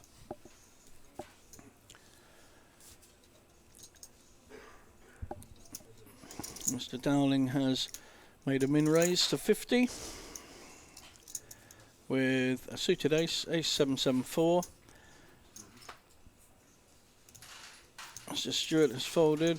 Mr. Merritt, I don't know what flag that is. Is that Estonian, maybe? Might be Estonian. This is a nice hand Mr. Simovic in seat 1 has got. 6-9 Jack King. So it's connected and suited. If it hits, it's very unlikely to have hit our raiser Mr. Dowling, however it hasn't.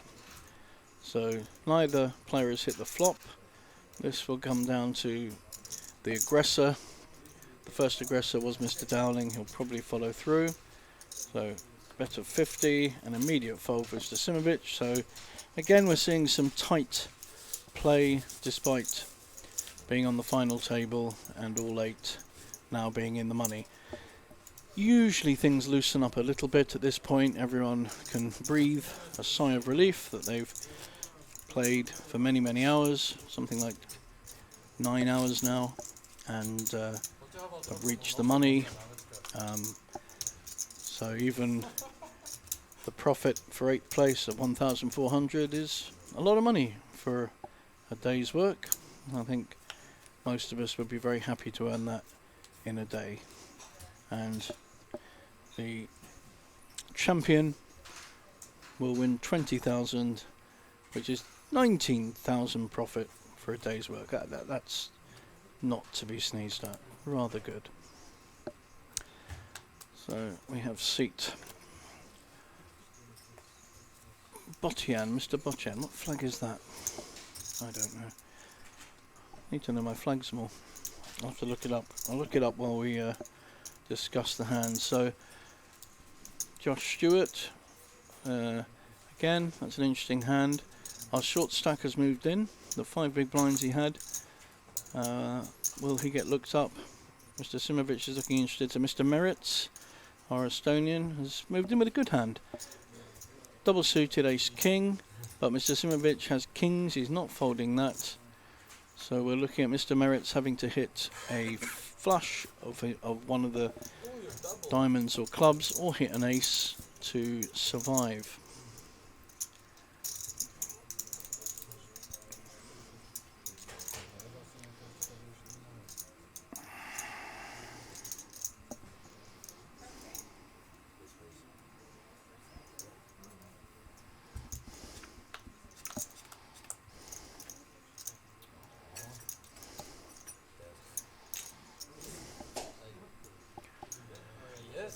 Well, certainly has hit an ace or 2, so very hard for him to lose from here. He's got the nut flush with the king 4 of diamonds, has hit his ace, so he can only lose to a king, which would be pretty unlucky.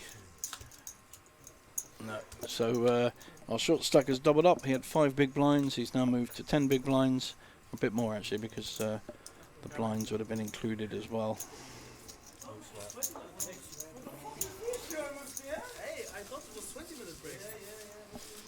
Here comes our final player that didn't realise what time we were starting.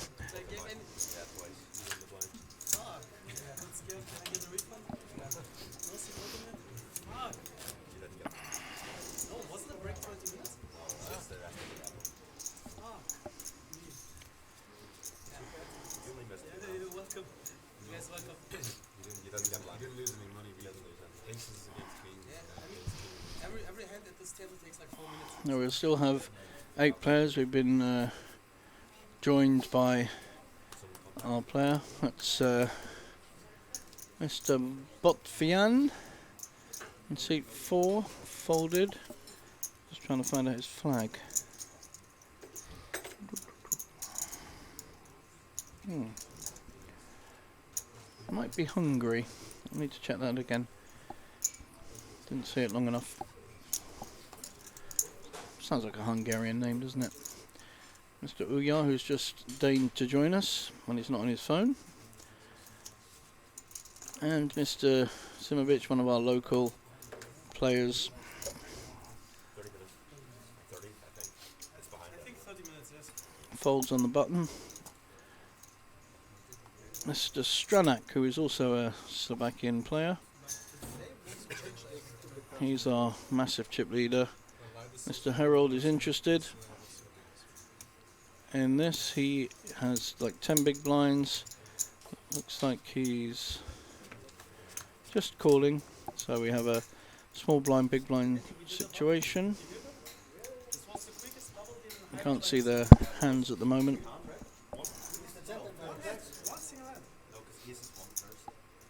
Mr. Harold only has 200,000, which is 2 times the pot. So any kind of bet here will commit Mr. Harold unless he folds. And we are seeing strongish bet, 75,000 I think. Yep. So Mr. Harold has a decision. He's either going all in, as he'll almost certainly be called, or he needs to fold. One of the two. Not really many other options. Unless he's got absolute premium hand of a top set of jacks, but he doesn't. So he opted to fold, which he has done most of the feature table earlier, unless he has a really, really premium hand.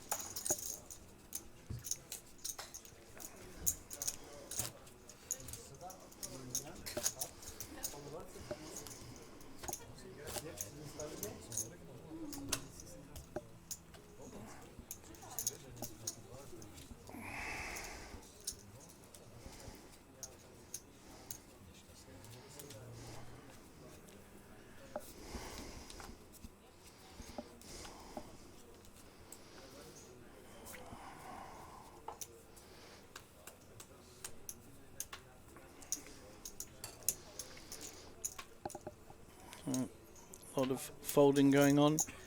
Josh Stewart, folding hand definitely, and our short stack who just doubled up also folds.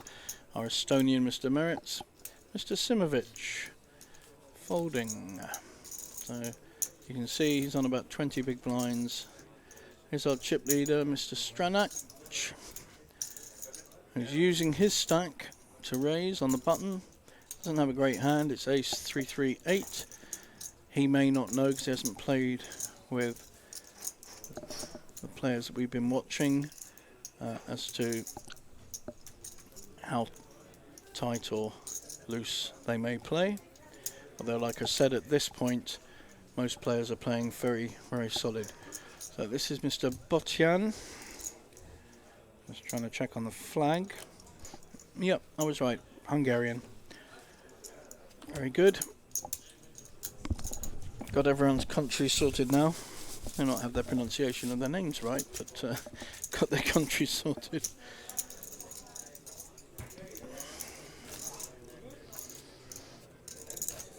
Still pretty tense. People, no one's really grabbing this final table yet and looking to move up the ladder. No one wants to risk too much. A lot of very careful play. The only move so far really has been from our chip leader on the button with a medium hand, but he's got the chips to be able to do that, and he really should be using his stack to put pressure on the other players. No one wants to get the bottom payment.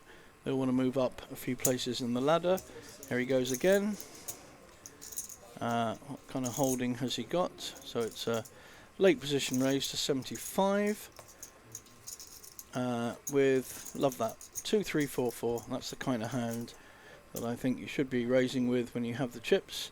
However, will Mr. Bocsian, our Hungarian friend, who has a good hand, he's just going to call. Got an ace, he's got a blocker ace, he's got queens, and he's got a flush draw to the queen. Mr. Downing also has a playable hand. He has 25 in already. Cost him 50 into 175, so he's getting more than 3 to 1 on his money. And he has a good connected hand. Jack, Jack, 9, 6. 6 is a little bit out. Would like to see that being an 8 or a 7 minimum. And he has no suits. So diamonds have been hit. No one has diamonds. Mr. Dowling has the Jack of diamonds, so could use that to represent diamonds. Again, this is about who's brave, who's gonna try and win as many pots as they can with whatever position they're in. And our chip leader, of course, made the original raise. He's even hit 3 4s, so he's hit a set. Don't really think either of the other players can call here. Oh, again I'm wrong. So, oh, we've got top set of queens as well. I missed that one. I'm so focused on the diamonds. We've got a set of 4s against a set of queens. If this board pairs up and they both get full houses, it's gonna be chaos. So Mr. Bocsian is slow playing his set of queens. Of course, he is worried that potentially our chip leader has diamonds. Equally, our chip leader may slow down a bit, yeah, because he's worried that his opponent has diamonds. Well, there's an 8. That's a fairly innocuous card. This may well check down, although a straight is made as well as the flush. They both have 3 of a kind. One of them has top set of queens and the other bottom set of 4s. But I think this will check down. Yeah. So Mr. Bocsian showing his top set, and we get to see our chip leader's bottom set. But he didn't. Interestingly, he kept hidden the 2-3. Didn't want really to show his whole hand there. Just showed that he'd hit the set and had a good holding with that flop. Quite like that, because I like the play in the first place. The raise with that kind of hand. He then hit a flop. He was fairly unlucky that his opposition had the top set.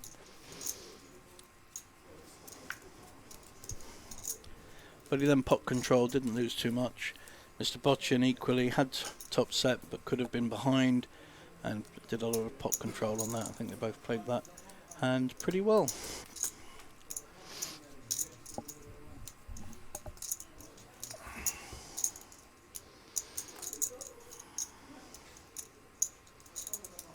So Simovic wants to get in with kings.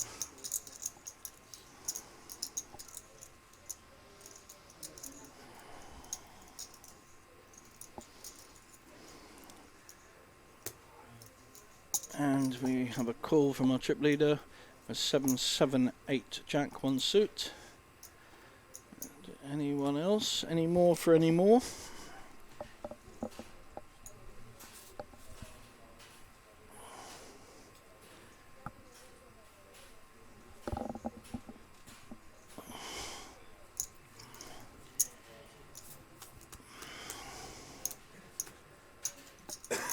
Mr. Uyar folds his double suited hand. Mr. Dowling has 6-10-10 queen and calls to see a flop. 6-7-8. So we have a set of 7s for Mr. Stranak. That's the second set in a row he's hit. Mr. Dowling is betting. I haven't really hit much of this. Mr. Simovic folds his kings, but Mr. Stranak is probably going nowhere. Our chip leader, having hit another set. Hit a set of 4s before. He's now hit the middle set. He's moving up one at a time. Bottom set, now middle set. He won't go mad. He doesn't need to. He's got the chips. Just needs to See what happens.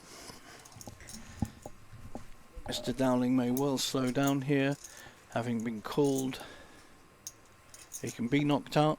He's only got 940,000 compared to 2 million, but he's a tough player. He's making strong play here. 250,000 into 375. It's a very strong bet. He's saying, I have the best hand at the moment. So he's representing a straight. Kind of 9-10. Now he does have 2 10s. So he's representing some of which that he has. But I don't think Mr. Stranak is going to fold his set of 7s here. He does have one of his own outs. He has an 8. So that doesn't help him get a full house. But I can't see him folding it. He may just call.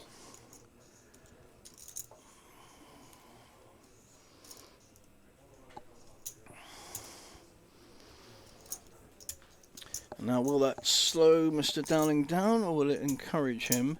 You know, if a 9 comes, he's got the nut straight. It didn't. So set of 7s is winning. Whether or not they can work out who's got what and who's winning is a separate question.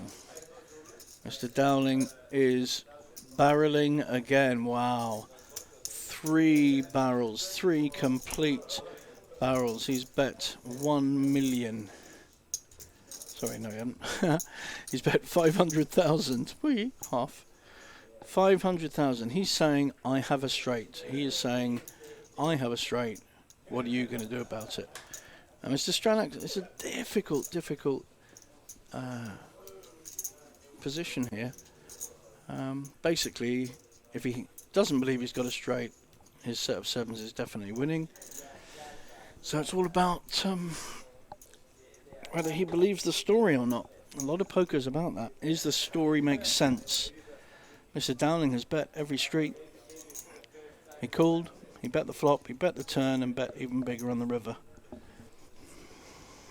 And he's committed most of his stack. Looking very strong, very confident, not moving. Nice strong pose with the arm. Holding the face like Rodin. Rodin's sculpture. The thinker. Can Mr. Stranak work through the story, the pose, the strength emanating from Mr. Dowling? Can he work through and go, well, I don't think you've got that straight. I've got a set of 7s and I think I'm winning. It's a big old chunk, 500. He's got 1.9 million and he folds. That is power poker. Well done, Mr. Dowling. That is power poker. The reason he could do that was he had 2 10s. So he knew there weren't other 10s out there. He knew he wasn't up against the straight he was representing. So that gave him extra confidence. And that was fantastic poker. Really, really good. Nice to see that kind of play on the final table. And of course, he's increased he's almost doubled his stack, I think, from that play. Very, very nice. Good to see.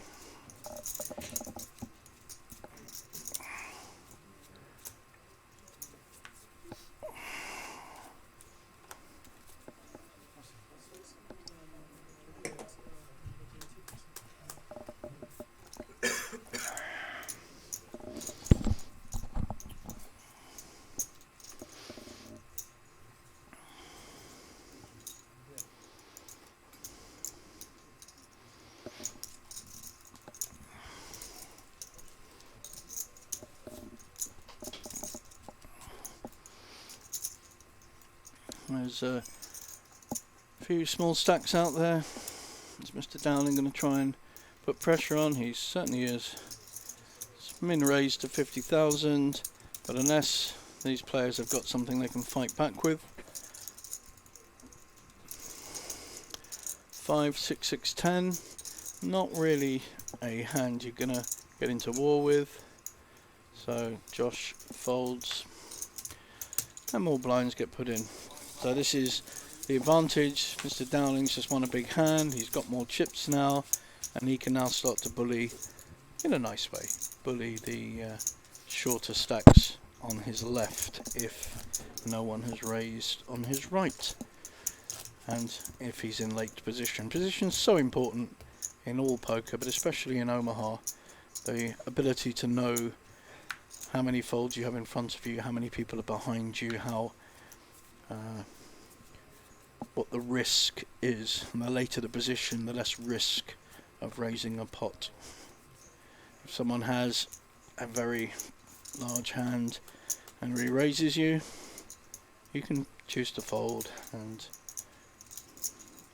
on to the next hand. This is a very nice starting hand for our chip leader. I think he's still our chip leader. Lost a lot on the other one. 9 Jack Queen Queen, so perfectly valid raise to 75. So we're now seeing a 3x raise. And we have an all-in on the button. Looks like that's about 150. Oh no, 230. I'm assuming he's beating Queen Queen Jack 9. Can't see his hand at the moment.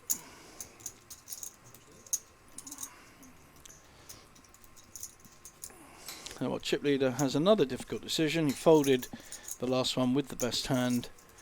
We don't know that he got the best hand, but it's a good... He's called. It's a good hand. So what are we going to see from Mr. Uyar?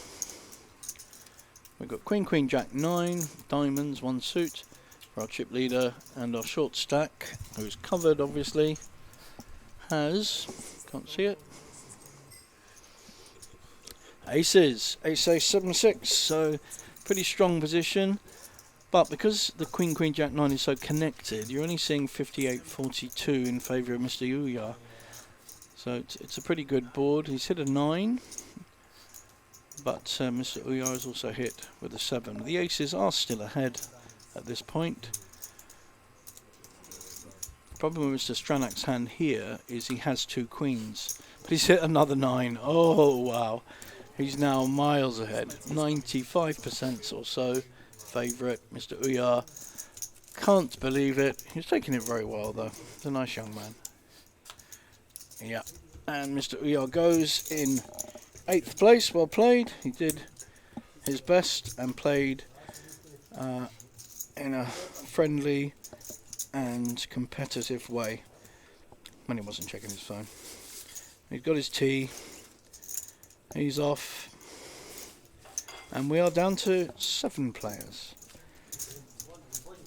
7 players now, so each one of those players has moved up the ladder. So our Estonian friend, who only had 5 big blinds, might have been expecting to get 8th. He's getting at least 7th, so he's moved up a fair bit. In fact, he has more big blinds and more chips than Mr. Herald. So he's moved up a couple of spots, or laddered a couple of spots. Mr. Stranak is still a big chip leader, but Mr. Dowling has doubled up since and is now a serious threat to the chip leader.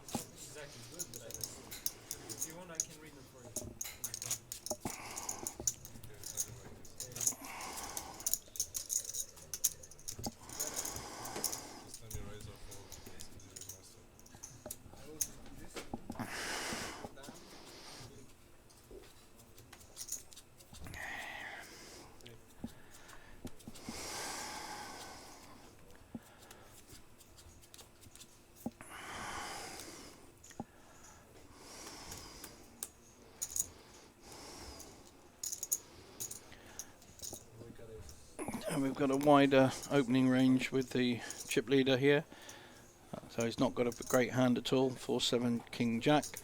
Problem is that if a shorter stack wakes up with a big hand and pushes, he may have to fold that particular hand. It really doesn't play well. Mr. Dowling, however, just calls. I'm sure he has a better hand than King Jack 7-4.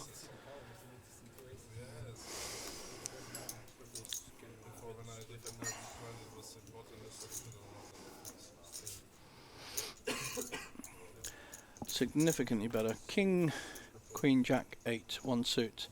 So he dominates Mr. Stranak a lot. And I like the fact he just called there. He didn't want to risk too much. And we have a third entrant, again with a pretty good folding. Ace, Queen, Queen 7 with nut hearts as opposed to Mr. Dowling's second nut hearts. And of course the flop is 2 hearts. It would be, wouldn't it? 4, 5, 10. So Mr. Stranak has hit a little bit. Interesting. Mr. Dowling has the second nut flush. Mr. Simovic will probably be coming out firing. When he has hit, he's normally bet it. The question here is, will Mr. Dowling get involved with his second nut flush? Draw. Doesn't really have much else of a draw. He'd need that something to join the 10, and it's going to cost too much to find out. So well played, Mr. Simovic. He's winning by the top with the overpair and the nut flush draw. So he's going nowhere anyway. Might as well be betting it. No one else was going to bet that.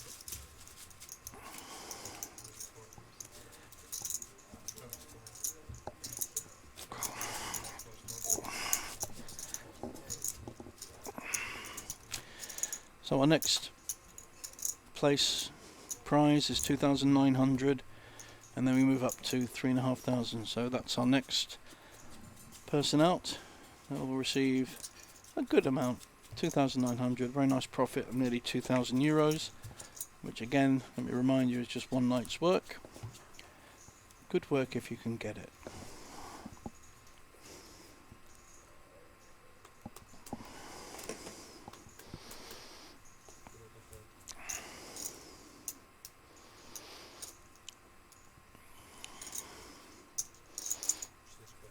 A raise of 75 from a pretty premium hand. Ace King Queen 10 suited. Very nice hand.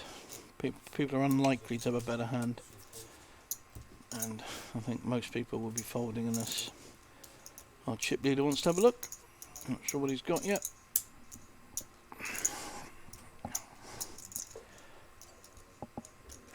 He does, and he's got kings. King 9-3, so he's definitely going to be wary of an ace on the flop. He will be putting Mr. Botvan on an ace. Mr. Botvan has actually hit 3 queens, which is pretty impressive. Can he get value out of it against kings? It's a tricky one, this. Do you bet it? Do you slow play it? You can't really, because there's the flush there. So I think you have to bet this. Will our chip leader believe him, or will he think his overpair is ahead? I think he may well call it, possibly not raise. And if he does, he could get in trouble.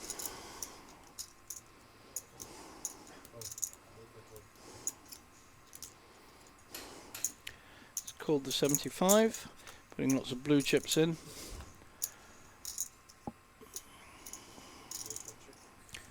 Not improved his hand at all.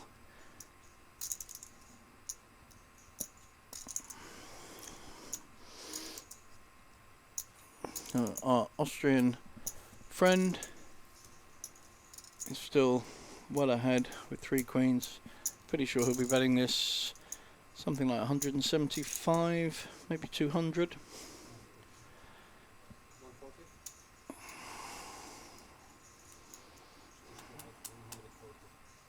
140, so slightly less than I thought he would, but we're all different, and to be honest, it probably doesn't matter. Anywhere between 120 and 175 is going to take it down. I think Mr. Stranak quite rightly has to believe he has a queen, and we of course know he did have a queen with an ace kicker, so he's in pretty good shape.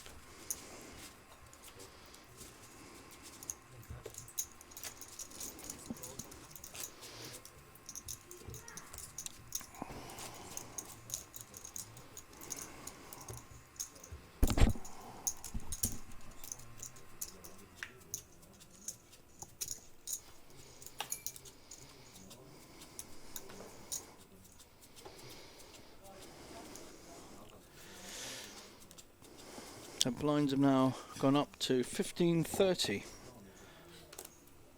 So that means everyone's big blind position will be reduced.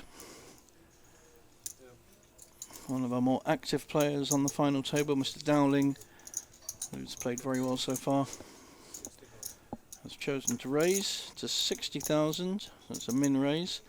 However, Josh Stewart has a very, very good hand. I love this. 9, 10, Queen, Jack, 1 suit. It's a very playable hand. Sorry. Whoa. That fold was strange. That was I mean, it's a really good hand. I can't fold that there. Wow. Okay.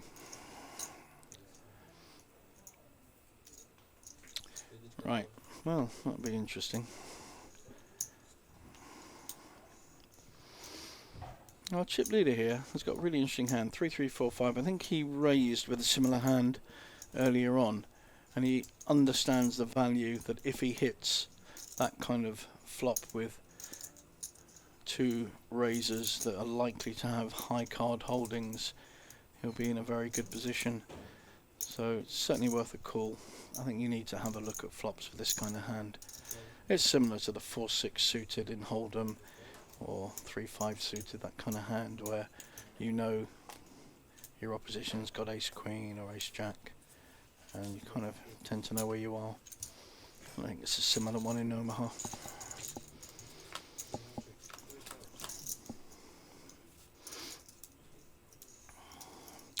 Of course, he's hit 3 threes, so he's hit bottom set, but he's only losing to 9s or aces. And the way the hand's been played, it doesn't feel like anyone had aces. If someone's got 9s, you kind of just got to go good luck. So he checked that because he's out of position. He's going to check call whatever people do. Will our Irish Mr. Dowling make an attempt on this? Mr. Simovic may also feel that his ace queen has got a lot of equity in terms of winning the pot.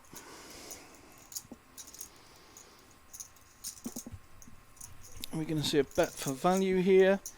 I don't know, 60, 70,000. Just to hope someone has caught 2 pairs and will call him. So I think that will be a good bet for me. I do have a bet. I'm not going to get a call anyway, but I like the bet. 115, so more. It was a bigger bet than was necessary, but could have got more value there, I think, on the turn. I think a bet on the turn may have got a call. It's much harder to call on the river when you know where you are, whereas on the turn there are some draws still available, even to people that haven't kind of hit a flop particularly well. So I think he didn't get the maximum value there. You know, you hit your sets, unless you're unlucky with the one when he had a set of 4s against top set of queens, unless you're he had the top set of queens, unless you're unlucky in that kind of situation, you need to get value from hitting things like sets. So I favour betting. Excuse me, it's getting late. It's well past my bedtime. We have a raise with a pretty good hand, ace jack 10-10 with 1 suit. Are we going to see any opposition?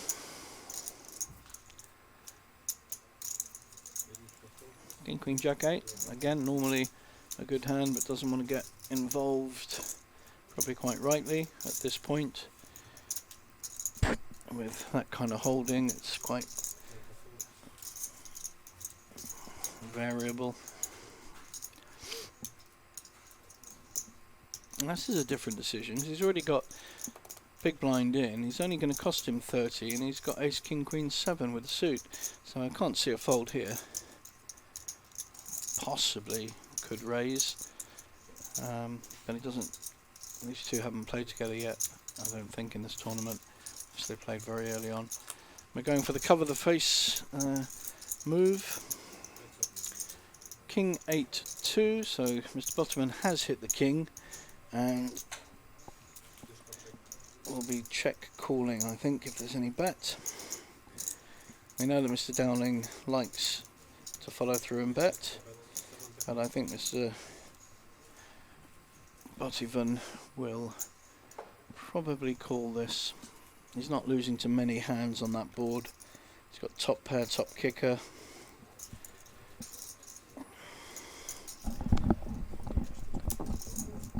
That's just a call, and there's no real value in raising here because you're only going to get called by a worse hand. Will Mr. Dowling's aggression work against Mr. Botivan like it did work against our chip leader, Mr. Stranak? And we know he's a very aggressive player, Mr. Dowling. Irish love their PLO. I played quite a lot PLO tournaments in Dublin at the Irish Open. Came final table 1, but the Irish definitely hold their own in Omaha. Very good players. So the ace-king is holding. I don't think he needs to bet it. He'll probably just check call if there is a bet. But I've got a feeling they'll both check. Mr. Dowling has now hit a jack, so he's got some equity. There's certainly no point in him betting. He's announced he's got a king. He's going to show it, and Mr. Dowling probably will muck his hand. Yeah, he doesn't want to show his hand.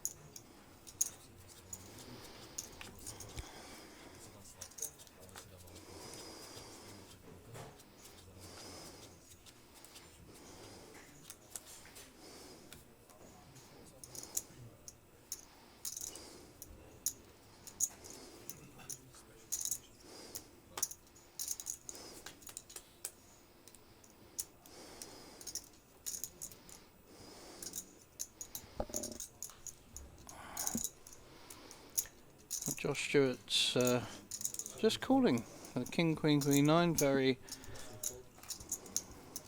conservative. Well, Mr. Simovic either call. No, he won't be. He'll be raising. So Josh may well have saved a few chips here. Mr. Simovic is certainly raising. Fairly pot-sized bet. Is anyone else going to wake up with a big hand? Mr. Stranak just folds, sir. Fold. No Hollywood here, please. This is Bratislava, not Los Angeles.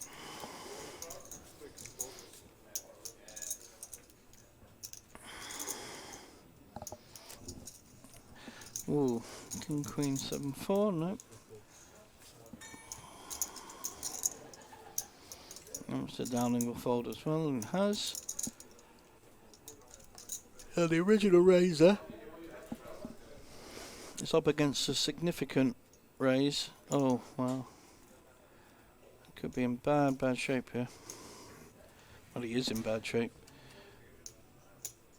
And has called. It's quite a large proportion of his stack.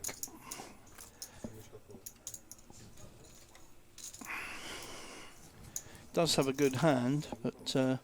Simovic has the aces and one of them suited. And he's now hit the nut flush draw.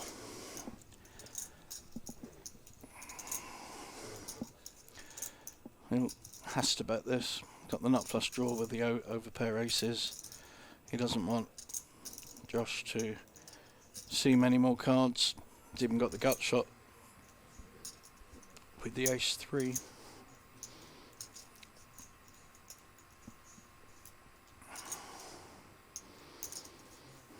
There it is. Substantial bet. Near a pot size bet. Just about what Josh Stewart has in front of him. Just about. He's got 325 in front, and I think he's just about bet the pot. So it's basically all in or fold.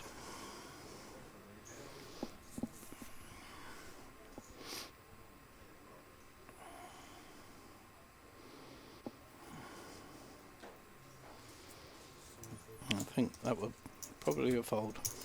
Didn't actually see it, but the chips are coming Mr. Simovic's way. So that's getting a bit of appreciation from the chip leader there. His fellow Slovakian. I guess they know each other and play on a regular basis together, either here in Casino Banco or elsewhere. They certainly seem quite friendly.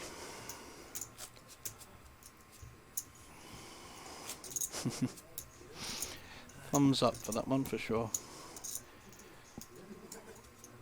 So Josh Stewart made a call in the first place. That's certainly questionable with his hand, and then made the right decision to fold. But took quite a risk. Quite a large part of his stack went in. You're going to have to find a spot to rebuild, otherwise he'll be one of the shorter stacks. It's a good hand, except it's got 3 queens in it.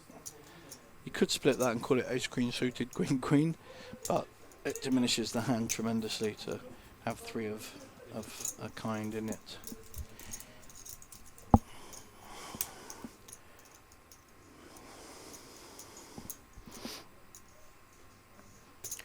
Sometimes people say, well, what if you've got 4 aces or 4 tens or something like that? All 4 of them. And that's actually worth playing because you're blocking. Say you have 4 tens, no one can get a straight. No one can get Broadway or Queen Jack 10 9 8 because you've got all the tens. So it's quite an interesting hand to play. Don't know the stats of it. Even 4 aces means no one can get an ace, so you know where you are. I have had 4 aces online. Got a nice picture on my phone. So I think the pressure will be coming on from Josh Stewart here. He's got kings. There's been a raise. Yeah, maximum pressure. If you've got bigger than kings, call me, he's saying. He's getting called as well. Snap call. Snap call with 5, 6, 9, 10 double suited. Hearts are no good. Clubs are okay. And you've got fairly connected cards, so you've got 5, 6 and 2 spaces, the 7, 8, and you've got your 9, 10. So it's if it hits, it's dangerous. Josh is ahead at the moment, but he's only 60, 40 ahead. Very dependent now on what the flop is. He's standing up, he's getting his coat. That's the old one.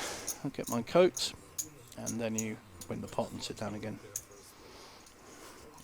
At the moment he's holding.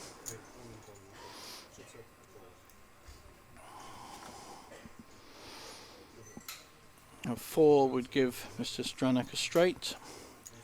That would be very hard to beat.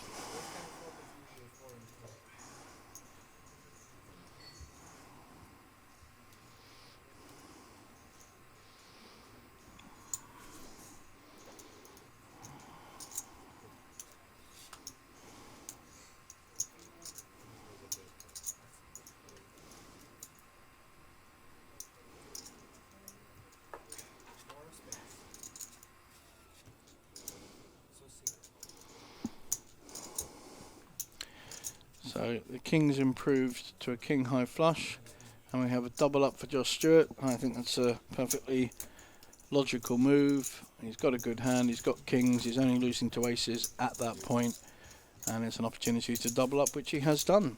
So the chip leader started, I think, with 2.5 million, is now down to 1.3 million. So he's lost half of his stack since we started the final table. Oh no, sorry, that's Mr. Stranak, 1.7. So he's lost nearly 1 million chips, which is still significant.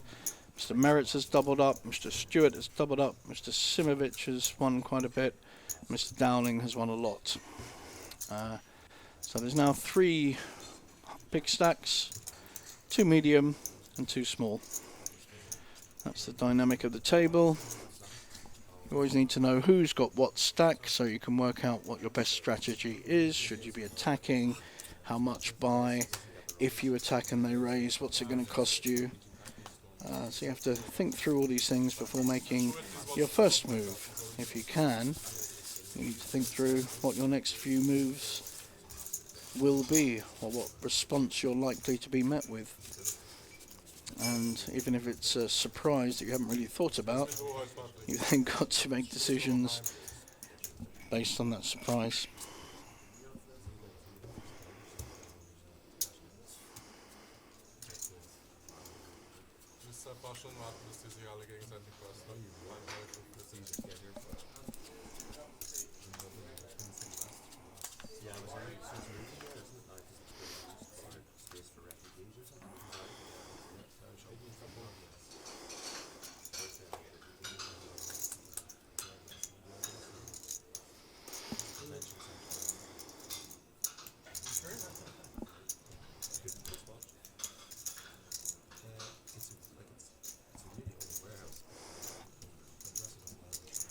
Eight, 9, Jack, Jack. Nice middle hand here. Connected, suited, definitely worth a raise.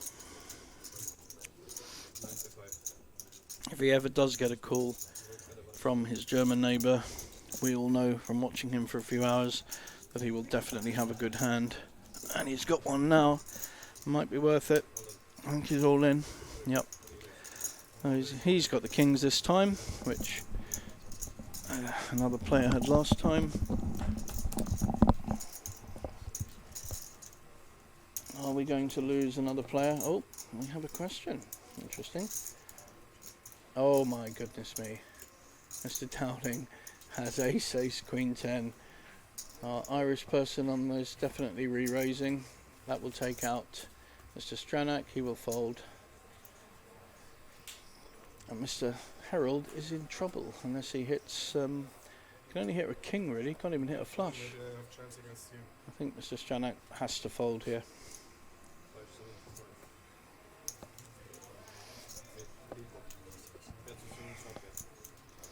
Great timing to have a premium hand of ace, ace, queen 10.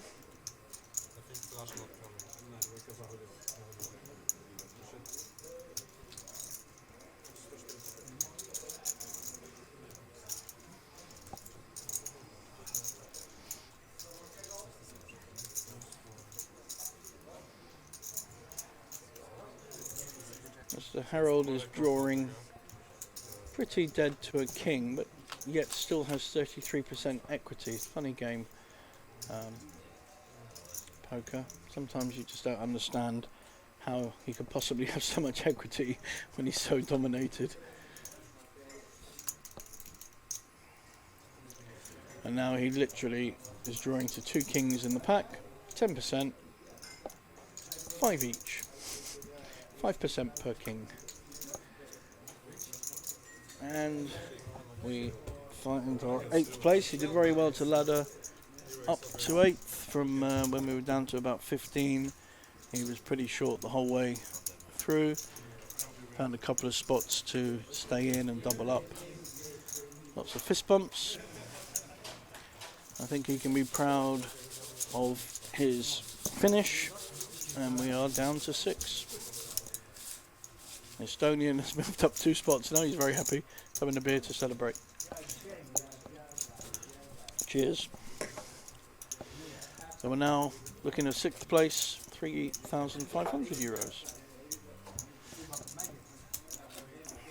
Estonian is looking very pleased with himself. He did double up though, to be fair, so he put himself in that position. Moving around in my chair's moving around.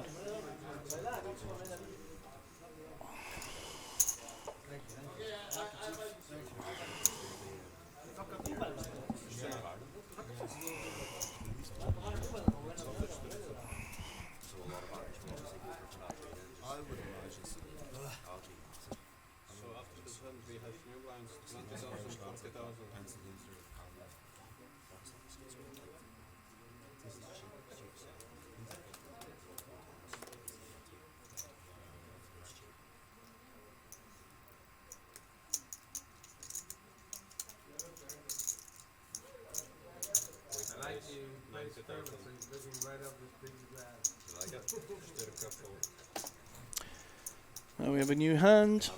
There are some interesting hands out there. Mr. Stranak, our chip leader still, just 6, 7, 10 jack. Quite a nice playable hand. He's raising with it, he's using his stack. Josh Stewart, who recently doubled up, is in with the aces. Ace, ace, jack, 6. I think we will see a return of fire and a re-raise. Oh, he's coming out 4, 5. It's probably going to be about 200 coming in, 250. And he's just counting out his stack, working out how much to bet. Certainly be a raise, probably another 200, I think.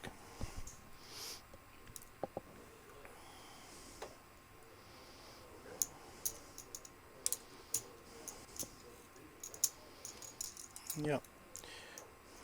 There we go. As expected, another 210, I think, on top. So significant raise. I don't think Mr. Stranak will call. I'm sure he'll respect that.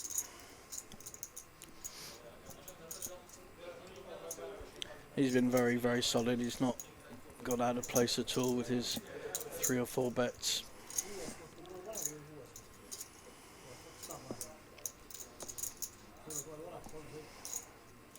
If Mr. Stranak does call and doesn't hit, he will have committed an awful lot of chips into this pot. It's not good poker to be calling here. If you think he's at it, fair enough, you can raise. We know he isn't, but also just on the play so far, Mr. Stranak should be realising that he's a very solid player and only raising with a better hand.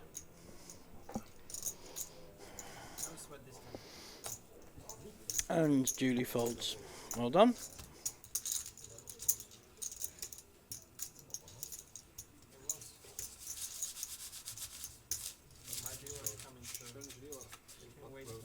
Body aces then? Body aces? What, me? Yeah. Yeah.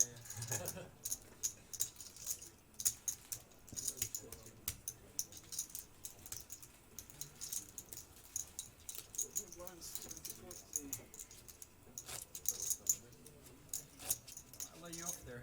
It's pretty close. It's always close. Hey.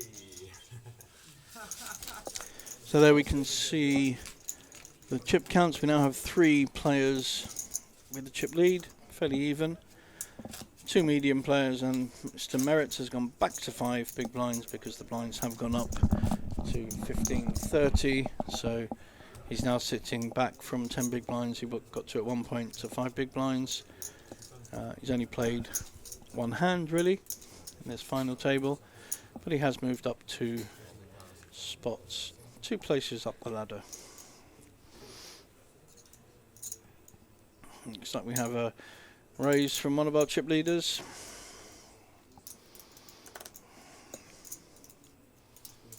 Or is that just the big blind? No, I think it's just the big blind. Comes down very quick when you've got such few players on a table. Something in the... Oh, I'm in the big blind again.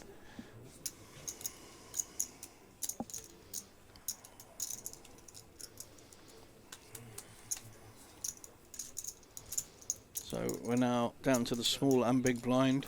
Our 2 Slovakian players. Mr. Simovic does have a good hand, but he's just choosing to call. That's interesting. Ace Queen Jack 9.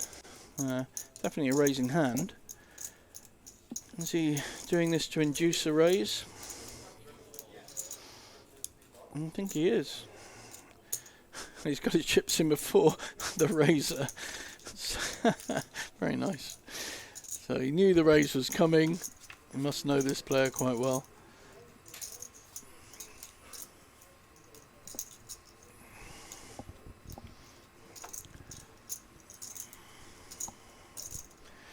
$9.97. Well, Mr. Simovic has smacked this one with the top set of 9s, but Mr. Stranak has the 5, 6, 8, so he's up and down. They've both got quite a big piece of this.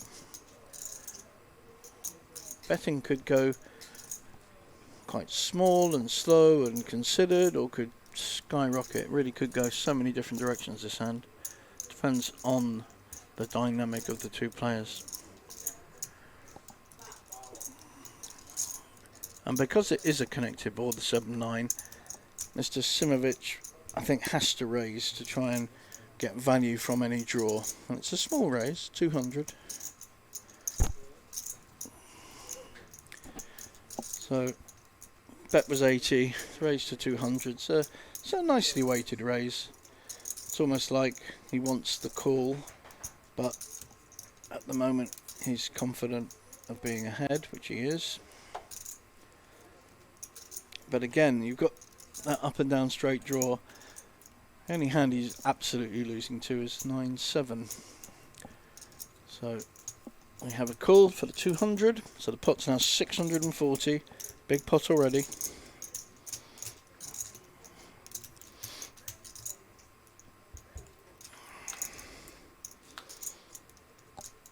And that 5 makes the straight, the 6-8 straight for Mr. Stranac.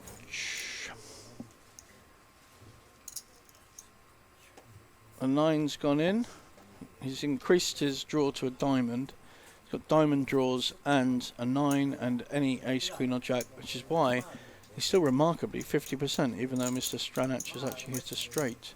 It's remarkable how he can still be 50% equity, but he's at risk and he's in danger of finishing in 6th spot, having been one of the chip leaders throughout the tournament, really, and playing pretty well. Hasn't done a lot wrong.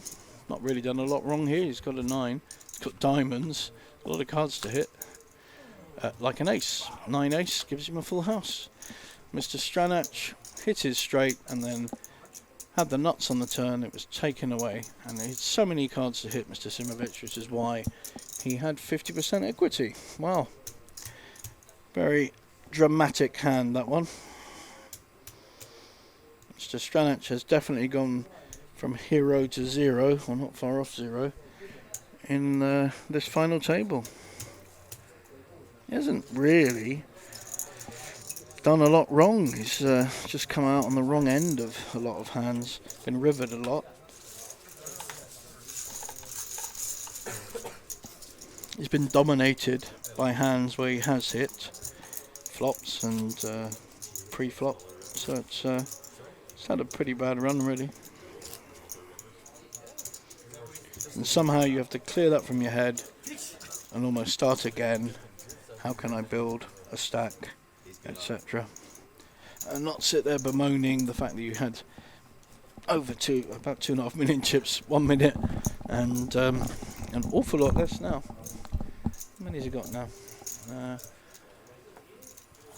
guess about 800. I've probably swapped over with his opponent there. Mr. Downing has got fed up with not being involved in a pot and he's raising. Suited and connected hand. Mr. Merritts has got kings. I think he'll push here. Every time someone's had kings, they made a move. No, he's look at that. He's giving too much respect to Mr. Dowling.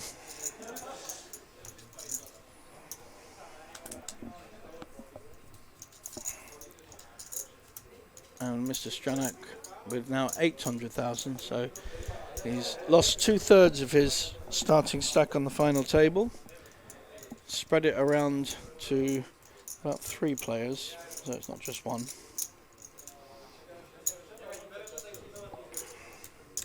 Mr. Bottivan calls with a suited ace, an ace king with a low draw.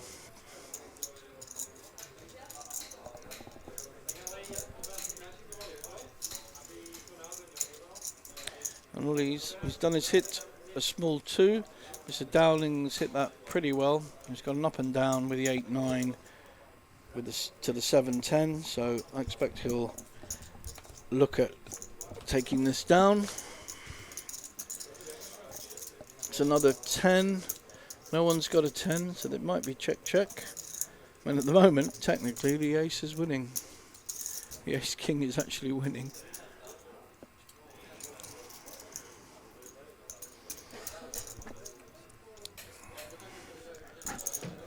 And although, the 2 is winning, sorry, the 2 pairs, the 2s and 10s. So although he is winning, he doesn't He's not betting because he thinks he's winning. He's betting to try and get a fold for Mr. Dowling, which he has achieved.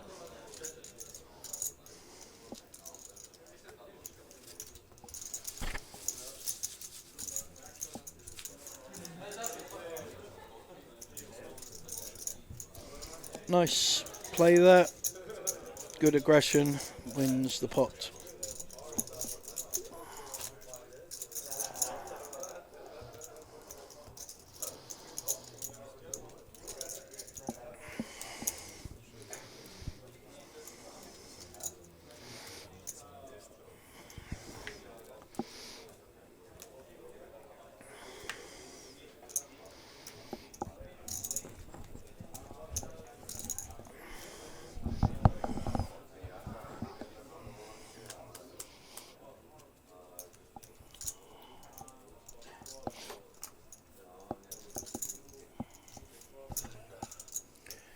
And we've got kings here for Mr. Simovic, who now has more chips to play around with, having doubled up since the start of this final table.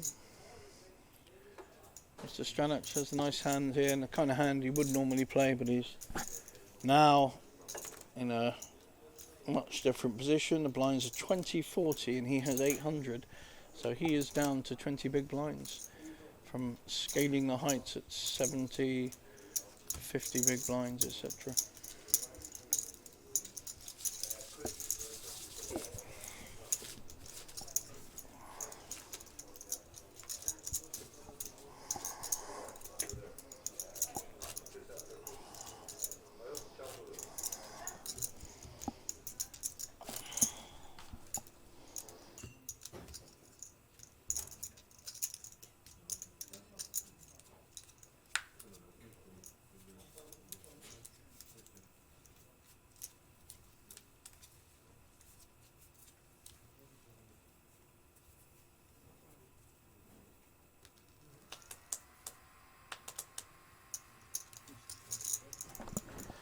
Have a new hand. Mr. Merritt's folds as usual. Mr. Simovic has two pairs here, 9s and 5s. I think he's going to make a raise. See what happens. Might be a big raise. Is that 80? It's 85. No, 90,000. Mr. Stranac does have a hand that he can defend with, or even re-raise. Got Queen Jack 9-5. It's interesting that he has two outs of Mr. Simovic, but because he has much lower stack than he had, he can't consider playing it. Double suited hand for Mr. Botivan, but not strong enough.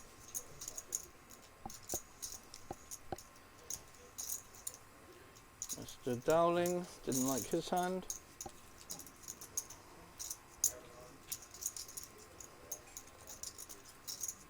Mr. Stewart not going to hold this hand, surely.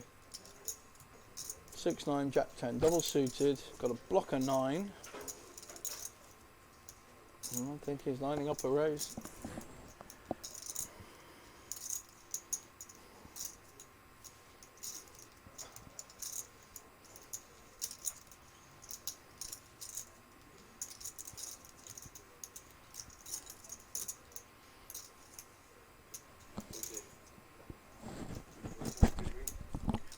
Sorry, I need a coffee. I'm falling asleep here, man. I was in bed at 8. Oh, sorry, people. Falling asleep here is very late. So, we have the same hand still. We're going to see a flop. That's a very good flop for Josh. He's got the straight flush draw. And not actually, Mr. Simovic has hit nothing. He's going to play this cute. He's going to look for Mr. Simovic to hang himself a bit. Might well check as well. Josh has got the straight draw and the nut flush draw. He's got the straight flush draw with the Jack 10 of spades. So Mr. Simovic, he's allowing him to bet. He's certainly going to call or raise. I don't know what his plan is here. He's flexing. He has the system. He always goes back, double checks the cards, puts them back, stays still. thinks about it, thinks about exactly how he's going to play, what amount, and he's already decided he's going to just call.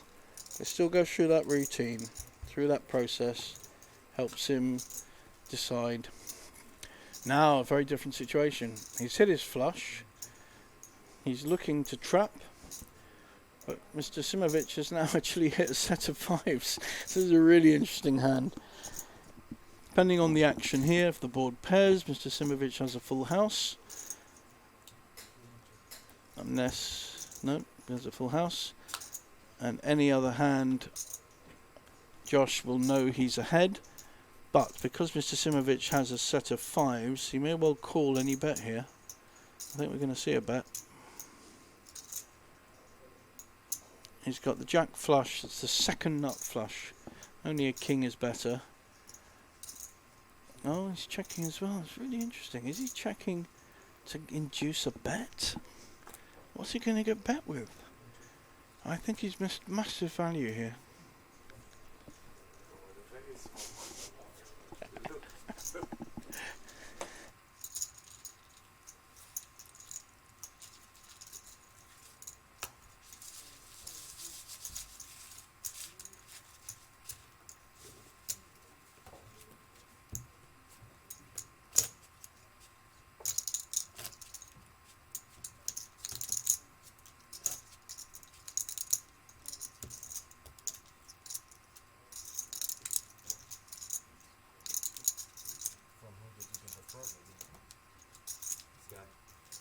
Famous, you know.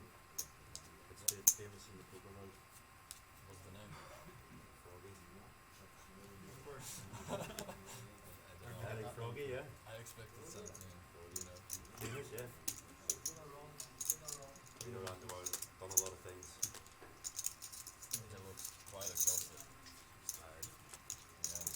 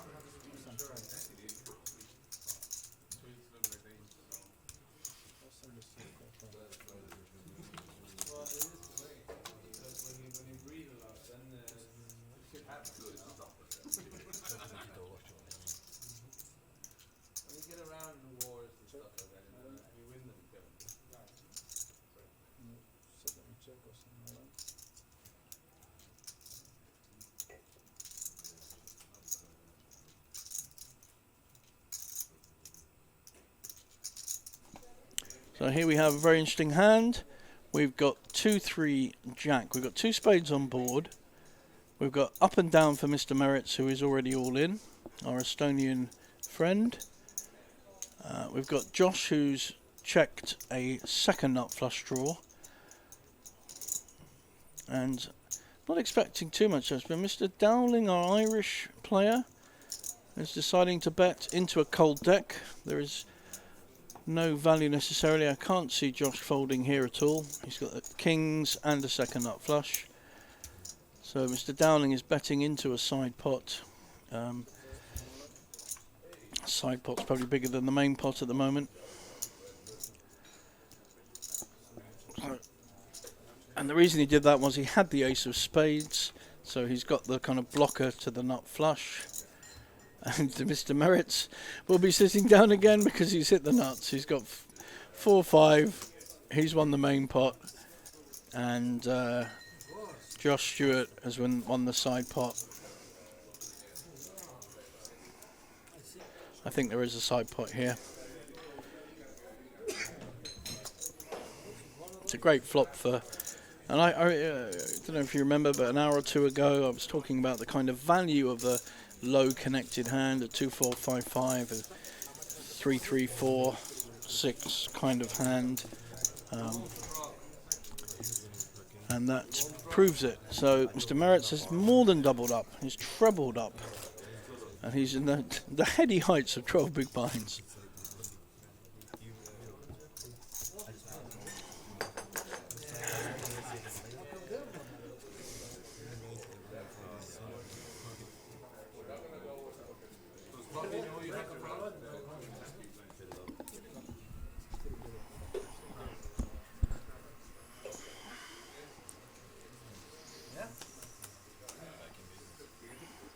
It's a good hand here. Double suited, ace 7, jack 9. It's connected and double suited. Definitely going to be a raise here. Plus, he now needs to actually win some pots rather than give his chips away. So, just a call. I don't like this. He's got a good hand. He has to. It's like he's still remembering the hands he lost and he's a bit worried about betting too much. He's got a raising hand there for sure. 6-handed. It's a strong hand. Now Josh either has a stronger hand or he's smelling weakness and pouncing. He's got ace, king, jack 3, which is only just, it's not even better actually, it's just about the same. You've got double suited in Stranak's favour, and Stuart's got the ace, king with a nut hearts against nut clubs. So it's very similar, just depends on who hits the flop. And they're both fairly even in chips now, because our chip leader at the start of this, Mr. Stranak, has done 2/3 of his stack. Little stretch for Mr. Simovic. Know the feeling.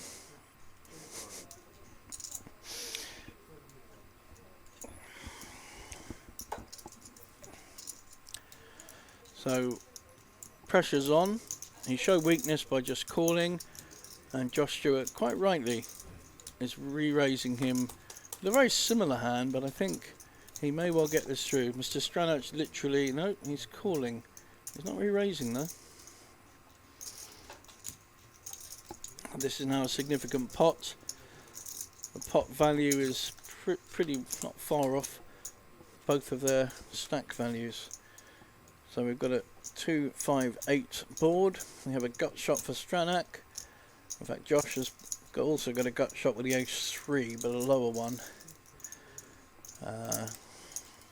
Neither of them have hit this flop at all, so this is going to be about who's got the biggest cojones, as they say in Mexico. Who is going to be the stronger player here? Josh looks very determined, very focused on winning this event. And he knows Mr. Stranak has lost so many chips that he really is feeling the pressure.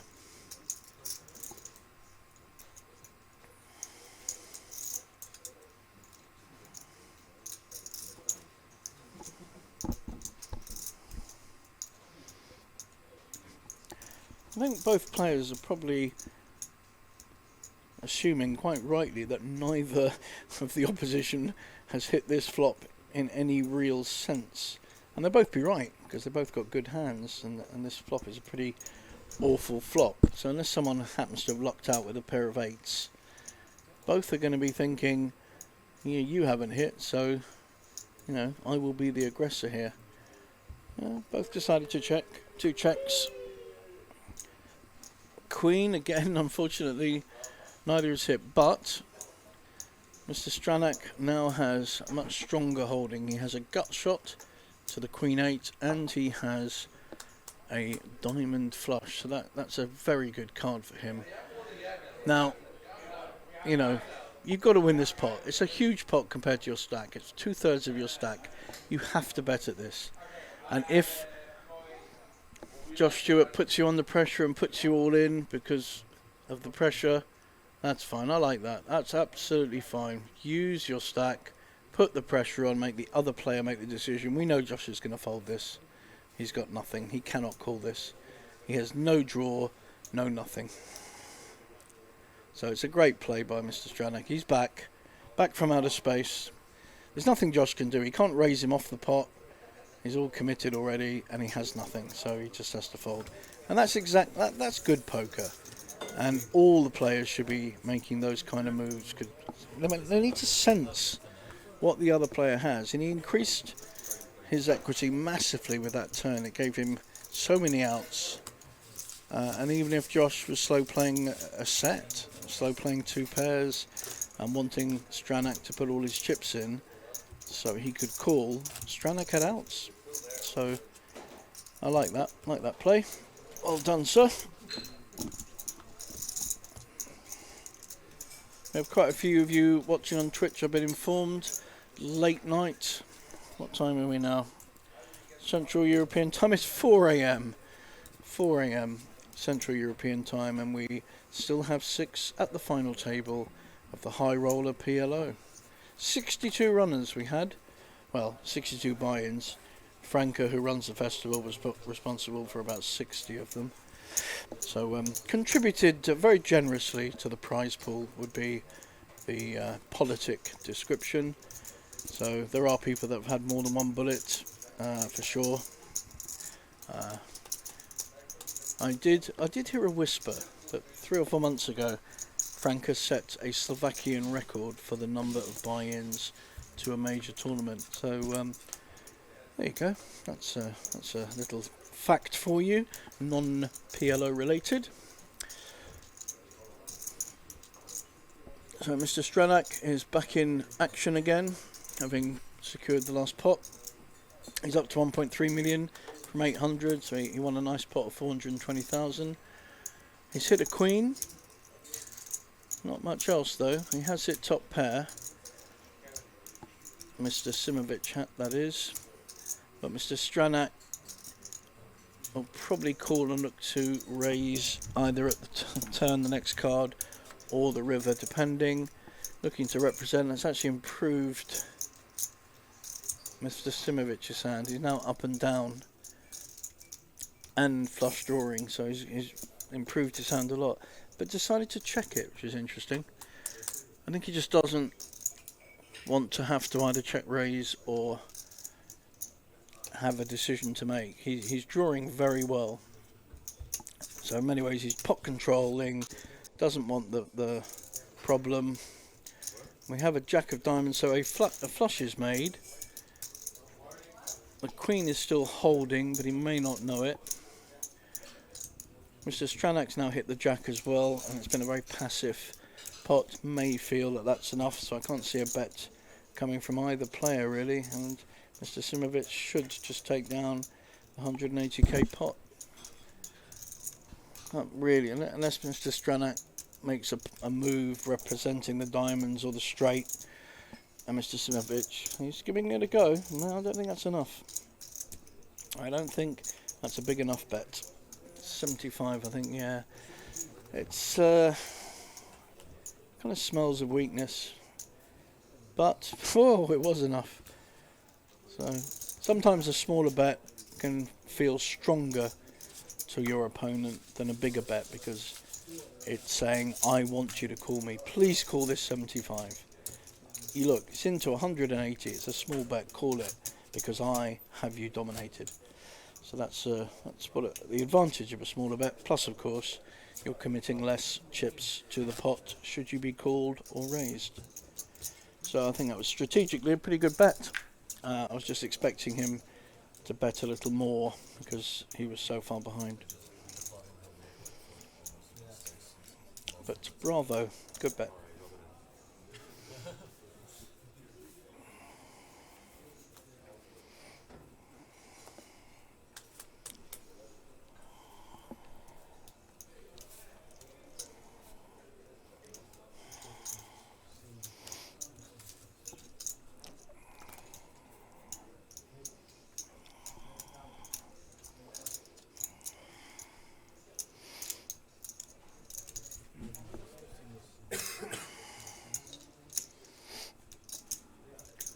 And a nice double-suited hand here, King Queen 9-3,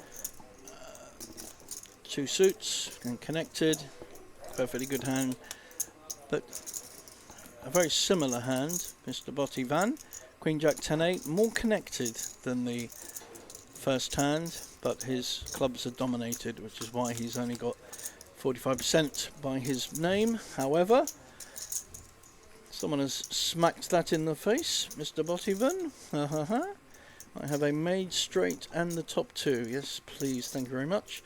However, Mr. Simovic was the initial aggressor.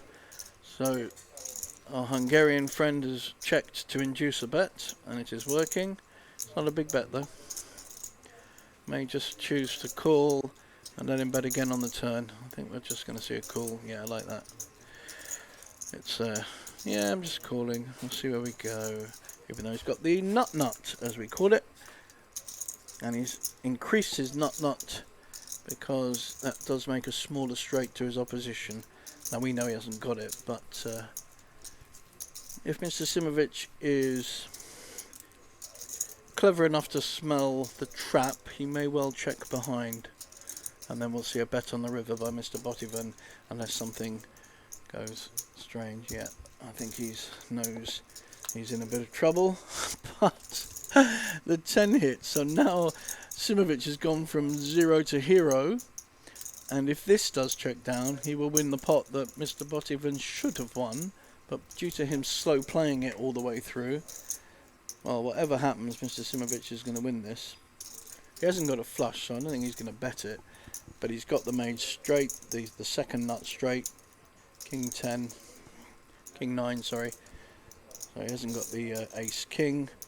Is he going to? He's betting for value. Wow.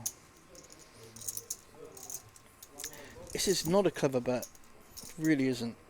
Because if Botivan has the nut flush or the ace king, he's minimum going to call or raise. Now, it just so happens he has a lower straight, so he may get paid off. But I don't think Simovic knows this. It's a very hard one to know. So this is quite a very interesting hand, actually. I like it. It's put... You could analyse this hand for about an hour and get a lot from it. I like it.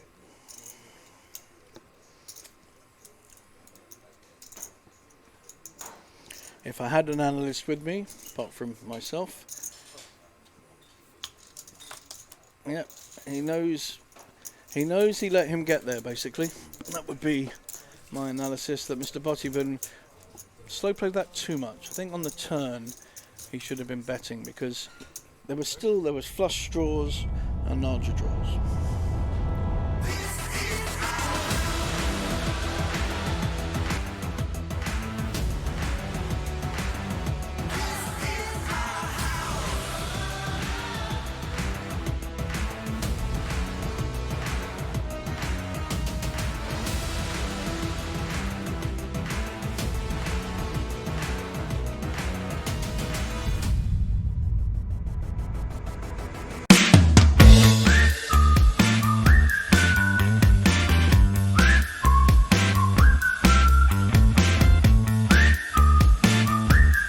Right, guys, we're back with another recap. The second day is in the books of our beautiful festival here in Bratislava. 7 days total coming up. And yesterday we kicked the day off by going to the beautiful flagship restaurant. We brought our hospitality winners to go and enjoy some local food and beer. And we even got a historical lecture by Professor Frankie. The casino events started. In the casino we had the famous roulette tournament kicking off. Players battle it out at the Felts. Poker-wise, the main event started with Day 1A, well over 100 players in that one, and we crowned the winner of the Sweden Special event. Congratulations, Michael. Also, our charity event was held on our TV table, and finally, our own Mr. Bad Beat Stories, Maurits, got to win something, and donating all the winnings to charity might give him some good karma for future events too, who knows. More action with the hospitality crew and more today, so follow us for all the action here on our socials.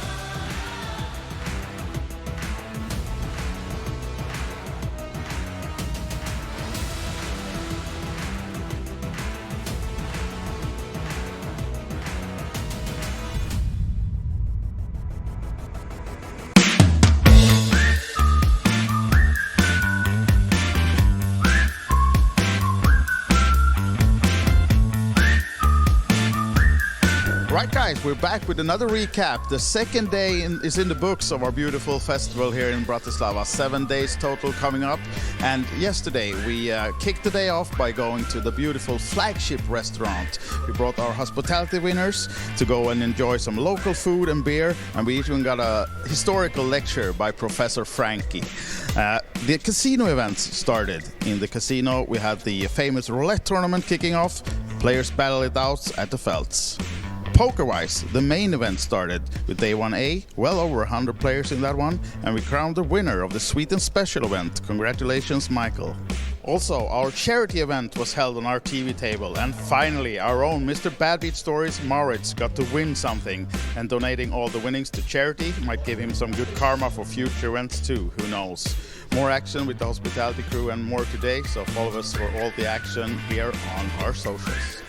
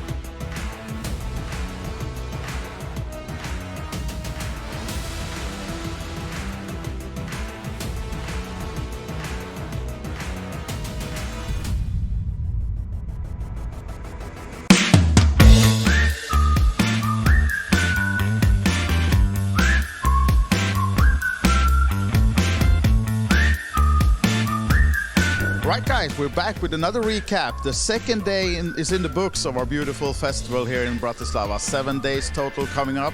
And yesterday we kicked the day off by going to the beautiful flagship restaurant. We brought our hospitality winners to go and enjoy some local food and beer. And we even got a historical lecture by Professor Frankie. The casino events started. In the casino we had the famous roulette tournament kicking off. Players battle it out at the Felts. Poker-wise, the main event started with Day 1A, well over 100 players in that one, and we crowned the winner of the Sweet and Special event. Congratulations, Michael. Also, our charity event was held on our TV table, and finally, our own Mr. Bad Beat Stories, Maurits, got to win something, and donating all the winnings to charity might give him some good karma for future events too, who knows. More action with the hospitality crew and more today, so follow us for all the action here on our socials.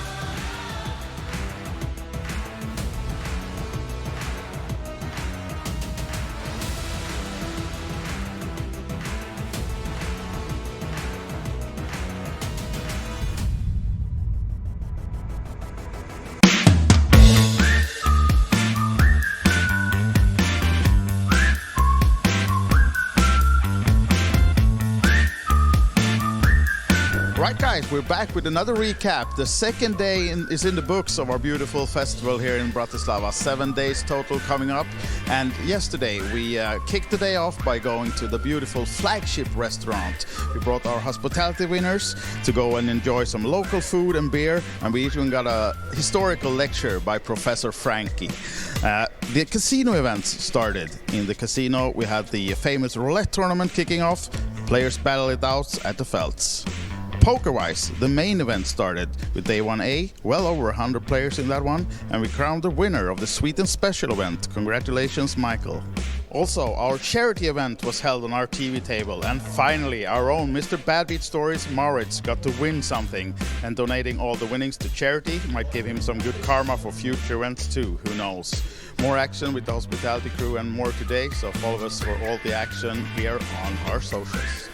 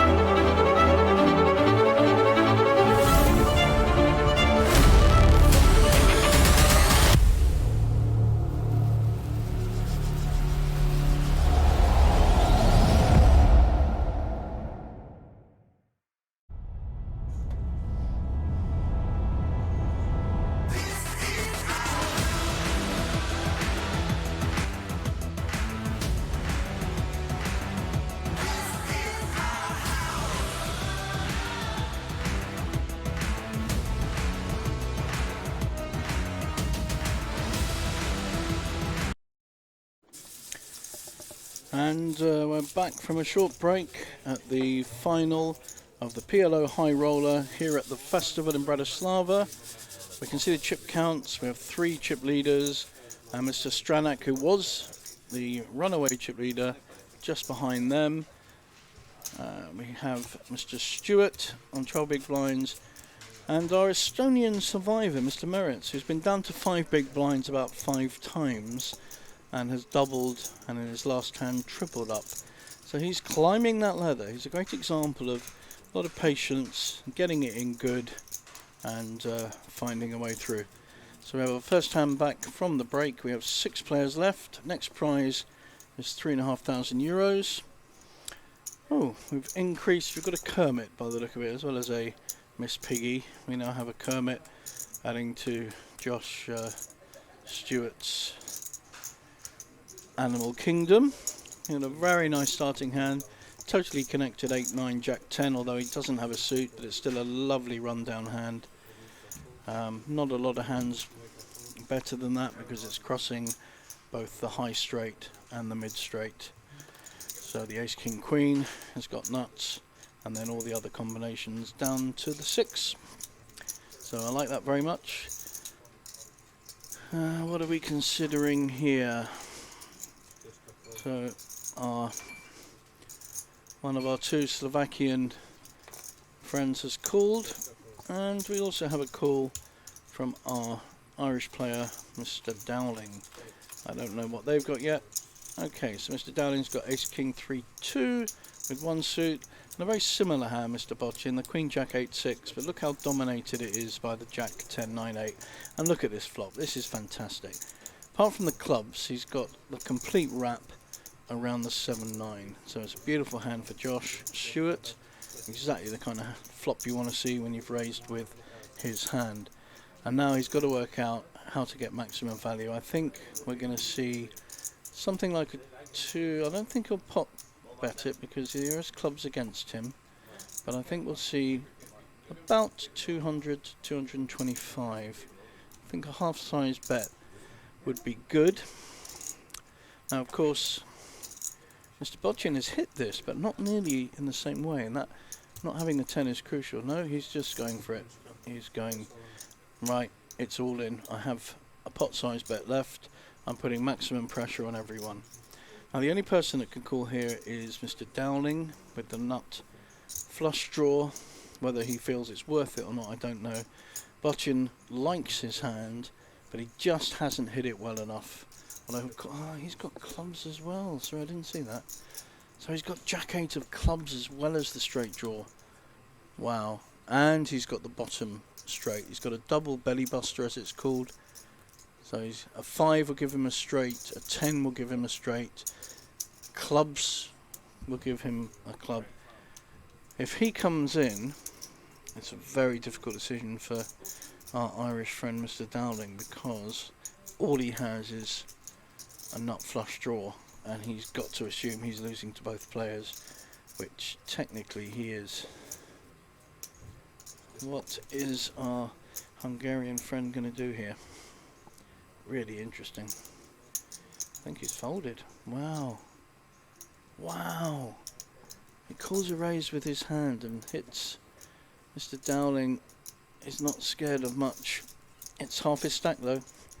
500,000. Yeah, it's half his stack. He's put 100 in already. He's going for it. He is not afraid to gamble. So we've got the wrap against the flush draw, but of course right now the 9 is actually winning, so if there are raggy cards come out or no high cards, Josh could win just with a 9 or 2 pairs or something like that. But it's such a good hand with the 7-9, and there it is, bang, he's already hit his straight with the Jack-8, and of course the other player that was in the pot also had Jack-8 with clubs. And there it goes, so lovely double up from Josh there. That is the perfect flop for his hand. I mean, it's just, you couldn't ask for more, unless it was literally a made hand. And also someone has to have a draw for you to get your money in and get paid, and of course Mr. Dowling had the nut flush draw. Had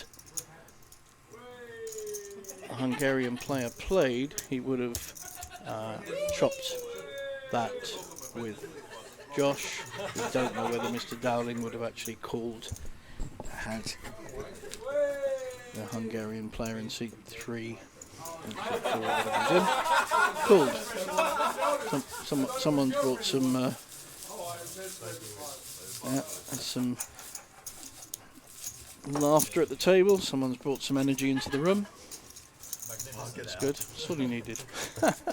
So now Josh has moved up to be one of those chip leaders. He's equal chip leader now with Simovic, who's also moved up since we started this final table.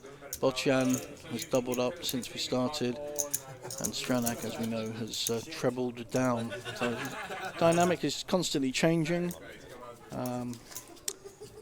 Probably be a while till we lose one of these players. It's very considered, conservative play in the main.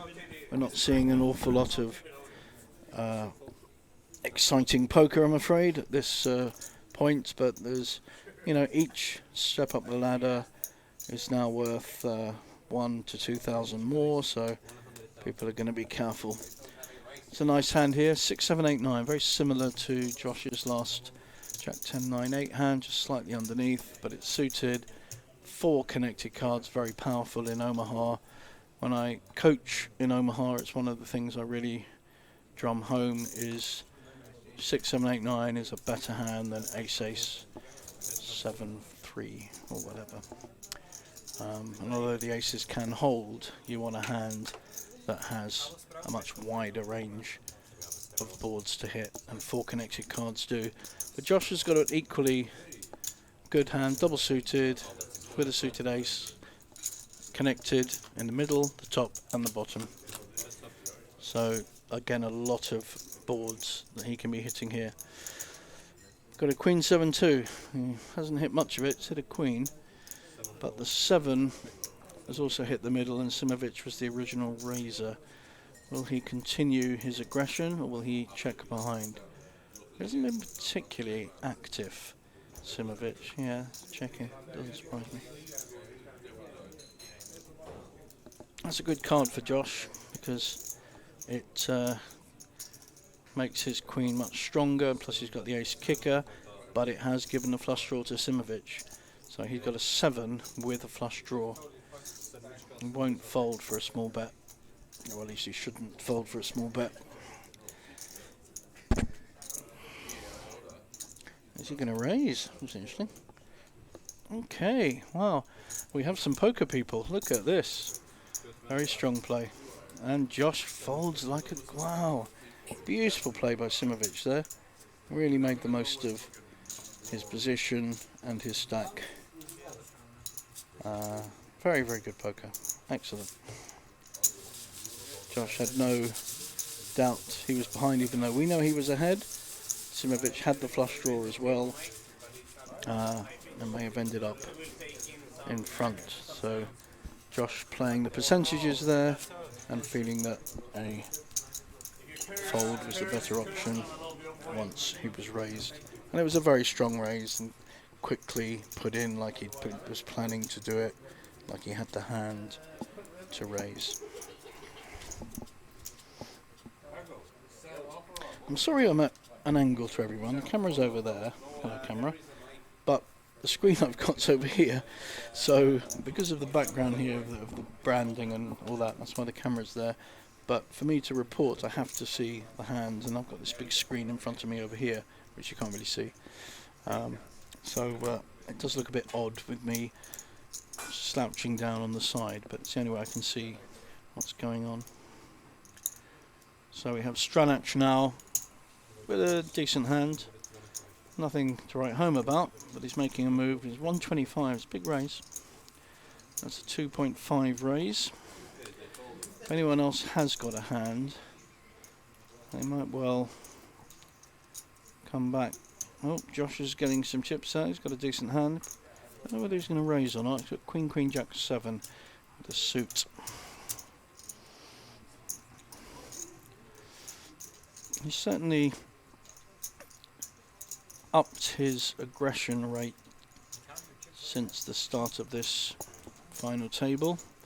He's looking for spots to be more aggressive. So what he's doing there is he's getting his chips and showing Stranach that he's not messing about. He's got lots of chips. Show of strength, shall we say. 4, 5, 10. Not a good flop for Stranach. Can't see the overpair of queens folding, but he'll certainly slow play this. Depends how strong Stranach. He made a very strong raise, 2.5 raise. So he's repping, he's representing a big pair, kings, aces. So if he follows through, he may well take this down. Looks like he is. I think 225 would be a very strong looking bet. Just the 200, sir. Thank you very much. Nice even round number. Now, can Josh work this one out? Can he... He's taking his time again, going through the same process. Back in the box. Think about it. Again, he can be calling, he can be raising. He's got all the options open to him here.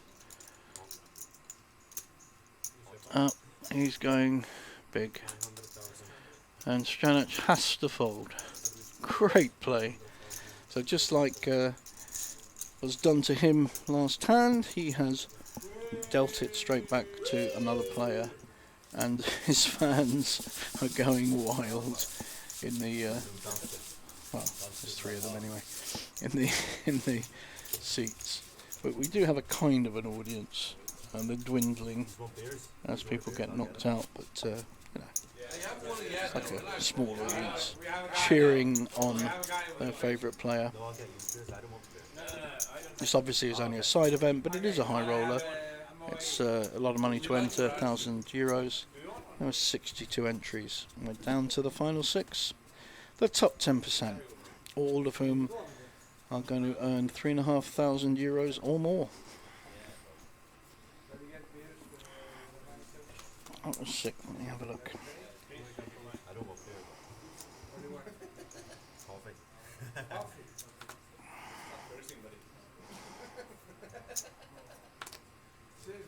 Yep, 3,500. So that's our next pay jump, and then we get quite a big jump up to 4,700 for the next place. I really couldn't tell you who the next one out will be. Very hard to know. Meretz is playing a hand, but he just called, which is interesting. Got a good hand. 7, 9, 10 ace, although it would help if the ace was suited. He's just called on the small blind in the hope that Simovic hasn't got a raising hand, which he certainly hasn't. So King, Queen, 6 clubs. Neither of them have hit this. I don't expect it to get 2. Yeah, now Meretz has hit his ace. May well bet this. He's got ace with a gut shot. Doesn't need to. He's going to win this anyway. Simovic doesn't want to get involved. Meretz has actually won every hand he's been in. Mostly been all in. Doubled up and tripled up. And has risen in the ladder. Done very well. Strong, very strong short stack play. It's a skill, especially in Omaha, where you can have a short stack for a long, long period. And I talked about a tournament I won in England where I had 2 to 6 big blinds for literally 2 hours, and it was one of the hardest 2 hours in poker I've had. Talk about grinding. And I think our Estonian friend here is definitely of the same grindability. Done very well, and he's still with a chance of winning this tournament now. I mean, that's the thing you've got to remember. If you are still in, and there are 6, and then there are 5, and then there are 4, you have a chance of winning. And he's given himself that opportunity with very patient play and strong play when he's got the right hand. So he's done very well, I think. Had a good laugh as well with some of his friends. So yeah, that's the discipline there. He's got the button, still didn't raise with a not a very good hand. So Simovic has a raising hand, an ace, king, jack, 6. When it's blind on blind, there's only one other player, so he's doing a full raise. There's a bit of posturing from Stranac. Yeah, he's got an interesting hand. 3, 3, 4, 4 with a suit. If it hits, he's massive. Does he want to gamble? It's going to cost him another 100,000. I think I'd be calling here. I like this. You know, it's cost him 100,000 more. He'll know exactly where he is on the flop. He's either got it or he hasn't. He's hit 3 4s. And what's rather good is that Simovic has hit ace jack, so he may well double up here. No one's got clubs. He'll probably just call. I don't think he'll raise because of the clubs. Problem is, if the board pairs, it's going to pair an ace or a jack, which will give a bigger house to Simovic.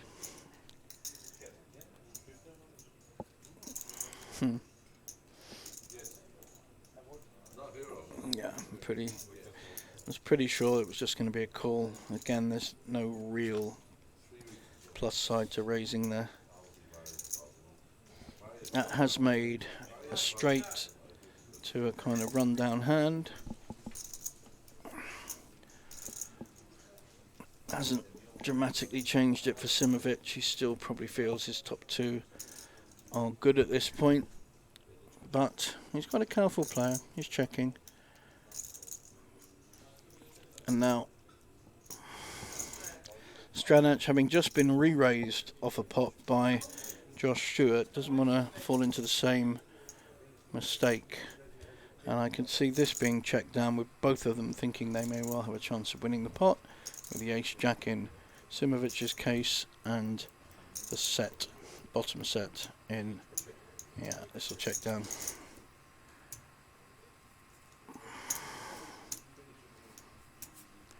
Simovic sees the bad news. He's now wondering how he could possibly be called with 3-3-4-4, but I like the call.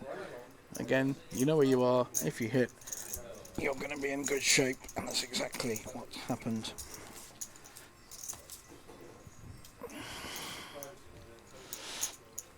So that's been long awaited, because it's been a while since our original chip leader has won a pot. He's mainly been shipping chips to all the other players, or being raised off pots with good aggressive raises by some of his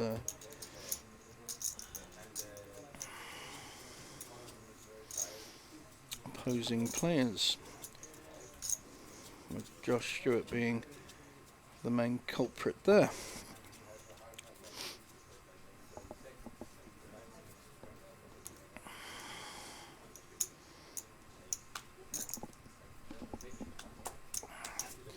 So now a few players, the blinds have gone up to 25.50, so you've now got players with very close to the kind of 10-12 big blind mark. So Merritts has raised a hand. He's got a good hand, ace, king, queen, 7, perfectly good hand to raise. As Botian, who has got him well covered. This is not a hand to, I don't like this call. It's just not strong enough. Ace, 3, 5, 8, you've got to hit diamonds, you've got to hit minimum 2 pairs. You know, he's hit the 3, what's he going to do? Whatever Merritts had, he's going to follow through on that flop. He's hit top pair, top kicker, he's not going anywhere for the moment. Unless Botian can find a way of representing the clubs and the king, he's just going to fold, which he has done. I didn't like that call, it was unnecessary, it's not good discipline. That's the kind of call Merritts, so that's the kind of fold Merritts has been making to stay alive, and Josh has made some very good folds, and that's the kind of discipline you need at this point to make sure you are laddering and putting yourself in a position to win the 20,000 first prize for this high roller PLO side event at the festival in Bratislava at Casino Banco.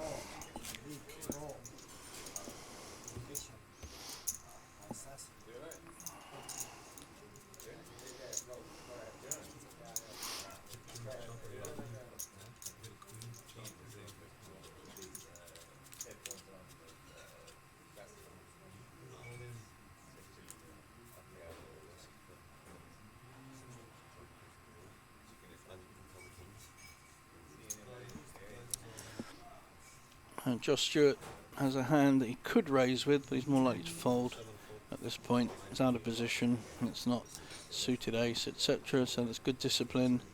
And Merritts is off again. Look, he's on 100,000 with a queen, queen, 10-5. He's definitely going to get respect from the rest of the table unless they have a very good hand. They're most likely to fold against him.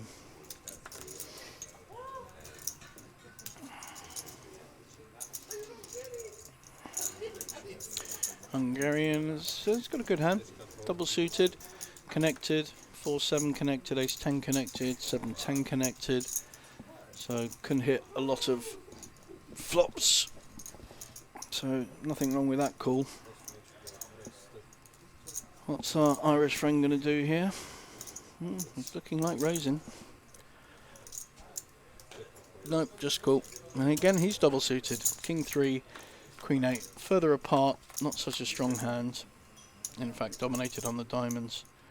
King, queen, 4, so Dowling's hit 2 pairs. We've got a bad flush draw for Bottiman, but he's also got a gut shot, so we've got 2 draws there, and 3 queens for Merritt, so they've all got something. I think if this is a strong bet, which it really could be, he's got top 2. I think Merritts is definitely going in. This could be trouble for Dowling. It really could. I think Merritts is pushing. Yep, there he goes. He has to. He's got top set. Sorry, second set. And I think Bottivan will get out the way.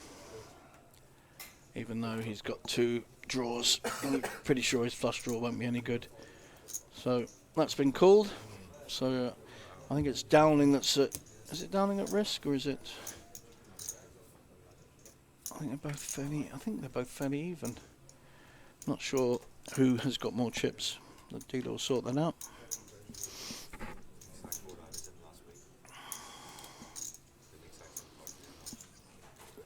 I think might be wrong that Dowling is 35,000 behind, so he's actually covers, and that's all over. Full house, queens over 4s.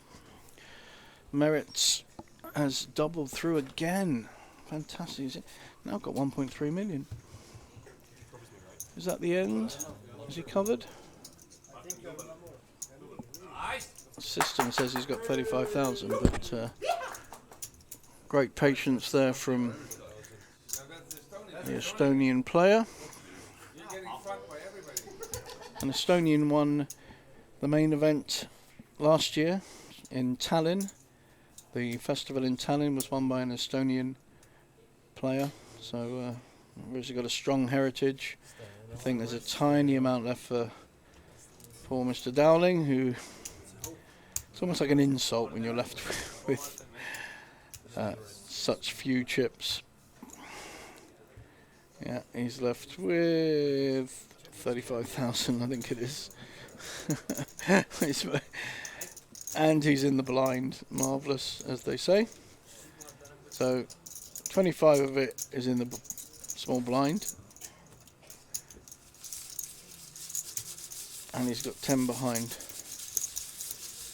Which, pretty well, he has to put in whatever hand he's got. So he's committed to this.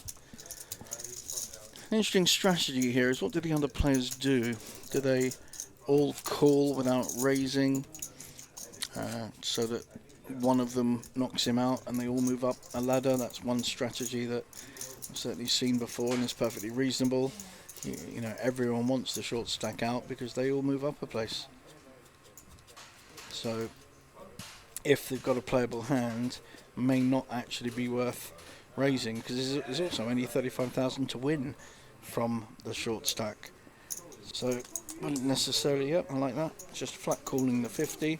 So I think any playable hand here should just call and not risk too many chips. I think if you raise, that's not necessarily the best play. I like Merritt's hand here, 5, 6, 7, 7. But Stranak does have a very strong hand. But again, choosing just to call. This is good. This is good. Not from Mr. Dowling's point of view, I'm afraid. Bottivan's got a very good hand. Ace, King, Jack, 9. Now, he could elect to raise. But I think we're going to see just a call as well. I think Mr. Dowling is feeling a little bit like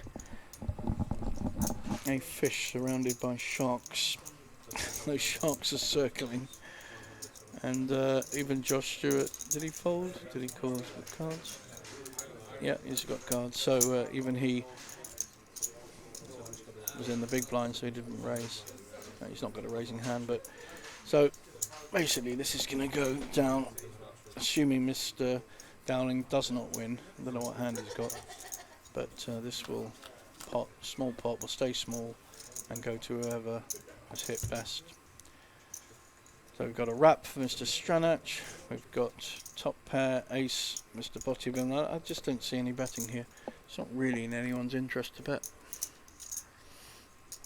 Oh, we've got the face cover again. Either that or he's got some serious facial issues that he wants to cover. Is he betting? Wow. How's he calling? I think he's calling though. I think Stranach betted. And he has got the wrap. And now he's got the nuts.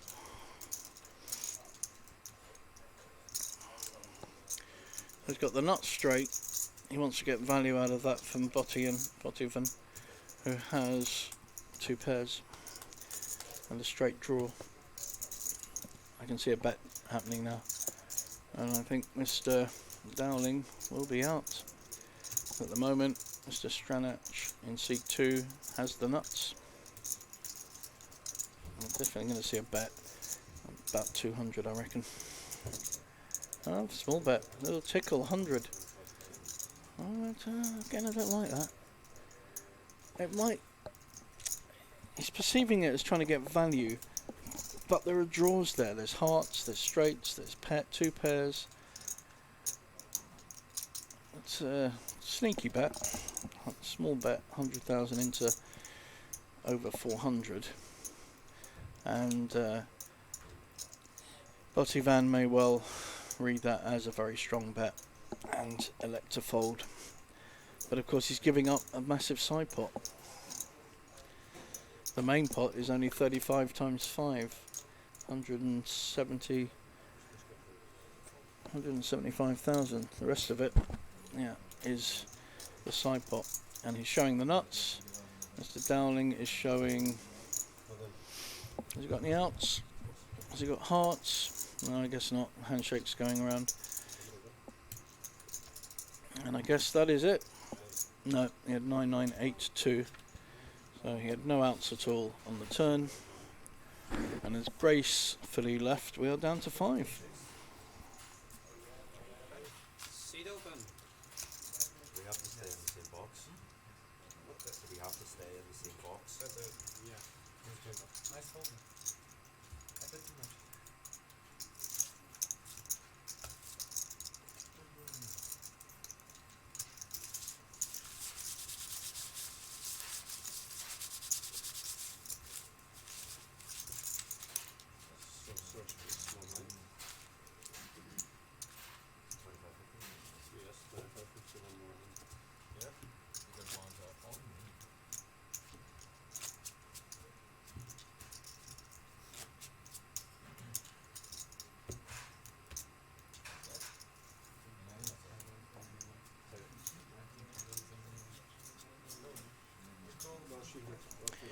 So we're down to our final 5 out of 62 starters in the PLO High Roller. It's very, very late in the morning. It'll actually be breakfast time soon.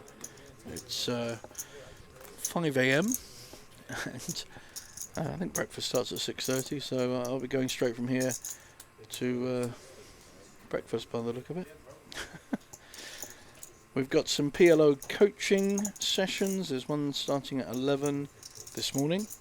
And we have 5 or 6 participants, and anyone that wants to know more about PLO and wants to join, I think we've got one place available at 11 AM in the main casino by the cage if you want to turn up. It's €50 for a 2-hour masterclass, and you get, if you then enter a PLO tournament, the festival will give you your fee back, which is pretty generous. So if it costs you €250, you will get €25 back from me in cash on production of your proof that you've bought into a PLO tournament. So we're doing it to help people understand this particular game better, and also to encourage people to play the PLO tournaments. We do have quite a few. We have 4 spaces left on Saturday prior to Saturday's PLO. So if any of you Hold'em players or people that are watching PLO that really want to kind of learn a bit more and then to apply it to an actual tournament, whether they know and have played a bit or are new to it, it's an open session to all. It's a very collaborative approach, and we look at strategy and different options through playing some practical hands as well as we can. 2-hour class, and you'll learn an awful lot from it. So now we have a different smaller stack. So Mr. Botian, who's been involved but just been bullied or pushed off pots. The only one I was surprised about was when he had the straight draw and flush draw around the Queen 10-9, and he would have hit the same straight as Josh did and would have won a fair bit, but apart from that,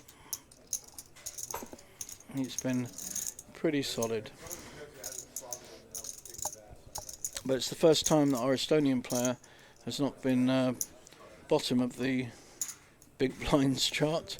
He's now moved into 4th and moving upwards, so he definitely can win tournaments from being a short stack more easily in Omaha than in Hold'em. It is actually, if you're disciplined like he is and play your hands strongly when you have them, then it's more than possible to move up the ladder.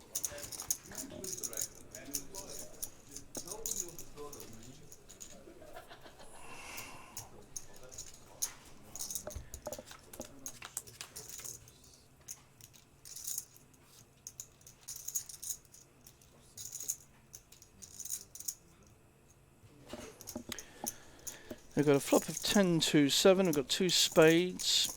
No one's really hit this board in any meaningful way, so this may well go down to, we've now got spades made, but again no one's got spades. Got 2 pairs by Simovic. We've got over pair and a draw with Stranac, who's definitely folding that, and I don't think Merits will get involved, so Simovic deserved to win that one. I think whoever really bet first was going to take that pot down.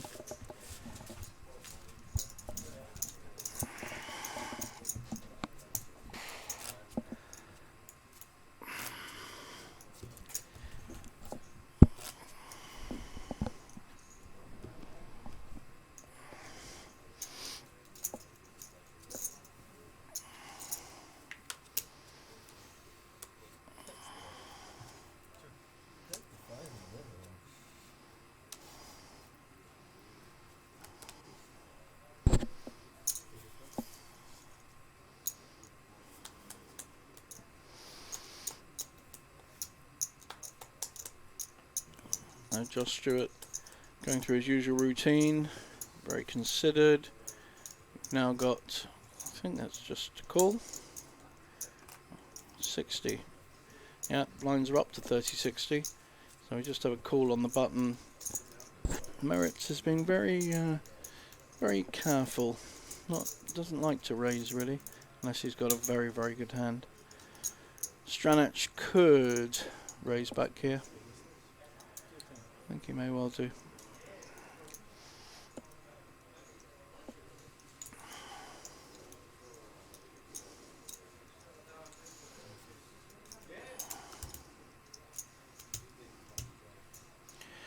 And that raise was enough for Merits to fold.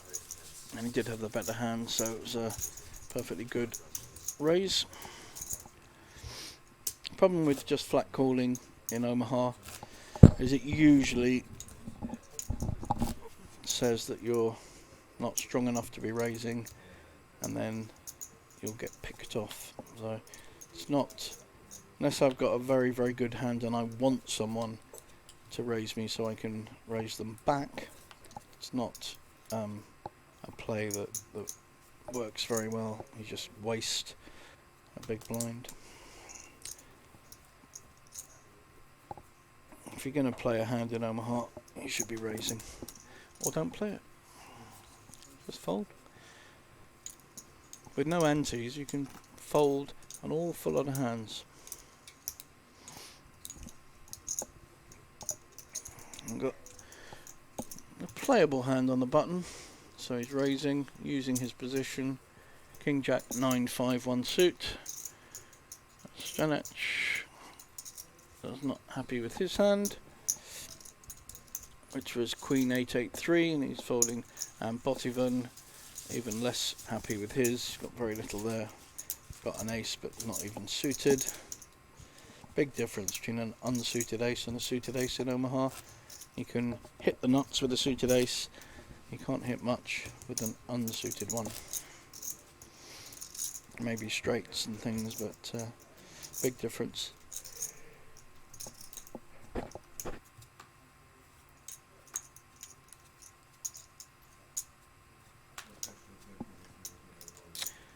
No, next hand, still 5 left.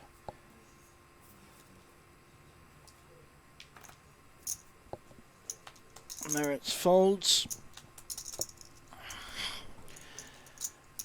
And we've got another raise. He's certainly been one of the more active players on the table, and that's in general a good thing.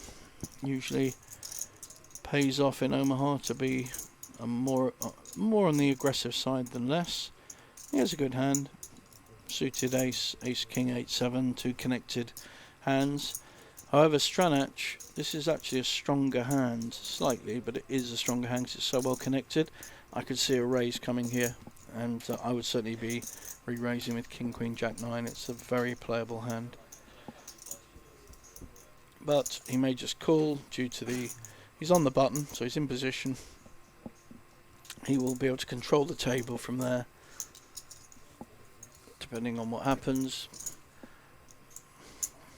Now folding the 4 low cards there again, definitely an option to call if you can afford to and if you're brave enough to, because if you hit that flop no one else has. Simple. It's a great way of picking up pots. You just know where you are. And Josh is considering that, not because of the 9 but because of the 2-3-5. He's a good enough player to do that, plus he was already in the big blind. To have a stretch. Oh, get to see my full shirt here. Hello. Oh, in fact Josh would have hit 2 pairs there, I think, or up and down with a 9. Would have been a good flop for him. So obviously I haven't seen these hands before they happen, and I said I quite like his hand because he's already invested half the money. He'd be getting about 5-1 on his money. Would have been worth it. Obviously the dynamics now change. The 9-10 starts to make Stranach's hand look pretty good. He's got the wrap, the upper wrap, the jack, queen, king, any high card bar an ace, and he's got the made straight. Simovic has the bottom end, the 7-8, but a jack would give a higher straight to Stranach. He should be betting this. If Simovic, which he has done, is checking, it's a sign of strength, and he does have a very good draw. I think about 200 is fine. I wouldn't go too much more.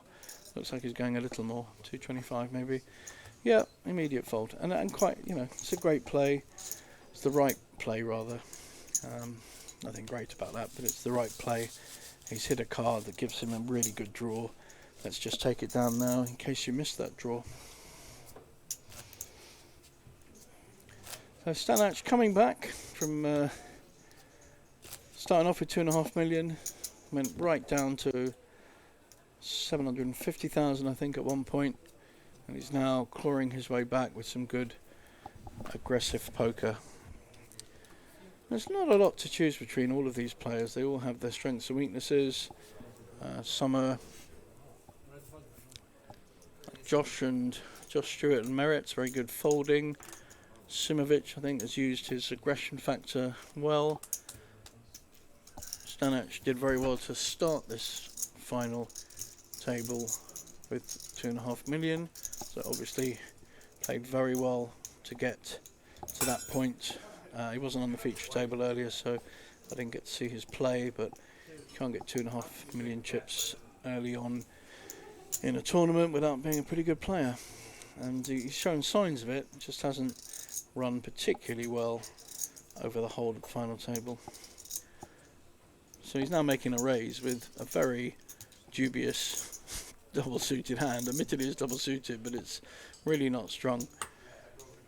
Now we also have a double suited hand, but a stronger one. Will Josh either call or raise with this? So it's not a bad hand at all. Oh, he's folded. Okay. He is not to know, but he actually had Stranach totally dominated with that hand. Had him dominated on the flush and all the numbers, etc., and the connections. But he's playing solid poker. He doesn't want to get involved without what he considers to be a stronger hand when someone else has raised. So that also means that raise from Stanage is getting respect. So although he's lost a lot of chips, he's still getting respect from the other players on the table, which is good from his point of view.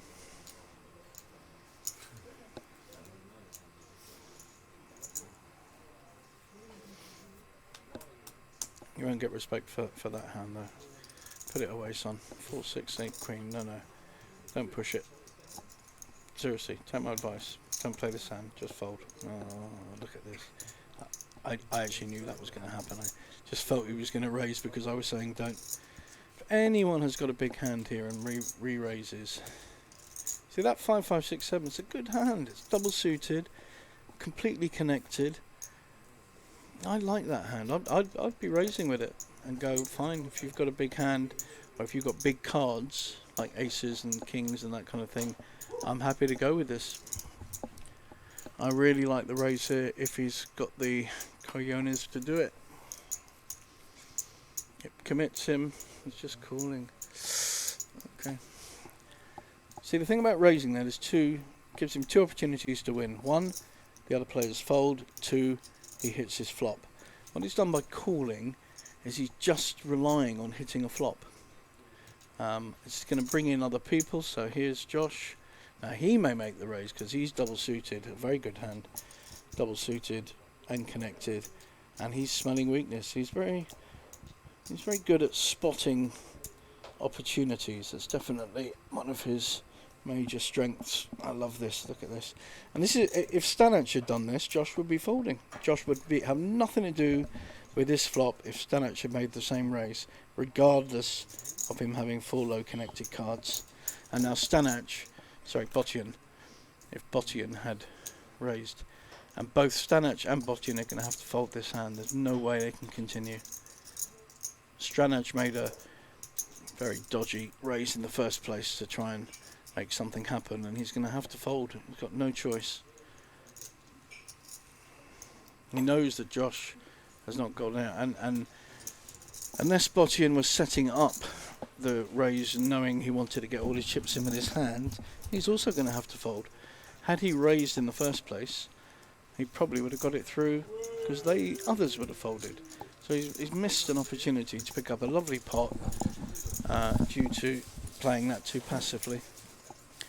And Josh picked up an even bigger pot because we had Bottyman's money in as well. He's picked up an even bigger pot by aggression with the right hand. Double suited ace high hand. Nice play, Josh. Very good. I think maybe you would invite Josh to the PLO masterclass and let him run it. Might be better.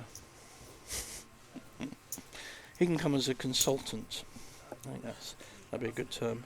Probably cost me too much though.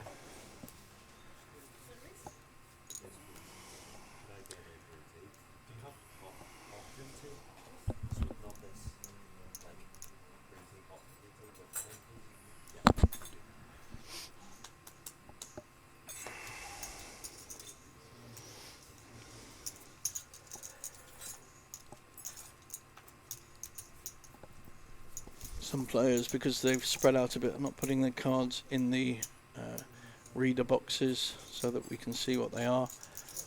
Simovic there, it's interesting. Again, it's just called without raising. If you want to play a hand like that, which I really like his hand. Look, he's smacked that flop. He's got the long straight draw and the flush draw. I'd be raising pre-flop with that hand. It's now opened up the opportunity for Stanage to hit a gut shot draw. And technically, Stanage is winning with a king high, would you believe? That's all that's winning this pot at the moment. And by Simovic is checking, he's allowing Stanage to make this bet. So unless he was setting him up, and he's either going to check raise now, I don't know, he's just calling. He's feeling very strong, I think, just by check calling. He's feeling his hand is too big, and he's now his a straight. It's the low end of the straight, so that Won't be too comfortable about that, and probably will check it. Yeah. Now Stranic has an interesting decision. The only way he can win the pot is by betting, because he's hit absolutely nothing. He'd be representing 10 Jack or 10 Queen, but then he'd have had that on the turn. He's playing it very, very strong. Will Simovic call him with the low end of the straight? Really interesting hand, this. Very aggressive play by Stranic. Certainly like the move. Can Simovic work through it? He's called him. Excellent.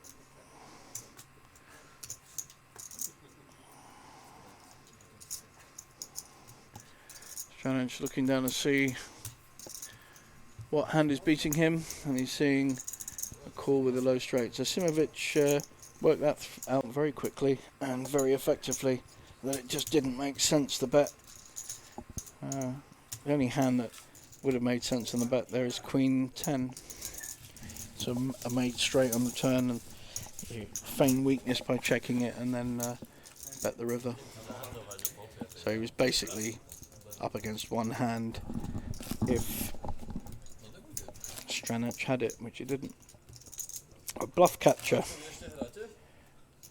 Low straight bluff catcher. Botting in now on 10 big blinds, both Merritts and Stranic. So look how far Merritts has got. Fantastic. 15 bigs. Josh 28, and Simovic is our chip leader with that excellent call with 33 big blinds.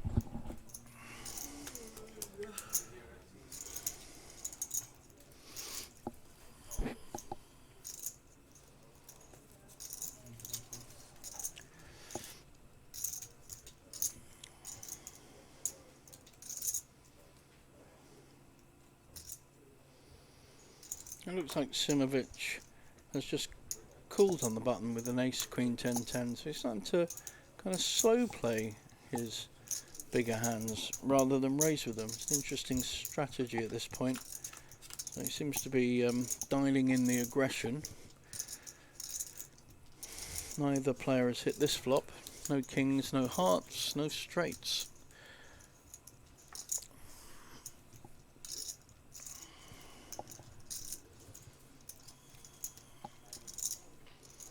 Simovic back to his aggression. If you're going to attack anyone on this table, Botivan is the one to attack. He doesn't like the pressure, to be honest, and unless he's got the absolute, he tends to fold. So I would be looking to get chips off him if I was on his right and on the button, etc., when he has a big blind in.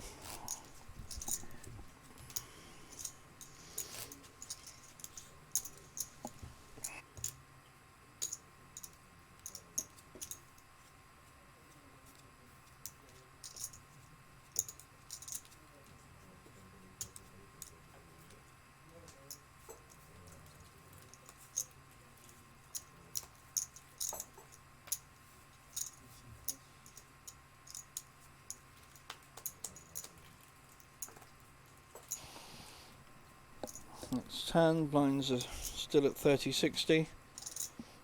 We've got Simovic with a double suited hand, King, Jack 9-5 connected as well.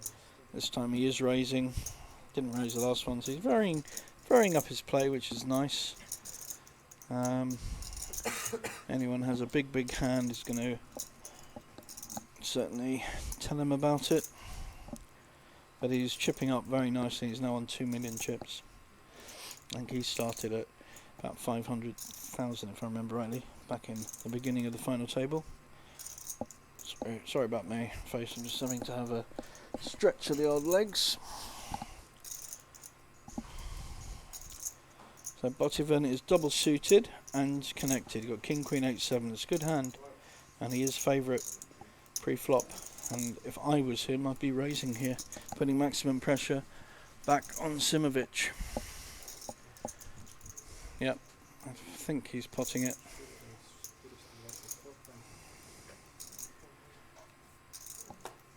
It's 120 plus 330, so it's about 600. I'm not even sure he's got 600. Immediate fold from Josh. Simovic is probably going to be folding his hand as well. I don't think he's going to feel, and he isn't, I don't think he's going to feel that he could possibly be ahead here. He's dominated by an awful lot of hands that are likely to raise him. The fact that he can afford it is not a reason to do it. I think he's just going to have to bite the bullet and fold here. Wow. I'm so wrong, but I don't think it's the right play. He's got hearts to hit and straights. His diamonds are no good. Botivan is favourite because he has the better hand. It's a gamble by Simovic, but it's not a well thought out play, I don't think. He may get lucky and win it, but I don't think it's because he's played the hand well. Nothing wrong with the raise.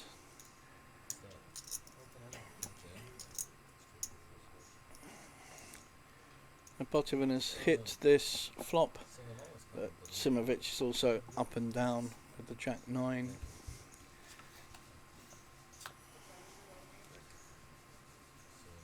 However, the Queen is no good on the Jack 9 because it gives a bigger straight to Botivan. Have the nut straight. Sorry, the Jack, I mean. So he's now 80% favourite. Yep. So I think my comments are fair there. I think Simovic made a poor decision on calling such a large raise. He didn't need to. He put in 150 or whatever thousand. It's costing him a lot more to call, and he's calling with a hand that almost certainly will be dominated by a raiser. So showing a bit of inexperience there. He probably is inexperienced, so maybe perfectly fair, but I think that's just doubled up Botivan, was the short stack and has now probably moved up to third in the charts, something like that. Big smile on the Hungarian's face, love that. Even Simovic is smiling. Yep, he's moved up to third, and just behind Simovic and our new chip leader Josh Stewart, who's certainly used his stack very effectively and maximised returns by putting the maximum pressure on his opposition throughout this final. He's chipping up very nicely and has varied his strategy to suit the different levels and different moments that are happening on this final table. Stranac isn't going anywhere with an ace king queen 4 suited. Certainly going to be raising it here. It's a good hand. There's only, the key thing here is there's only 5 players, so this kind of hand is a much stronger hand with only 5 players as opposed to 8.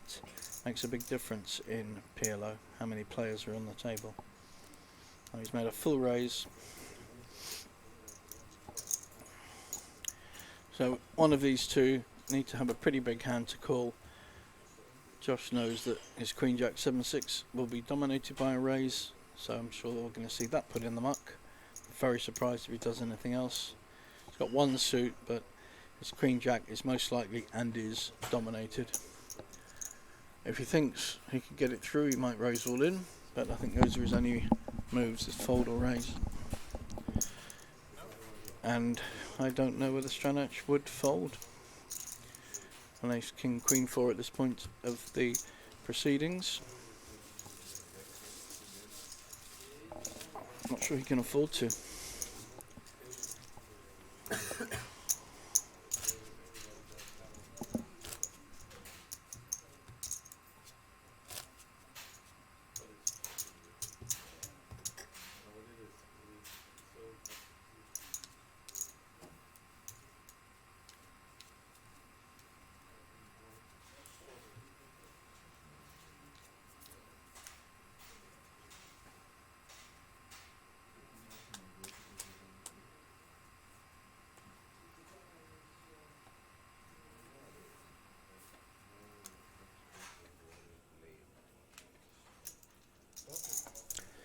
So here we've got an interesting hand, just calling there, 7, 8, 10, 10. It's definitely a raising hand with 5-handed. Not sure people have quite adjusted to the fact that there are only 5 players on the table, because you just need to open up your range a bit, and hands like 7, 8, 10, 10 are actually a lot stronger. In fact, Josh has got a very nice hand. He should be raising here with 8, 9, King, Queen, and he's a very good player. So I'm pretty sure he will be. There it goes. Oh my, okay, wow. That actually does surprise me. I think 5-handed, that's a strong hand. That either tells me that he's got a certain policy in place to get through to the final stages of this tournament, or he's made a decision on what kind of range he wants to play.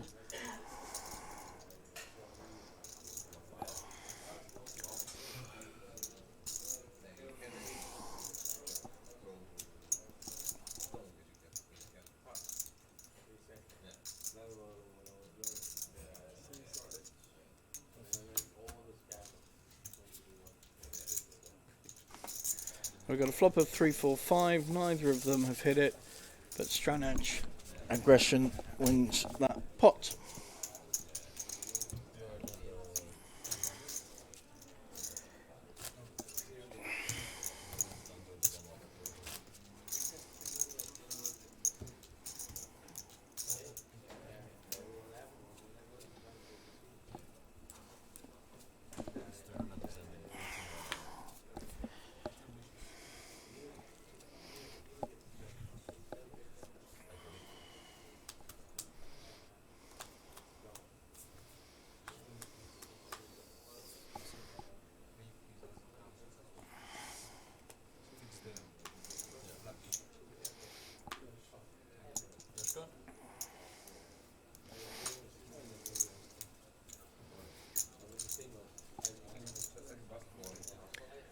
We're unfolding round to the blinds. Simovic has a playable hand, 6, 9, 9 Jack. He'll probably just call rather than raise. And Stranach also checks his big blind. He's got a slightly deceptive hand, ace 10, 10, 3. And he's hit his 10. And this could be trouble. We've got Simovic has hit his set of 9s and is betting, and Stranach has hit his top set of 10s. If this board pairs, if the 8 pairs or another card pairs, it could be trouble. I wonder if Simovic also has the Jack for a straight, so both very strong here. Be interesting to see how they play it. Very small board at the moment. Just a min bet and a call. That's not changed anything dramatically. I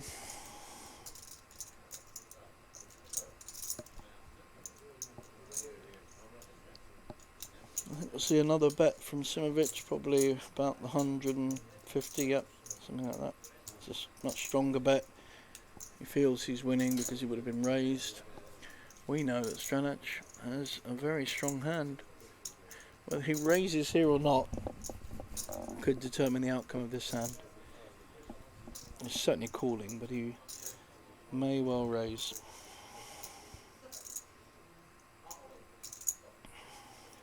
Just the call by the look of it. He's in position. He's milking Simovic, but Simovic thinks he's the one ahead. Oh my god, he's got quads. Simovic has hit quad 9s, and Stranach will totally believe he is ahead with his full house. He cannot put him on 9s. This could be goodbye. Simovic is going to bet it like he's got the straight, and I think Stranach is going to raise all in with the house. It's a big, big bet. I really like this bet. He hasn't bet it like he's got quads. He's not playing it cute. He's just going,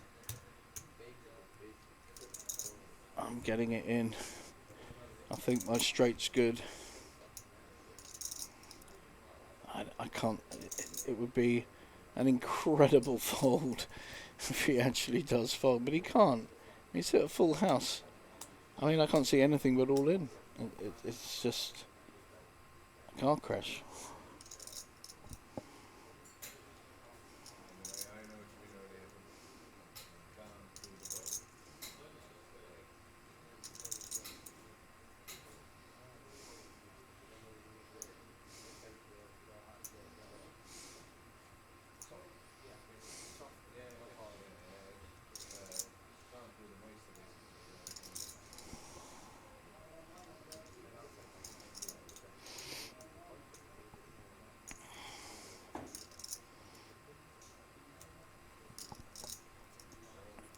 Zimovic is in the enviable position of knowing he has the nuts. There is no hand that can beat him. He has quad nines. That's it. No other hand can win.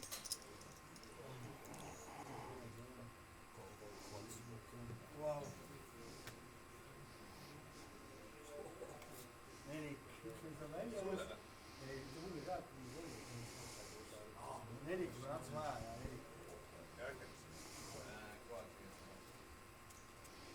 It looks like Stranahan's just called there.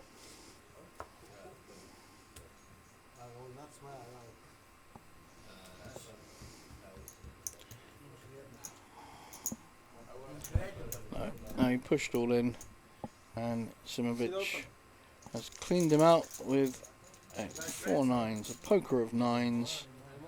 Very unlucky, very, very unlucky for the young man. He's played very well, and unfortunately he has to leave us in 5th spot. We're now down to 4, and our Estonian friend has gone from min cashing 2,400 at 8th to I think it's something like 5,000 4th place. Let's have a look. 5,900, so it's nearly 6,000, so he's done very, very well. There it is on the screen. Next prize, 5,900. I don't know whether they're going to be talking any kind of deal either now or in the final few. Often does happen, but it usually takes someone like me to instigate it, because I think doing deals is in everyone's favour, to be honest, and some people don't know enough about doing deals and ICM deals and what's in whose interest. I've done a lot of deals in my time. I should be like a deal advisor, to be honest. If I was on a small percentage, I might do quite well. Look at this, Simovic, top of the charts now, 2.5 million, knocked out his Slovakian compatriot. Shorter stack, Botivun and Merritt are still in. Josh has now just dropped down a little bit to be second out of the 4, but playing very well. Great aggression when required. Again, we're down to 4 now, so our ranges should be wider. Our ace, queen, 10, 8, double suited, but it starts to become quite a good hand, and we need to adjust accordingly, not just wait for premium hands, because they're very hard to get anyway. A queen, jack, 10, 9, priceless. Get it in.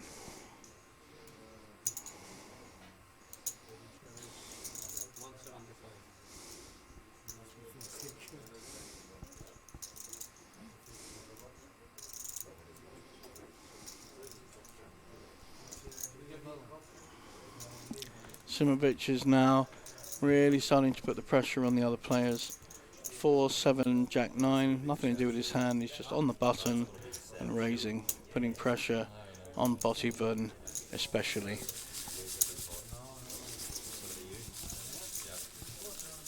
And you've got to remember, there's far more hands that people are going to have that they'll fold than the kind of hand you need to call or re-raise with. Much harder to get those kind of hands, so definitely at this level with 4 players left, the raise on the button when you have the chip lead is a very effective tool, and 9 times out of 10 you will take down the blinds.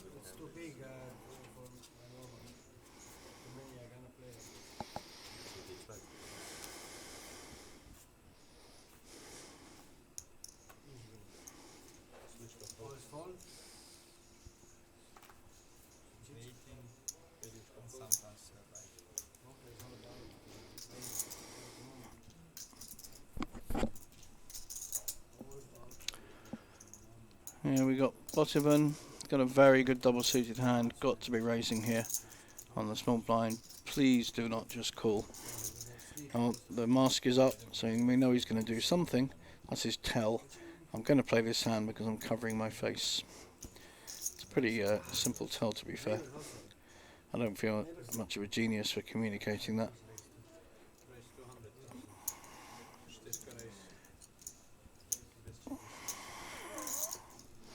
There's raise 200, and the big blind in this case, Josh will have to have a very good hand to fight back against that kind of raise. So I like that, that's fine. Small blind, just take down a small pot, but take it down without sweat or fighting too hard. Much better to be smart than work hard. Just work smart, whatever that means in your industry. In poker, that's what it meant.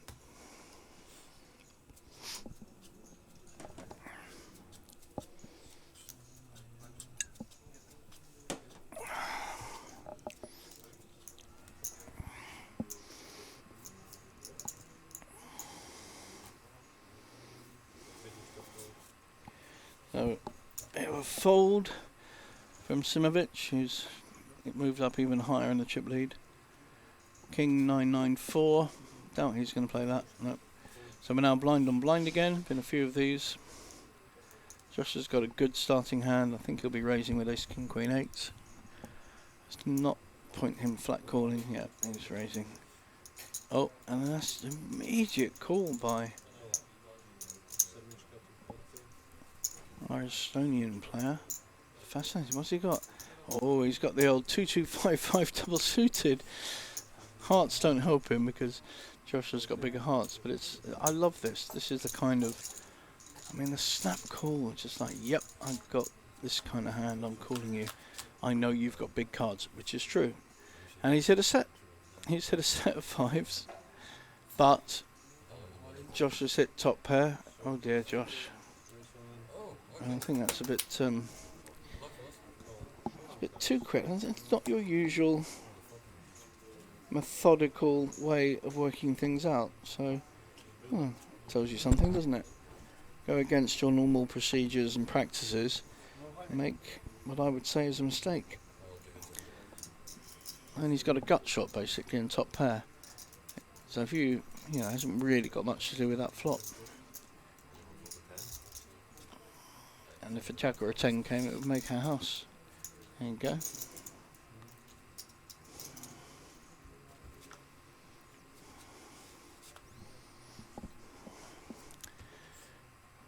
Alright, we've got a full house there with the fives.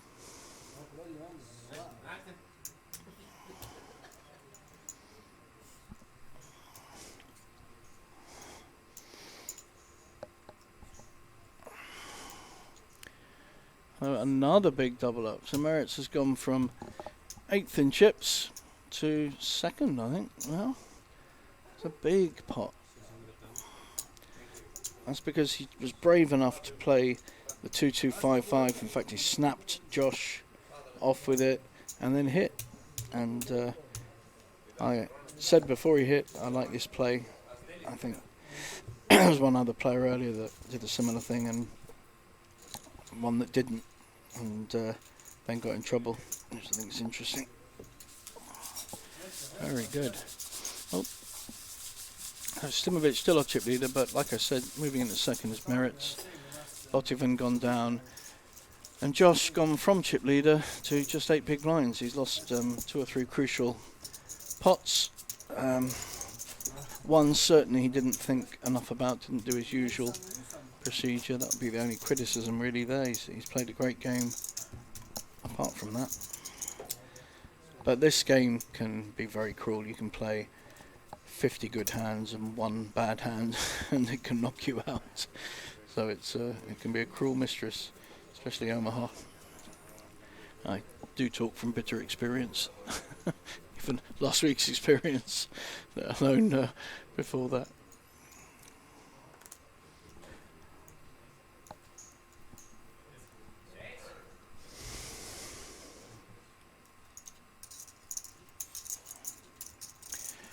think Botti going to be raising here with an ace, king, king 8. It's a pretty big hand 4 up.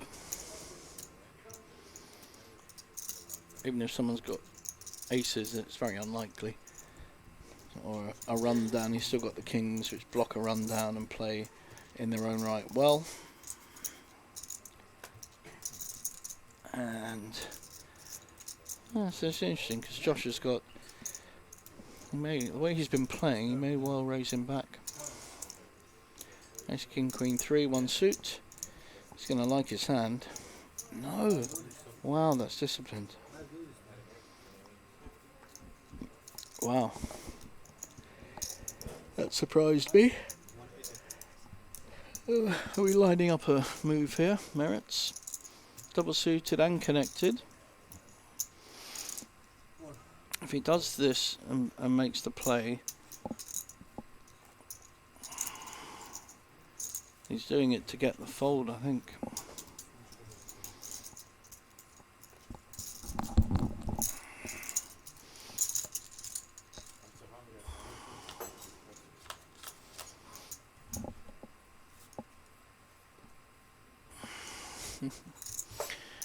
Four sixes hit, up and down for Merits, and no diamonds for either player.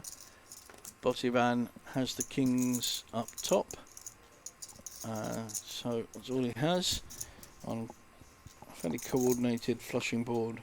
I can't see him putting that much in if he has, and that has met some of the flush draws.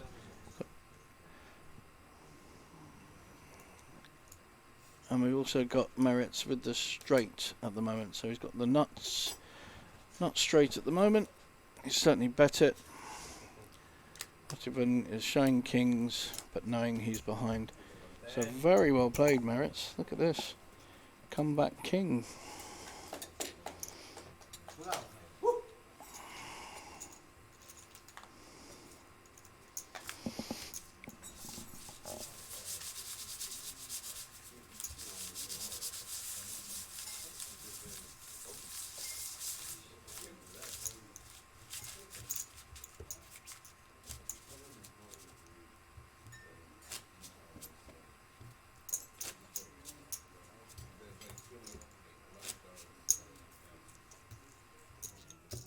Have you got on that wall? Actually, it looks more like a floor. I think. They are by 4? Huh? They are by 4? Yeah. Well, we're on to our next hand.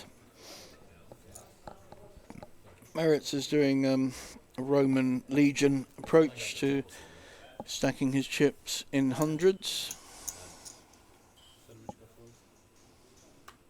20 hundreds. I think that makes 2 million. Yep, 2 million chips. He's got his 20 hundreds lined up in battlefield formation, a la Romans. And that's a fold. A big blind wins the blinds there because small blind folded and there were no raises from the other two.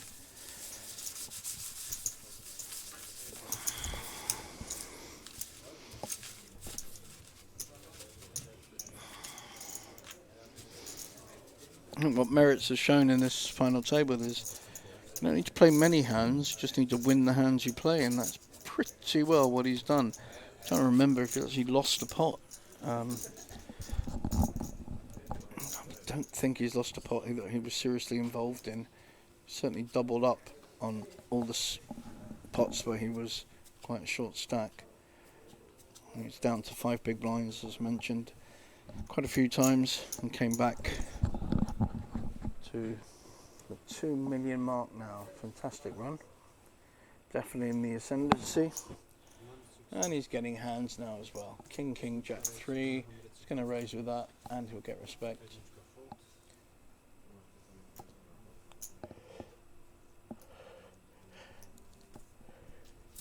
Simovic passes. Botivan's got a playable hand, still passes. So Botivan could have played the 6, 7, 9, 10. It's a good hand. Is Josh gonna call because he's already invested some 4, 5, 7 king?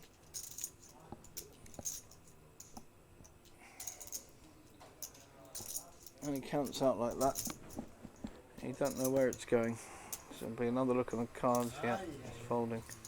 I think he does that mainly to get reaction of the opposition. Will he, won't he? Will he put it in, won't he? So I want him to. So he's trying to pick up tells whilst he kind of gets his chips ready. I'm sure he's looking and listening to whatever opposition is actually already got chips over the line.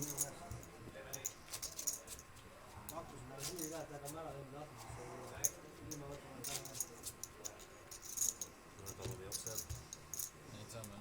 Just give me 4 decent cards and I'm ready.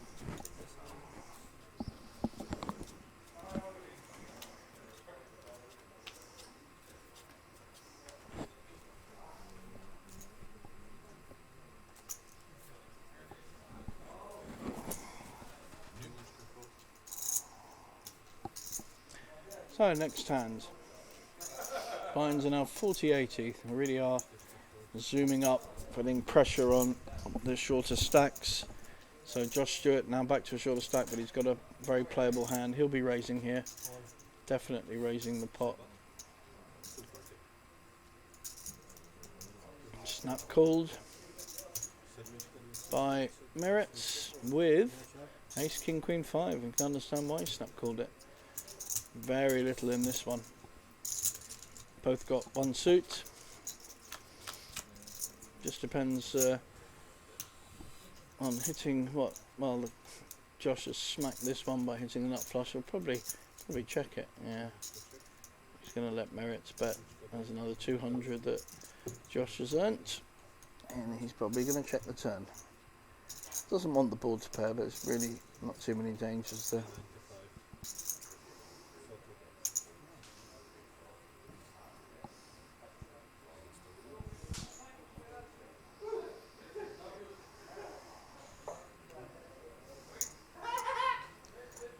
Now Josh was short stacked once the initial bet, once he called the initial bet, so it makes sense to just shove it in and try and hope that someone has hit something like 2 pairs or straight draw up or down.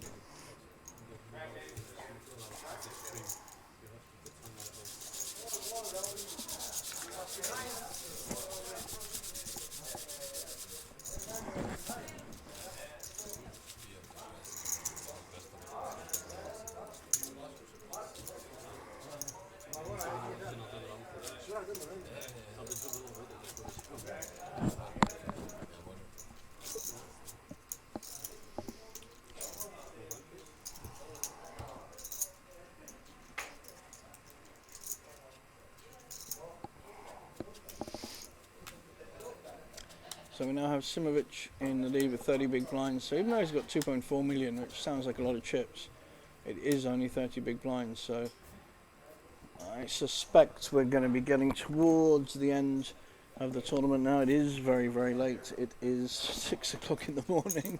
Like I said, breakfast starts at 6:30. It's very, very late. And I would think that there might be a deal made at some point if we get down to 3 maybe. We'll see.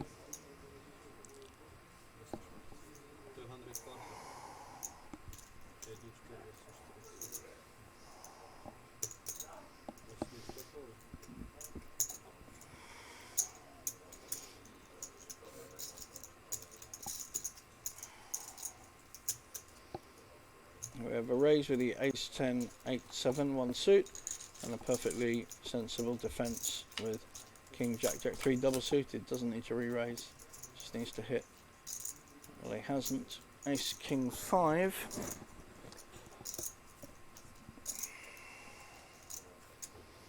So Simovic was the original raiser. He's going to follow up with a 250 bet, 250, 50% bet. Merritts hasn't got a lot here. He's got backdoor hearts and a pair of jacks, so he quite sensibly just passes. there's not a lot he can do. He didn't really hit, and very good play again by the main aggressor on the table, I would say. Most aggressive pre-flop player, and although he can be very careful on some hands post-flop where he's often checking a better hand and gets other players into trouble. So he's had a very good final table, I think. Deserving of one of the top 2 or 3. Excuse me, I am yawning because it is very, very late. It's well past. So, well, it's not even bedtime, is it? Bedtime's been and gone. I've got a coaching session at 11 AM. I'm not quite sure how I'm going to get to do that. And I was meant to play the horse at 1. I think what I will be doing is sleeping. I will have a sleep and play the 456 Omaha at 8 PM. And for those that are not sure, that's a round or a level of each. Play with 4 cards, then 5 cards, then 6 cards. Like I mentioned earlier, we play a lot of 456 in Britain. I've won 3 456 trophies at the Grosvenor UK Poker Tour in PLO.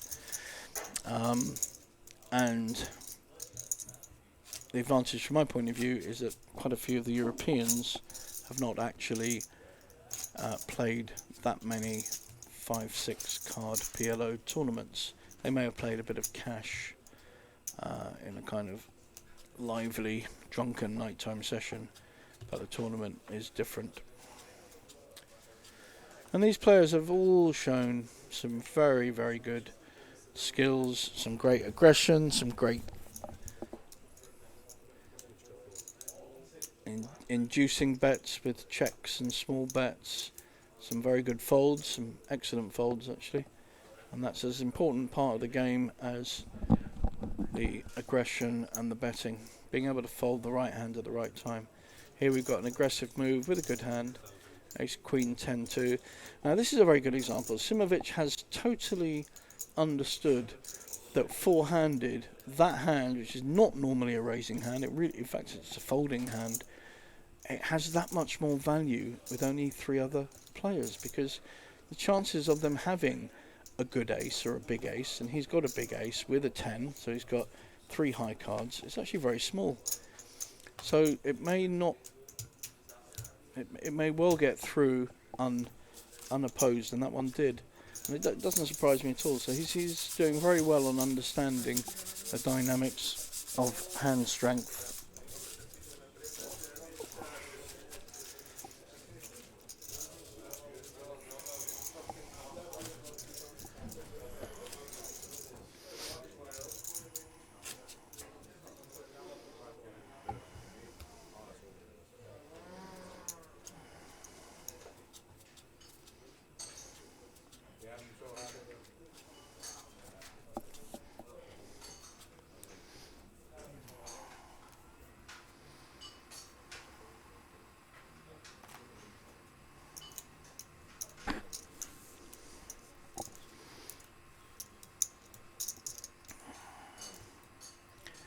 So again, the aggressor here with a much stronger holding. He's got double-suited hand with an ace-king and a pair of 7s. So very nice hand. Very hard to have a better hand four-handed, and of course they haven't. Folding, and Merritt, who's obviously a very good folder, is folded his way to 4th place at the moment. Well, certainly folded his way to 6th place, and then started getting some hands and played them very well. So I think all these 4 deserve to be in the last 4. They've all done well. I think the Irish player earlier probably played the best first half of the final table. Beautiful check calling with the nuts to maximise a very big hand early on, but then faded away a bit at the wrong time, unfortunately, from his point of view. And this guy, this Hungarian player, is like one of those mollusks that sit on the wood underneath the sea and just cling on for dear life. He just seems to be surviving his way through this tournament. I don't think he's ever been chip leader. I think he's the only one that hasn't, because Josh was a big chip leader early on. Merritt's is on his way to be chip leader, although he's in second at the moment with 1.3 million. Similar, just under Josh's amount. So I think we're just getting a call here. Call to the 80,000, but Simovic is not having any of it, especially with ace jack 10. He's going, you want to play? It's going to cost. Love it. And immediate call from Merritt's. Now, this could get him into a lot of trouble. Now, his immediate calls he's made have been very good calls up until this point. And this is the first one where perhaps a bit more of the Josh approach on thinking it through, seeing where he's at, might have served him better. Merritt's has not hit this flop, but nor has Simovic. Simovic has the 8s, and now both of them have still got draws. Maybe the first one to win is the aggressor. No, the aces are going to hold. I don't think he'll bet. There's no value in him betting. Just if they all hold, if they win, they win. And Merritt's lost nearly $250,000 chips there, 250,000, by making a very, very quick call without thinking it through. I think would be fair. I think they're getting up for a little wander, little break, 10-minute break.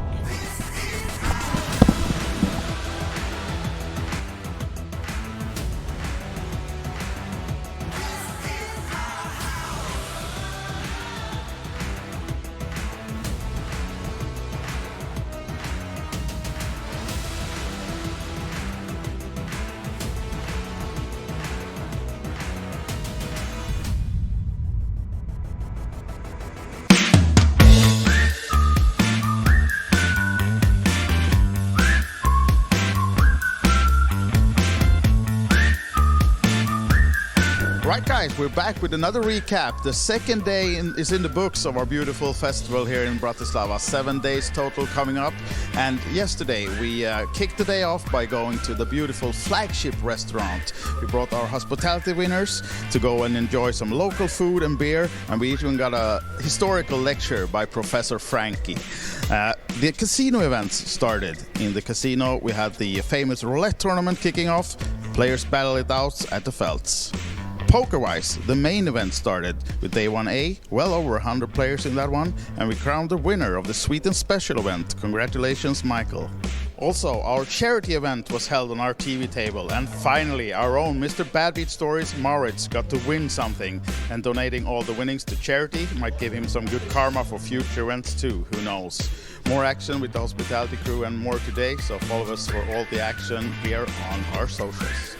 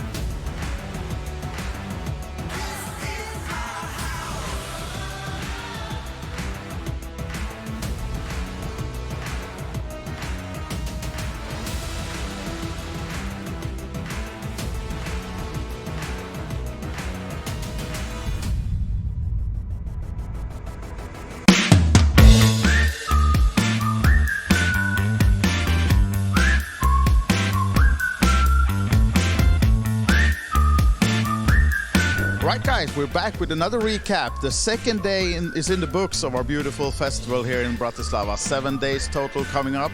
And yesterday we kicked the day off by going to the beautiful flagship restaurant. We brought our hospitality winners to go and enjoy some local food and beer. And we even got a historical lecture by Professor Frankie. The casino events started. In the casino we had the famous roulette tournament kicking off. Players battle it out at the Felts. Poker-wise, the main event started with day 1A, well over 100 players in that one, and we crowned the winner of the Sweet and Special event. Congratulations, Michael. Also, our charity event was held on our TV table, and finally, our own Mr. Bad Beat Stories, Maurits, got to win something, and donating all the winnings to charity might give him some good karma for future events too, who knows. More action with the hospitality crew and more today, so follow us for all the action here on our socials.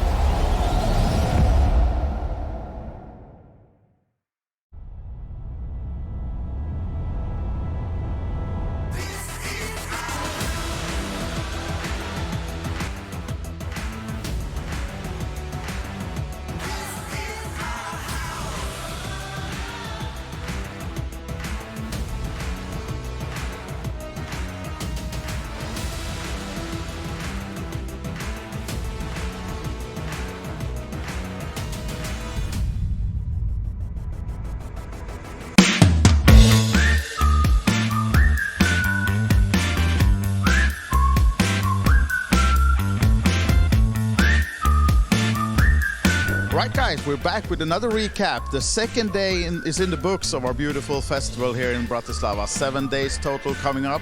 And yesterday we kicked the day off by going to the beautiful flagship restaurant. We brought our hospitality winners to go and enjoy some local food and beer. And we even got a historical lecture by Professor Frankie. The casino events started. In the casino we had the famous roulette tournament kicking off. Players battle it out at the Felts.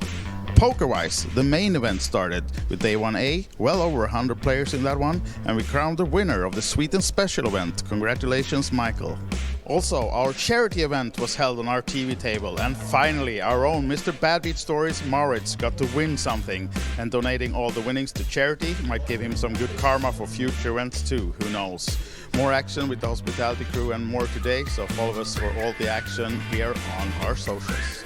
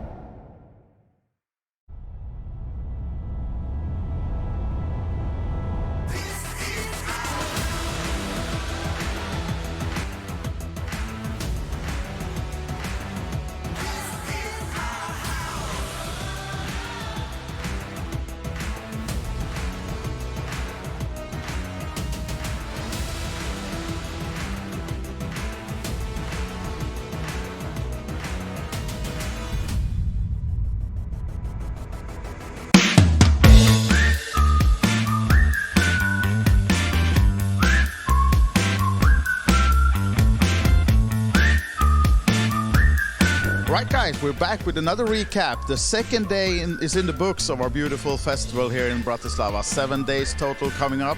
And yesterday we kicked the day off by going to the beautiful flagship restaurant. We brought our hospitality winners to go and enjoy some local food and beer. And we even got a historical lecture by Professor Frankie. The casino events started. In the casino we had the famous roulette tournament kicking off.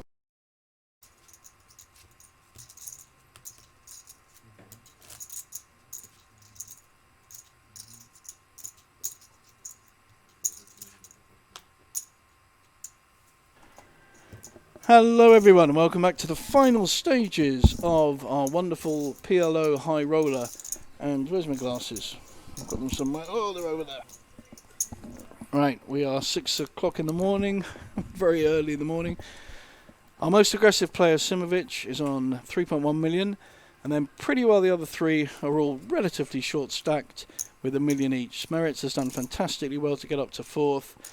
Josh was chip leader at one point and dropped right down to 4th, 5th, and has come up a bit, but I think it's been under pressure.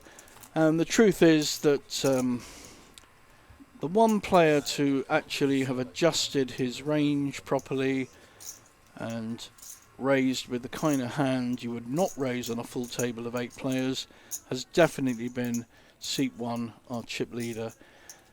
And at the moment, Mr. Simovic. So there's another great example. So he's coming into a pot with 4, 6, 9, 10. 2 connected hands. He's hit 10-4. He's almost certainly going to be ahead. It's very hard for someone to have ace-10 that didn't raise you. So it's more likely that his 10-4 is ahead. And in American truck terminology, 10-4 big buddy. So, how will he get paid though? That's the key. The pot's already big, 325, because the blinds are 50, 100. It's really, really large. They've all got 10 big blinds apart from Simovic.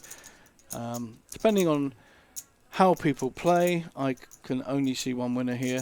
I think Simovic will roll over this table probably within 20 minutes or so. I think the way he's playing, he's absolutely on the right trajectory. And Mr. Botivan is... The reason he's doing this, he's hit the 4 and he's got a gut shot with the 2-5. But he's not really playing that. He's representing a bigger hand. Now, unfortunately for him, he's hit 2 pairs, 2-4.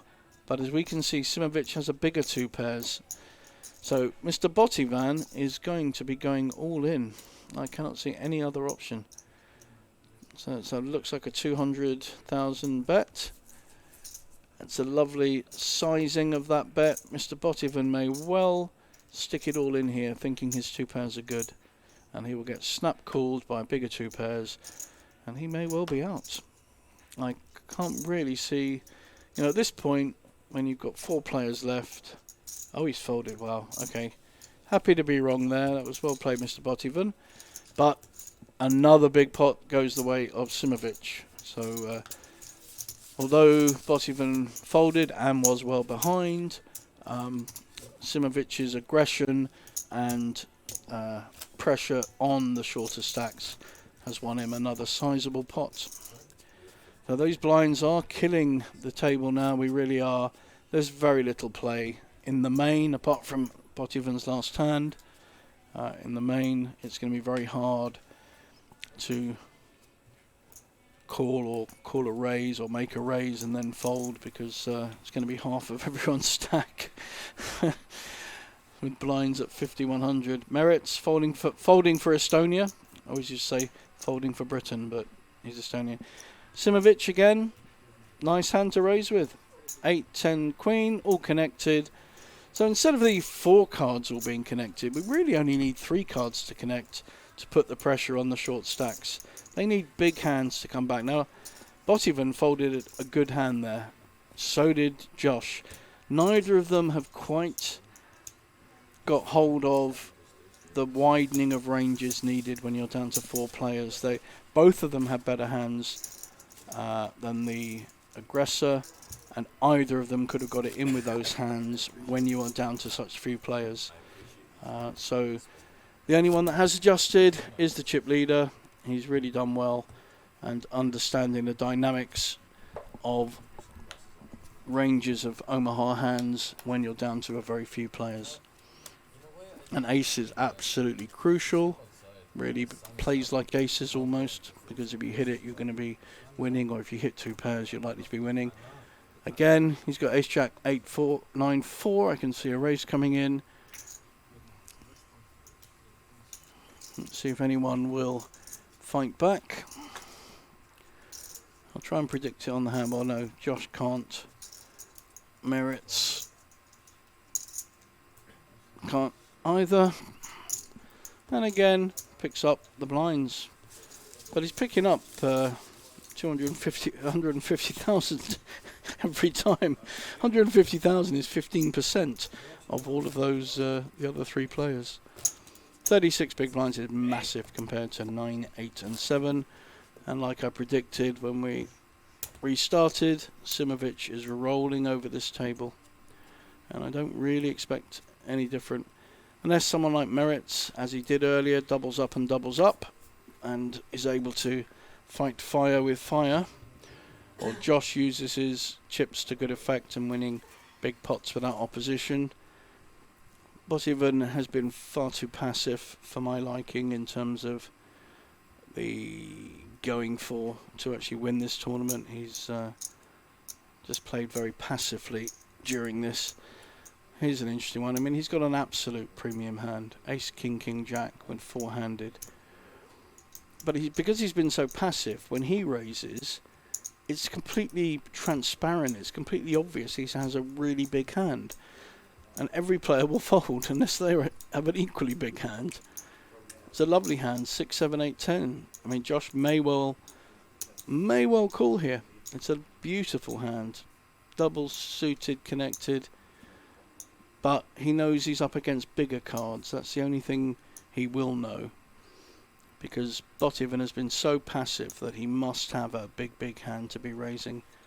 In all other circumstances, I think Josh would be shipping there. But he probably quite rightly has to fold. It's such a shame. It's a beautiful hand. Simovic can afford to call, but it's probably not a great call. See,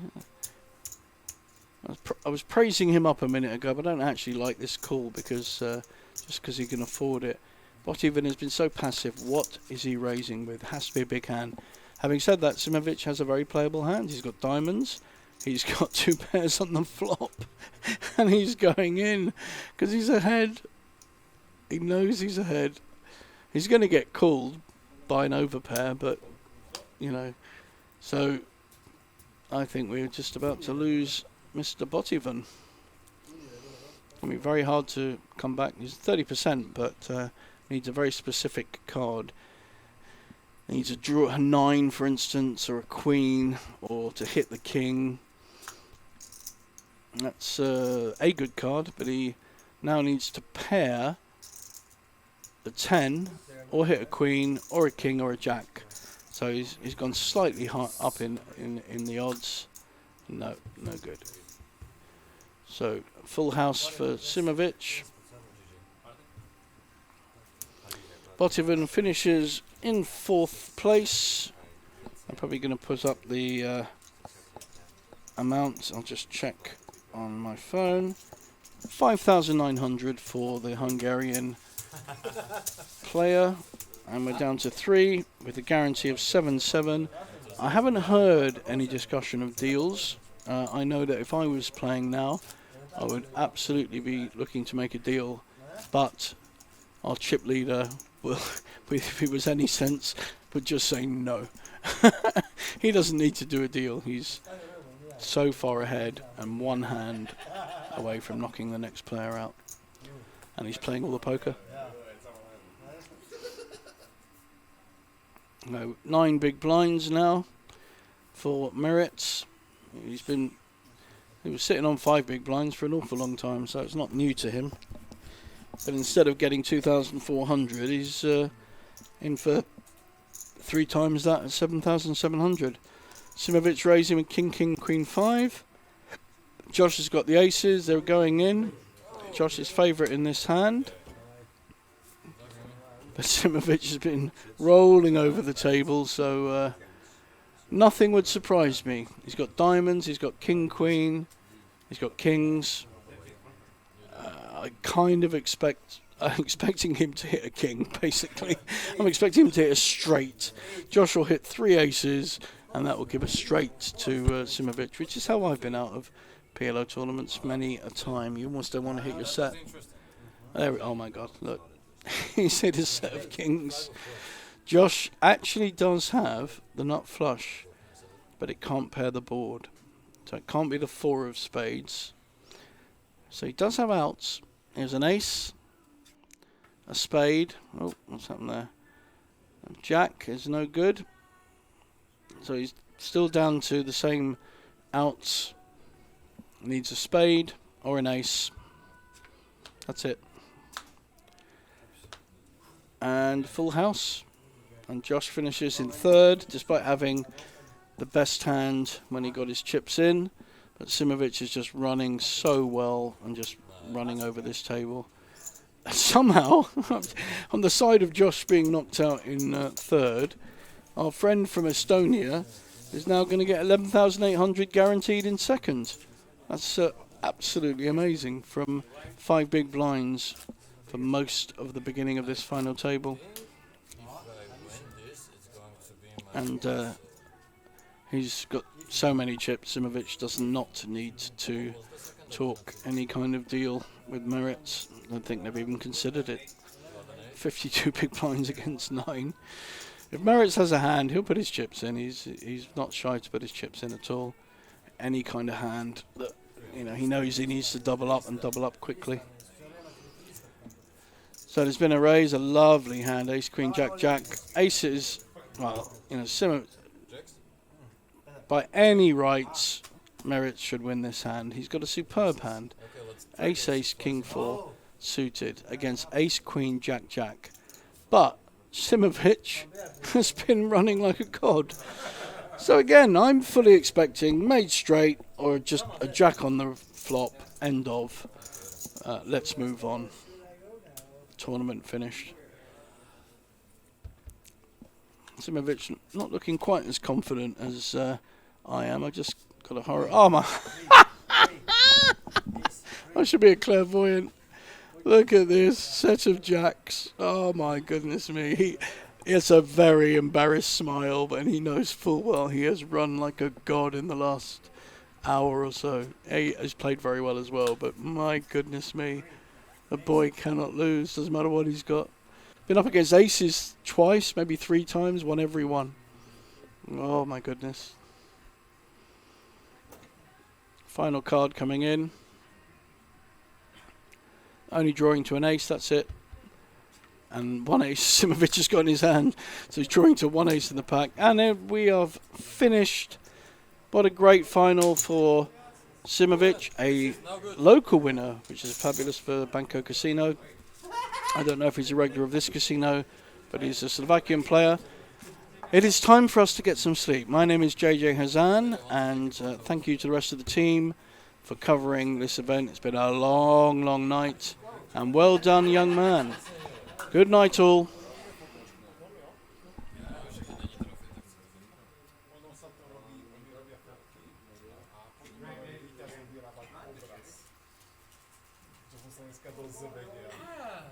Pojďme na to. Ace Queen Jack je Rainbow, prosím. Co to bylo? Tak co to bylo, že? Ace Jack, Semi Jack, Queen, tak to se tam má, že? Sebastian. Asi ne. On jsem viděl, že Rainbow nosná. Ze srdcovi došel tam. No, od srdca. Ze srdečka došel. Najskôr Queen, potom Jack.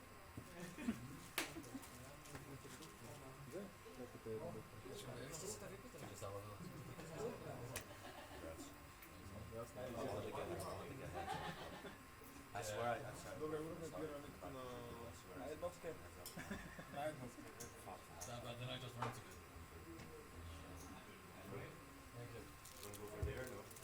No, I'm by car, so. See ya. Welcome to Bratislava, the capital of Slovakia, by the border of Austria and Hungary. surrounded by vineyards, crisscrossed with forested hiking,